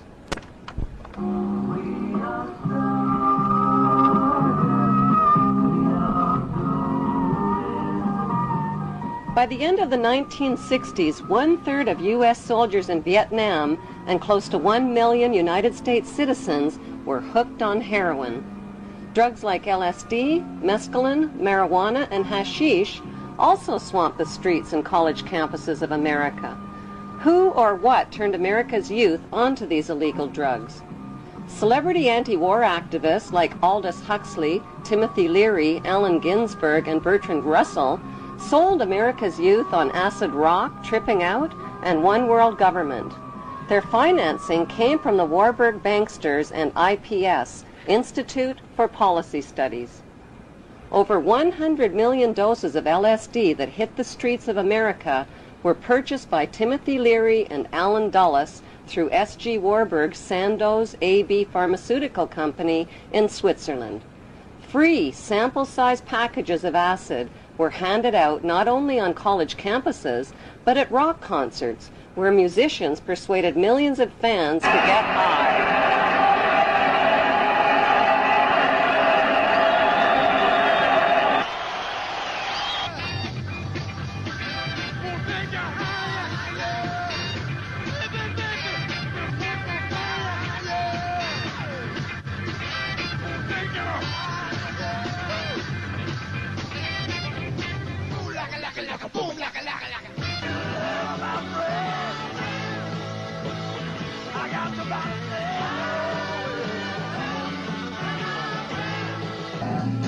Critics of the drug culture blame parents, teachers, law enforcement, and everybody except the people behind it all, namely the Rothschild-Warburg banksters and their Committee of 300. According to Dr. John Coleman, who wrote the story of the Committee of 300, the Beatles rock group were brought to America by the Tavistock Institute. Tavistock launched the drug culture revolution in America to popularize and normalize social drug use. Through their record companies and advertising monopolies, the banksters have packaged and financed their celebrity salesmen to anesthetize, addict, and enslave billions of people worldwide with dependencies on both prescription and non-prescription, legal and illegal drugs. Those drugs range from alcohol, nicotine, and caffeine to Prozac, crack cocaine, and heroin. Like the phony war on terrorism, the phony war on drugs is a cat and mouse game being fought with one hand and fed with the other.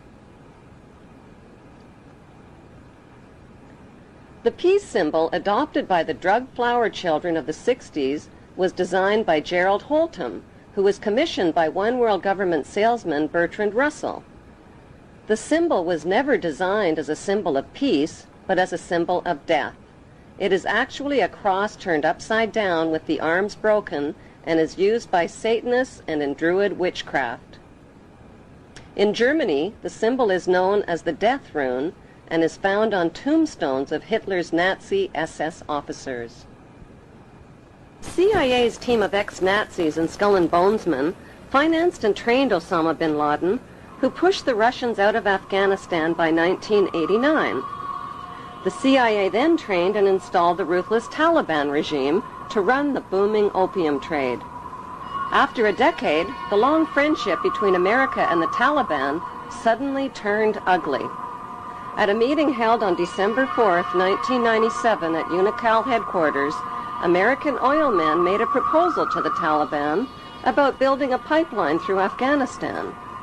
Rothschild Shell Oil and Rockefeller's Exxon Oil had invested billions in the Kazakhstan oil and gas reserves just north of Afghanistan. Now they needed a pipeline to transport it to the Persian Gulf. The Taliban demanded a bigger cut and turned down the proposal. Suddenly, the banksters' American-controlled media were calling the Taliban monsters, evildoers, and cruel villains who beat up on women.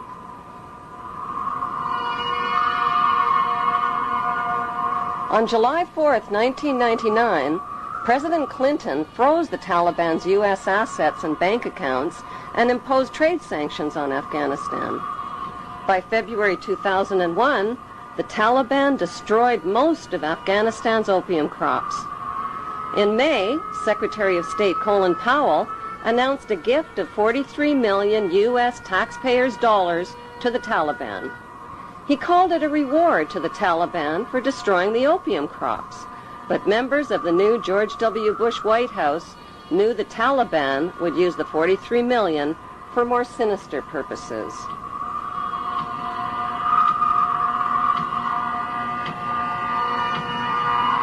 The larger issue is not just not connecting the dots, but not getting the dots. Why was it that CIA was unable to collect information for years inside Afghanistan? When they had authority to kill bin Laden for over 2.5 years, why were they unable to kill him or his lieutenants? Why didn't they have a better capability to do something about it at the source? Could it be that the bankster-supported U.S. administration is controlling both sides of the war on terror?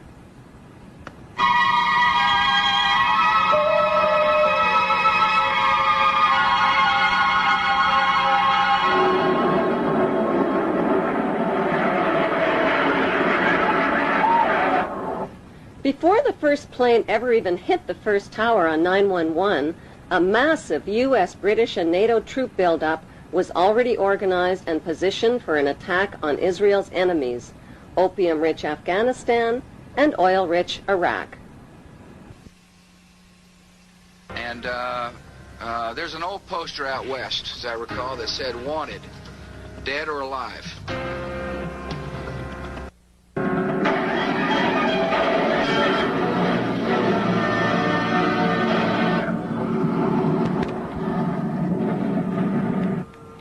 With no solid proof of who was responsible for 9/11, George Bush Jr. attacked the poverty-stricken, war-ravaged country of Afghanistan only 4 weeks after 9/11. The U.S. and British military dropped 12,000 bombs on thousands of buildings and homes, pounding them into dust and rubble and killing 8,000 Afghan people. 20,000 more people died from war-related cold, starvation, and disease. Nobody made a big-budget TV production out of the massacre with a God Bless Afghanistan movie score. The U.S.-British war on Afghanistan left behind millions of starving people and thousands of women who are still veiled, still homeless, and still penniless.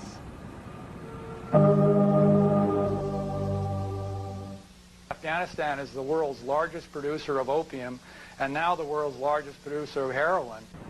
دې علت دا ده چې 14 کاله دلته جنگ تیر شوی، زراعت تباه شوی، شفاخانې تباه شوي، تجارت تباه شوی، تعلیمي ادارې تباه شوي، مکتبونه تباه شوي، سړکونه تباه دي، ولږه ده، فقر ده، خلک بله چاره نه لري څه وکړي.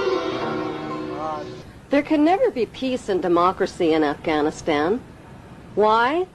Because peace and democracy would expose and cut off corporate America's opium and heroin trade at the source. So what was the payoff for the U.S.-British war on Afghanistan? 1, the uncooperative Taliban warlords got kicked out and replaced by the cooperative Northern Alliance warlords. 2, opium and heroin production and revenues skyrocketed. 3, Afghanistan got a new leader named Hamid Karzai, who just happens to be an ex-employee of Unocal Oil. 3, America got permission to build their oil and gas pipeline through Afghanistan. And 4, the Bush administration's favorite excuse for war, Osama bin Laden, was allowed to escape. America's second favorite excuse for war, Saddam Hussein, has always been America's patsy. In the 1980s, the United States supported Iraq's invasion of its neighbor, Iran, to stop the spread of Iran's Islamic Revolution. America played both sides of the Iran-Iraq war by supplying Saddam with chemical and biological weapons of mass destruction, and at the same time, America secretly sold weapons to Iran and illegally diverted the money to the Contra-revolutionaries in Central America.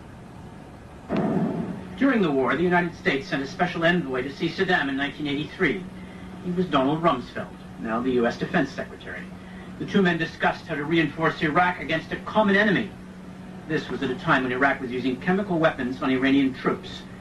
U.S. companies were supplying components with Washington's knowledge. By 1990, President George Bush Sr. tricked Iraq into another war with another oil-rich neighbor, Kuwait. How? By supplying Kuwait with horizontal drills that could reach beneath the border of Iraq and siphon oil from Iraq's oil fields.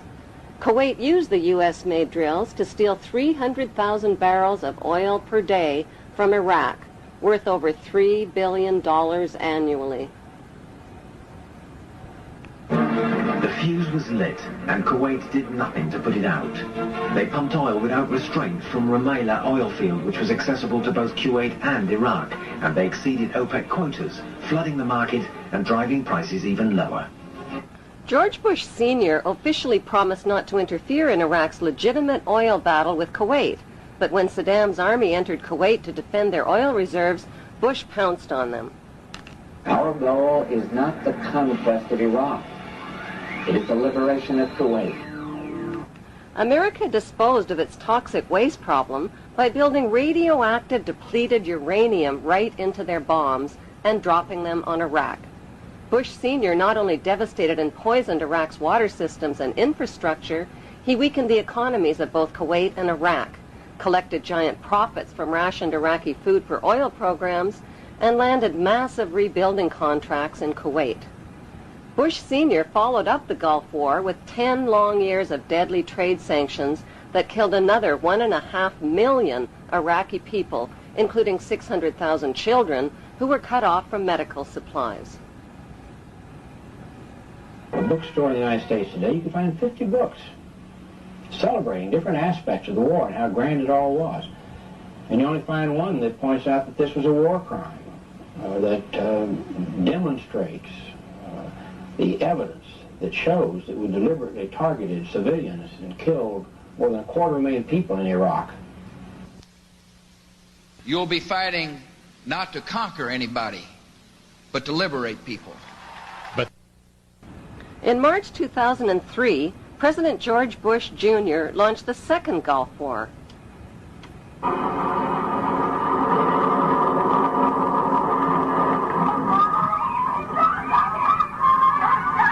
The war on Iraq wasn't about revenge for 9/11, since not one of the 19 accused terrorists were Iraqi citizens. It wasn't about weapons of mass destruction, which inspectors hadn't found. It wasn't even about Saddam Hussein, who had been financed into power by the U.S. in the first place and who got his chemical and biological weapons from American companies. No, the U.S. wars against Iraq and against Afghanistan were about mass murder and piracy. They were about big weapons sales, big oil, big pipelines, big drugs, and big rebuilding contracts. They were about colonizing the Middle East and moving 2 giant steps closer to world domination. اشتريها ب6 أنفار. أنا ما أريد هاي الحرية، ما أريد هاي الديمقراطية، وأخويا وأطفاله راحوا من عندي، وهذا اللي ترونه ها من الدماء والجروح واللي الدمار اللي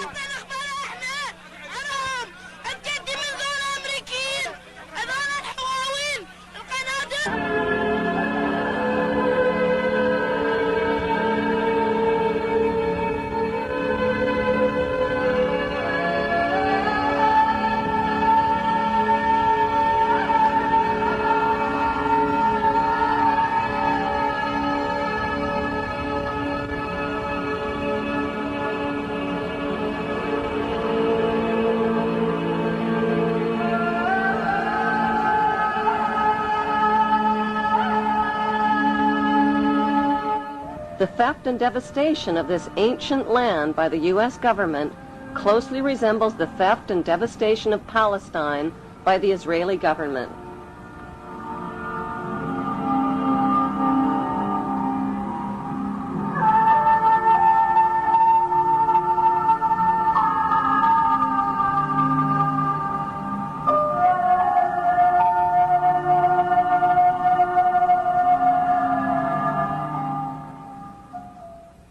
Showed the POWs and the dead soldiers. Al Jazeera showed them. It was powerful because America doesn't show those kind of images. Most of the news in America won't show really gory images, and this showed American soldiers in uniform strewn about a floor, a coal tile floor, and it was revolting. It was absolutely revolting. It made me sick at my stomach.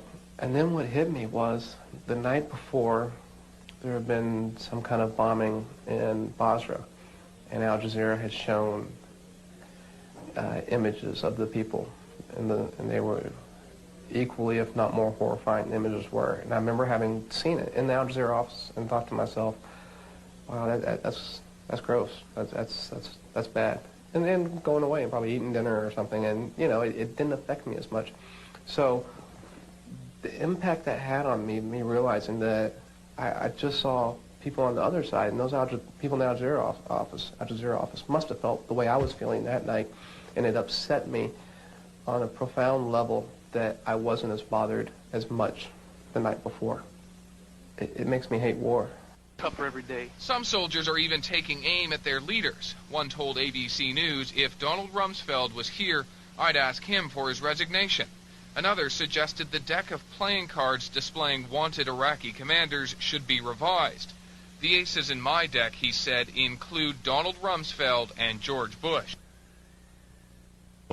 Since 1995, the General Accounting Office has ranked the Defense Department's financial management among the worst in the federal government on the GAO's list of high-risk areas vulnerable to waste, fraud, abuse, and mismanagement. What's more, in fiscal year 2000, the Defense Department's own Inspector General found the Pentagon could not account for more than $1 trillion, trillion with a T. Private First Class Lindy England may never have figured these images would beam into the homes of millions of horrified people. Whatever she might have thought at the time, she says she and her comrades had no choice. So to stand there, give a thumbs up, smile, stand behind all the naked Iraqis in the pyramid, take a picture. Who told you to do that? Persons in my higher chain of command. Why were naked Muslim prisoners positioned on top of each other in the shape of an Egyptian pyramid? The answer can be found in the distant past. In ancient times, Iraq was called Babylon. The year is 586 BC. The armies of Nebuchadnezzar, king of Babylon, descend on Jerusalem with the wrath of an angry God. It is almost 6 centuries before the birth of Christ. The Romans have not yet even dreamed of empire. It is a dark chapter in the history of the Jews, while Babylon's fierce star is rising. The Bible describes the Babylonian attack. Homes are pillaged, King Solomon's temple is set ablaze and utterly destroyed. Saddam Hussein made the mistake of comparing himself to Babylon's King Nebuchadnezzar. The capture of Iraq and Saddam Hussein was not just about oil and colonization, it was also about settling an old Hebrew score. We got him.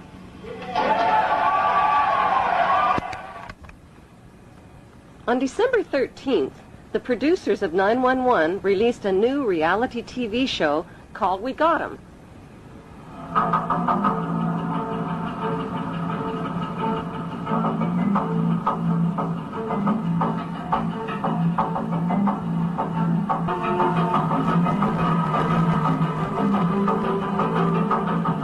The Iraqi people claimed the We Got 'Em video show was staged. Why? Because the video shows ripe, yellow-colored dates growing on a tree to the left of the hole, where Saddam Hussein was supposedly captured.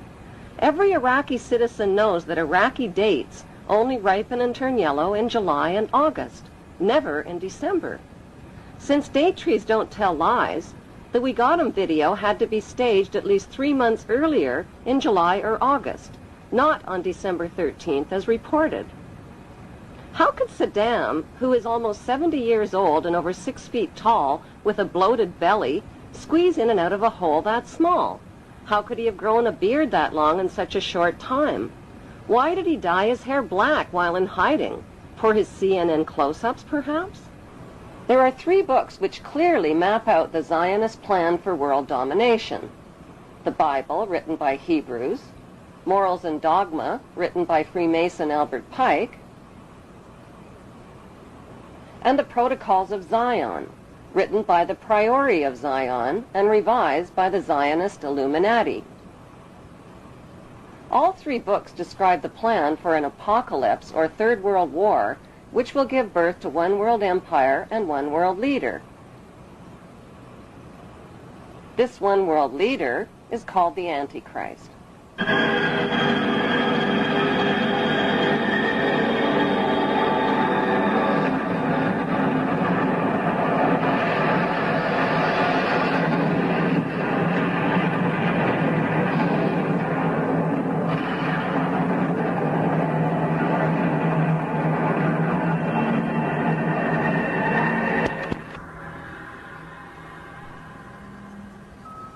The Bible is like a screenplay for a reality disaster movie, but with a fairy tale ending. The Zionist plan is to create an apocalypse that will exhaust and depopulate the masses through deadly designer viruses, global terror, economic disasters, and nuclear war. These disasters are timed to occur between now and 2014, when the remaining survivors will gladly embrace the promises of a handsome, charismatic new leader who will unveil his plan of hope for eternal world peace. The only way to achieve eternal world peace, he will explain, is to put an end to the 5 causes of war. Secretly, he knows there is only one main cause of wars: the wars caused by his royal ancestors who planned, provoked, financed, and profited from them. He will sell his peace plan by telling the world that border wars will only end by creating a world without borders.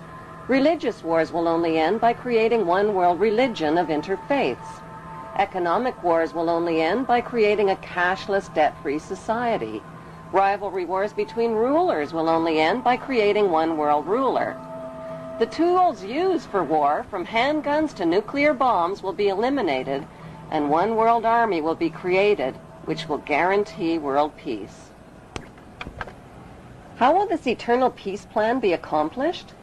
Through the United Nations, which is the brainchild of the Committee of 300 Ruling Families. The UN is their vehicle for world government and is located on 18 acres of prime Manhattan land donated by the most visible of the ruling families, the Rockefellers. The UN is a closed organization with no public records or open meetings. U.S. taxpayers have already invested $2 trillion in this world authority. Although most of the people working for the UN are genuinely working for peace, the UN is a godless organization controlled by the Committee of 300. These inbred ruling families pretend to have royal blue blood, but their blood is no more blue or royal than Hannibal Lecter's blood. Some speculate that these families of evildoers are demons or aliens or evil shape-shifting reptilians, but there is a more scientific explanation for their madness. For thousands of years, these families have practiced inbreeding between sisters and brothers, uncles and nieces, mothers and sons, to keep the power and wealth all in the family. This practice of inbreeding over thousands of years has produced a clever but pathological breed of conscienceless, sociopathic families who will stop at nothing to own every ounce of gold, every drop of water, and every blade of grass on planet Earth.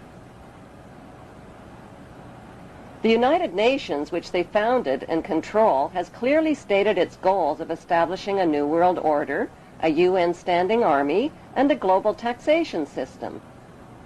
The Queen's husband, Prince Philip, and Evelyn Rothschild have already established an interfaith declaration for the creation of one world religion. What would life be like in this world empire with one world religion, one world army, one world economy, one world court, one world media, one world government, and one world dictator? What the public doesn't know is that Karl Marx's Communist Manifesto and the Russian Constitution have been built into the UN Charter, and that the New World Order will be a communist world order. Peace on earth will be a forced peace in which citizens will have no rights. No right to bear children without approval, no right to travel without authorization, no right to own private property, no right to privacy, no right to bear arms, no right to protest, no right to receive an inheritance, no right to choose an education or a job or even a place of residence, and worst of all, no right to live.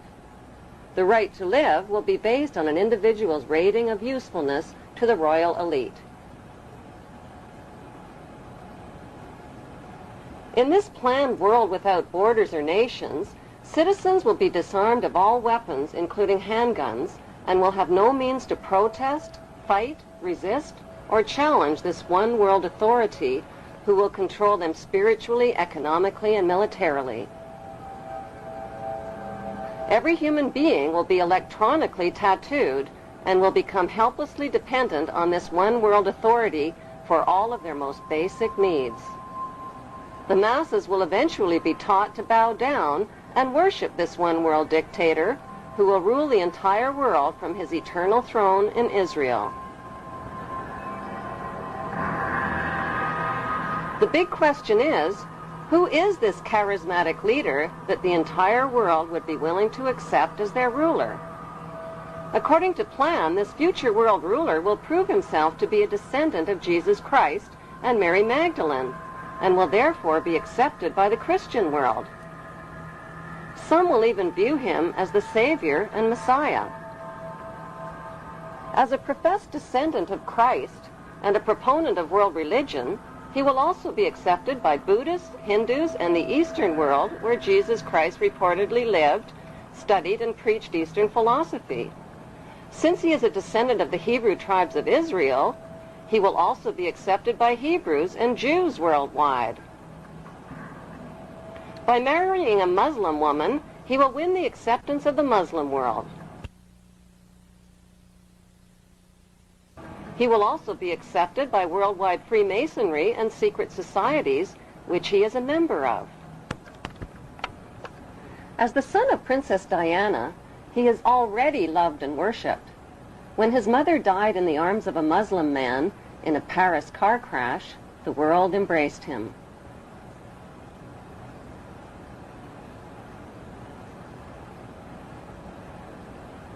On May 31, 2004, the Rothschild-controlled Associated Press published a photograph worldwide taken by Alistair Grant. The photo shows Prince William posing with a lamb like Jesus Christ, who the Bible calls the Lamb of God. What is the significance of this photograph? To the unaware observer, the photograph is perfectly innocent, but to insiders familiar with the protocols of Zion, Freemasonry, and the Book of Revelations, William is identified in the photo as the Antichrist. The Antichrist has been described in art and literature as handsome and charming and a master of lies and deception. Freemasons call him the Baphomet, or Goat of Mendes.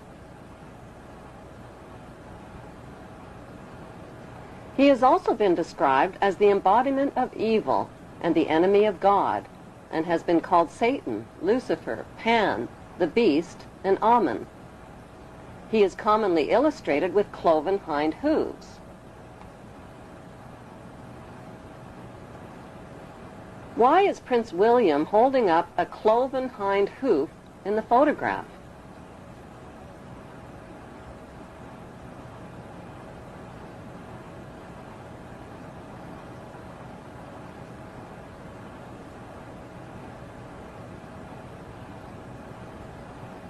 The question of whether God or Satan even exist has been fiercely debated since the beginning of debates. Some people believe that God and Satan are inventions of the ruling class to control the masses. Most people acknowledge the existence of positive creative energy characterized by joy, love, and vitality, and the existence of negative destructive energy characterized by greed, hatred, and death. The triumph of evil in the world today is based on the ability of evil to disguise itself as its opposite and fool the masses. According to Masonic calculations, Prince William is predicted to be crowned world dictator in the year 2015 at the age of 33. Without organized intervention, life and peace on earth will take on a whole new meaning.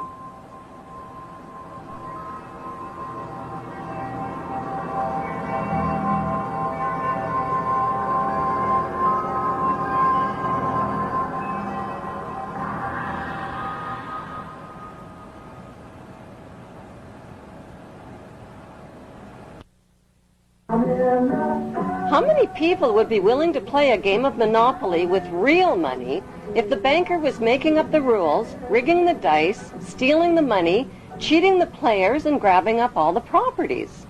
The answer is almost everybody.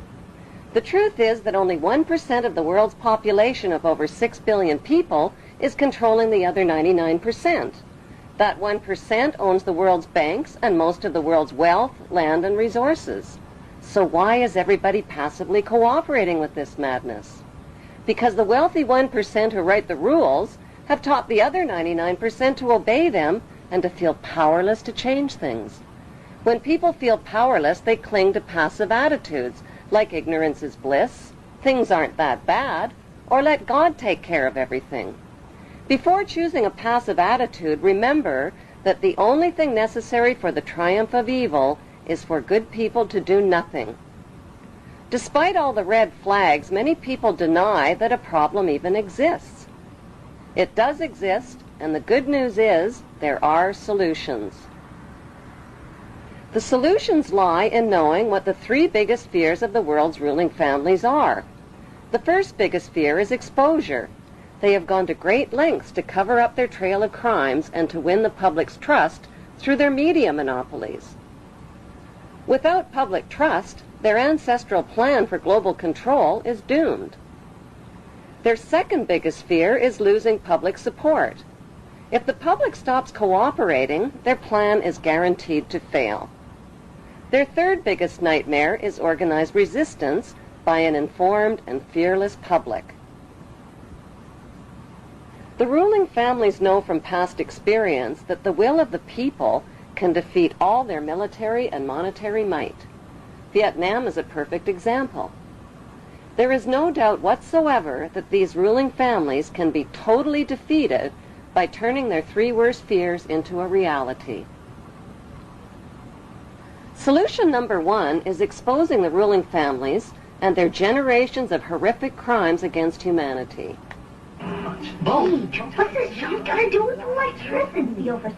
The most powerful form of advertising is word of mouth. Share information, talk about it, name names, recommend books, videos, and websites. Form your own study group and solutions group. Design a web page, show videos, films, and DVDs. Raise money, give money, organize, lobby, email, and do whatever you can to stop the madness. Millions of people around the world who protested the invasion of Iraq learned a hard lesson. They learned that peaceful protests don't work.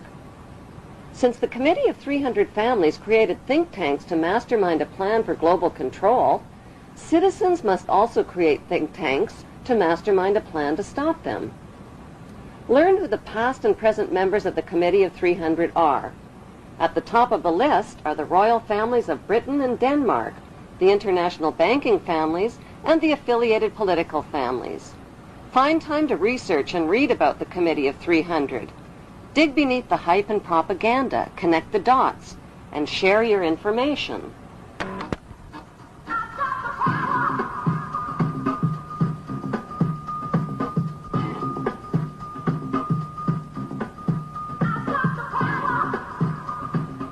The second solution for ending the madness is to take back control over your own money.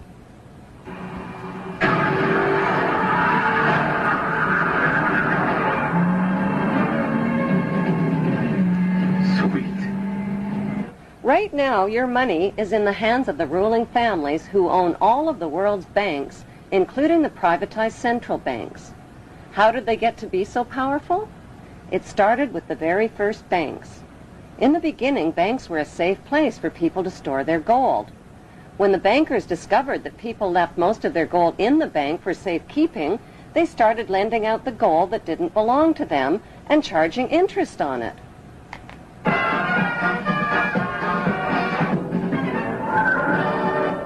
Soon, kings and royalty were borrowing gold from the bankers to finance wars. Since wars were extremely good for business, the bankers started stirring up conflicts that led to more wars. Then they lent money out to both sides of the wars and collected huge interest rates.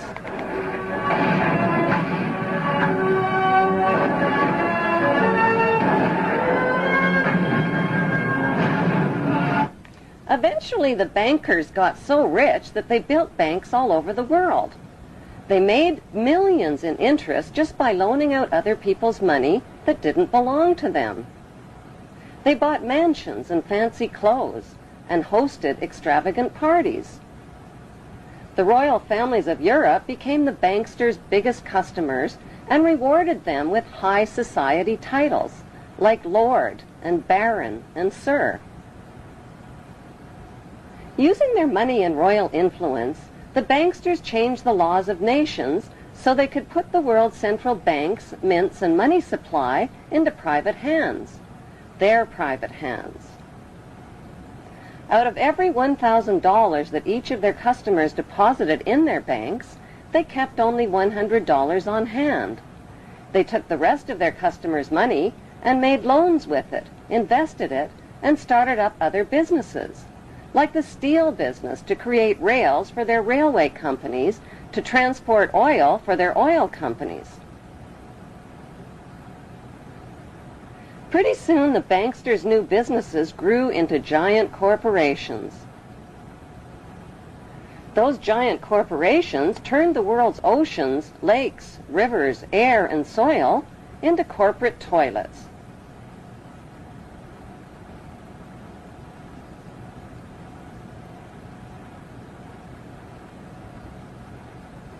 When profits from all their oil, mining, and drug company monopolies soared, the banksters became the world's richest men, but their greed had no limits. They wanted to own the entire world, so they put their heads together and came up with an ingenious scheme to take control of all of the world's money and riches. Whoever owns all of the world's money, they said, owns the world.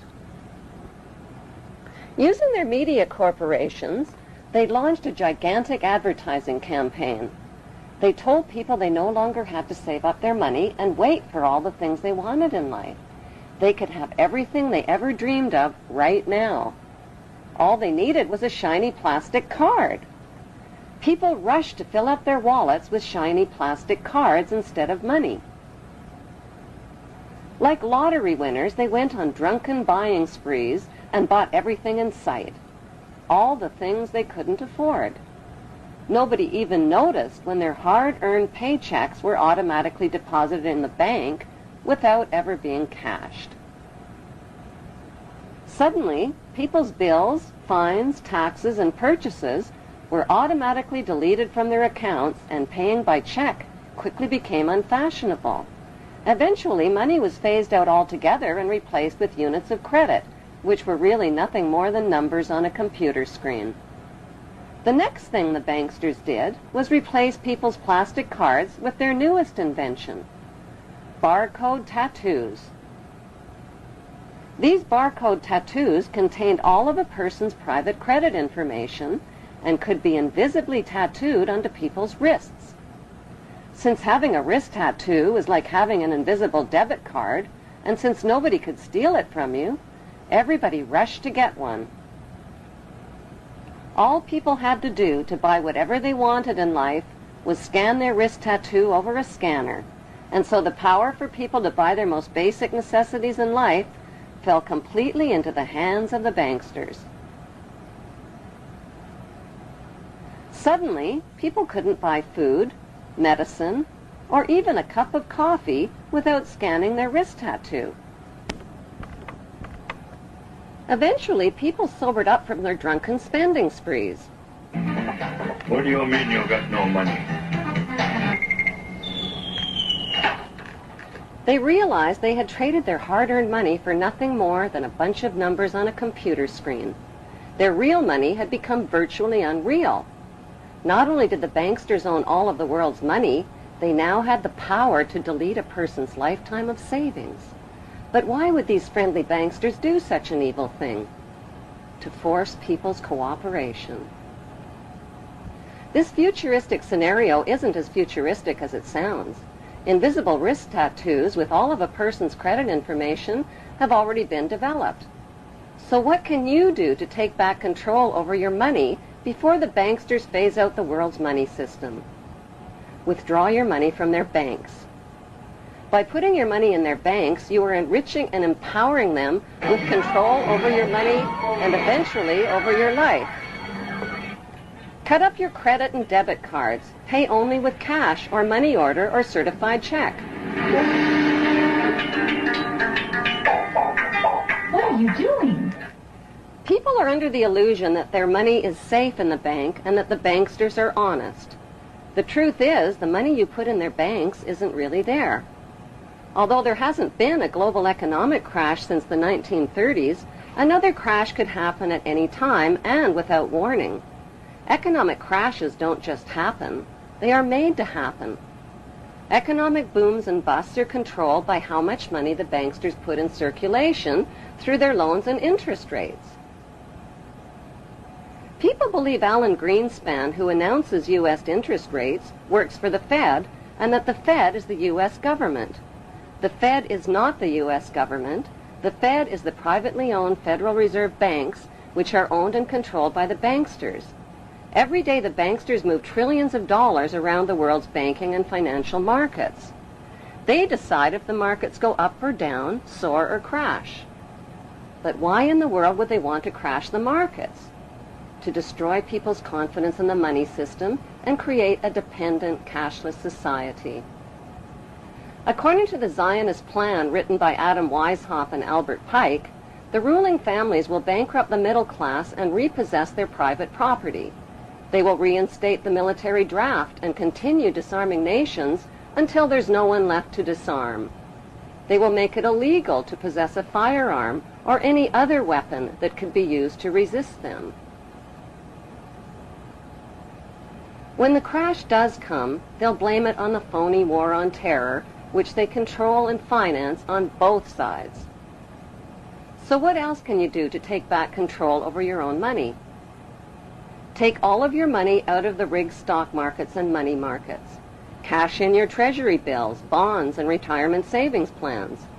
Most of the retirement funds have already been looted. Trade in your paper money for something of real value like gold, silver, and precious metals and stones. So where can you put your cash and valuables besides the bank? In a personal safe or a very good hiding place. It will prove to be much safer than the bank. It's not the neighborhood thieves you have to worry about, it's the global thieves.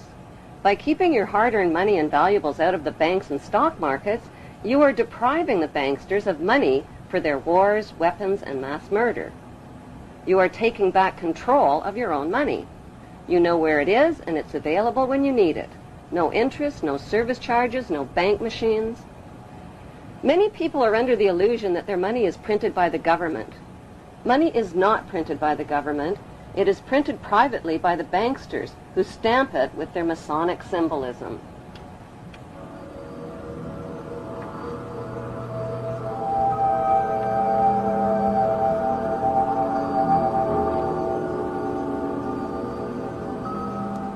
Some community groups are creating their own system of money and buying and selling services and goods from each other tax-free.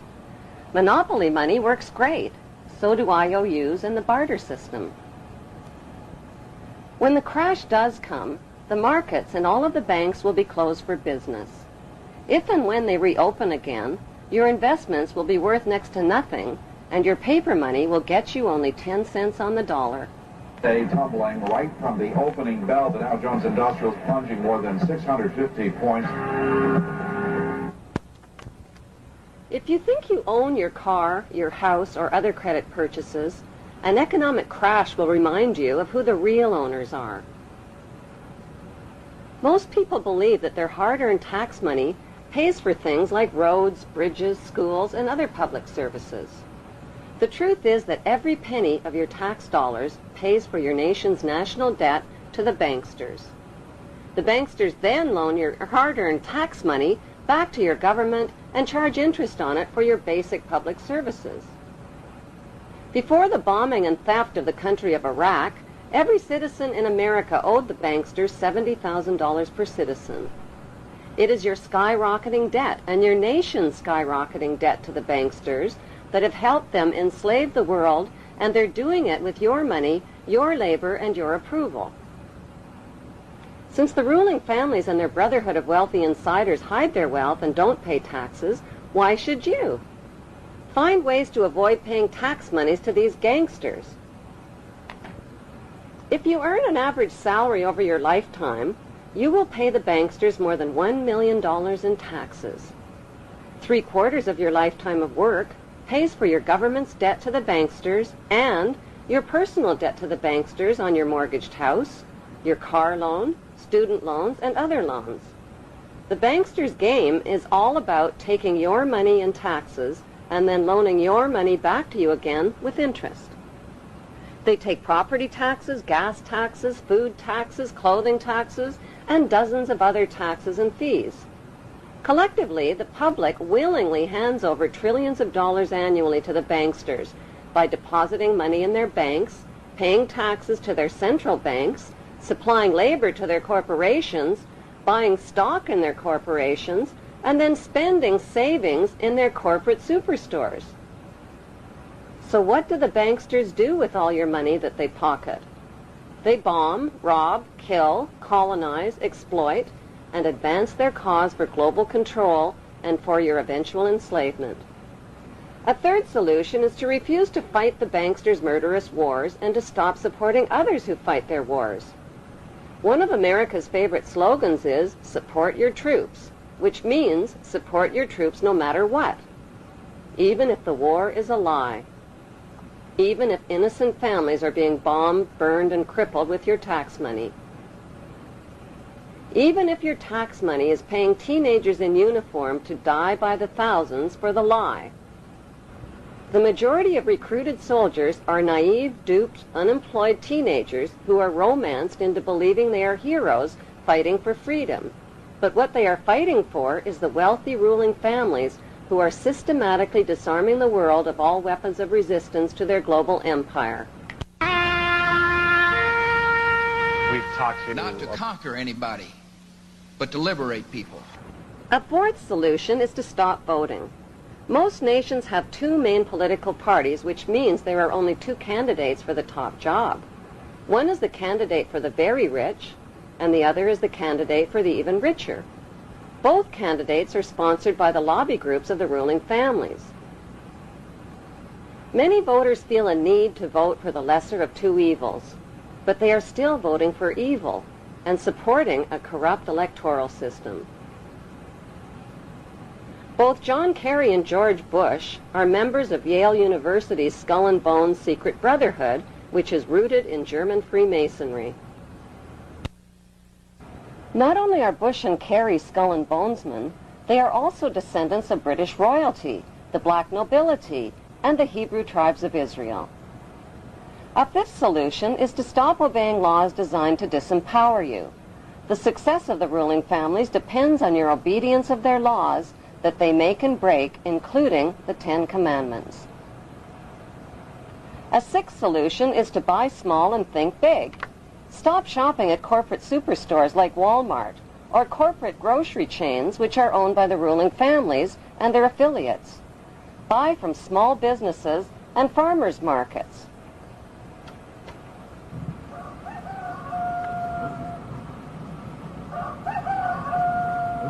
Grow your own natural food. The banksters have been genetically modifying and patenting the food you eat, the seeds you need for growing food, as well as animal DNA. Corporate farming that supplies meat to corporate grocery stores subjects animals to painful, inhumane crowding, filth, cruelty, and abuse. A seventh solution is to stop donating to charities. Most of it pays administration fees. The ruling families have set up big charities and foundations to create a friendly, charitable image of themselves and to cover up their real agenda. Big charities serve as a hiding place to launder dirty money from the drugs and weapons trade. The Queen's husband, Prince Philip, is the international president of the World Wildlife Fund, which is one of the worst offenders. An eighth solution is to stop identifying with a flag or a national anthem.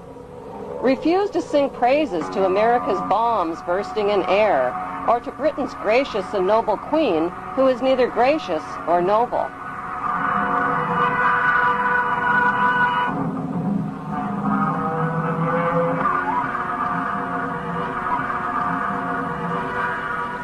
A ninth solution is to refuse to recognize the illegitimate claims of the ruling families to your nation's water, land, resources, railways, airlines, power companies, health plans, and other publicly held properties that they have been busy privatizing while you were sleeping. The ruling families have been stealing your nation's land and resources through corporate privatization, which means they've been buying up your nation's publicly owned property. And where is it all leading? To an eternal world empire in which the power of these ruling families can never be challenged, and the earth and all living things will be helplessly at their mercy.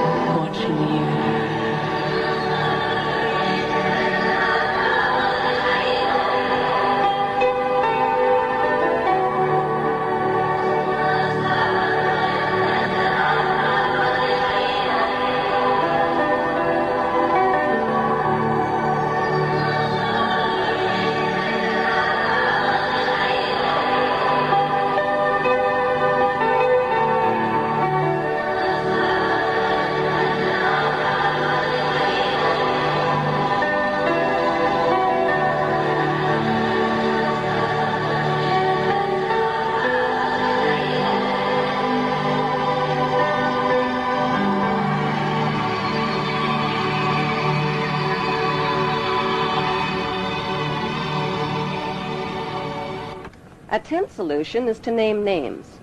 Focus the blame where it belongs, on the ruling families, not on their faceless corporations.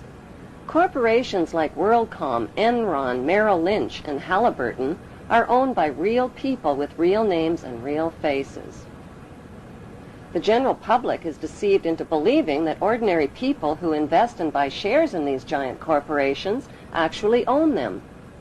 Nothing could be further from the truth. The only shares that really matter are the Class A shares, all of which are owned by the ruling families. Their hand-picked lackeys who sit in for them as company directors get shuffled around like packs of slippery cards. The 11th solution is to reject the propaganda that keeps you passive.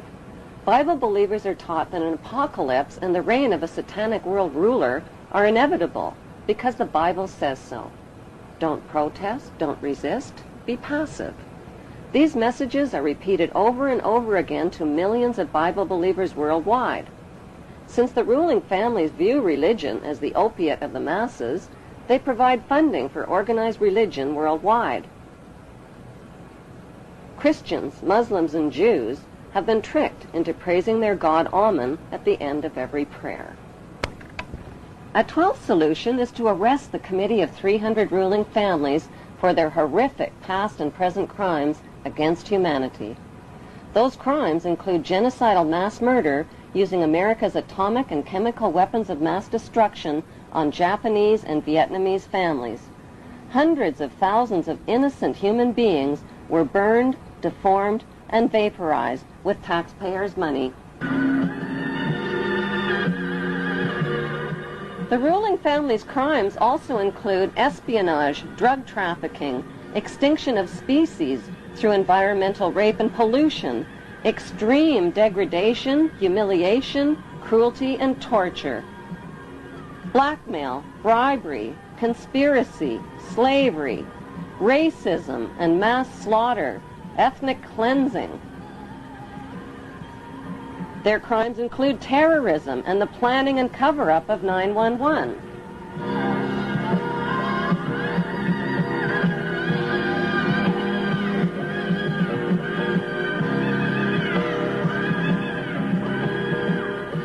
There's grand theft, tax evasion, and insider trading, profiting from Hitler's Nazi labor camps and trading with the enemy, loan sharking, smuggling, corruption, political assassinations, and the list goes on.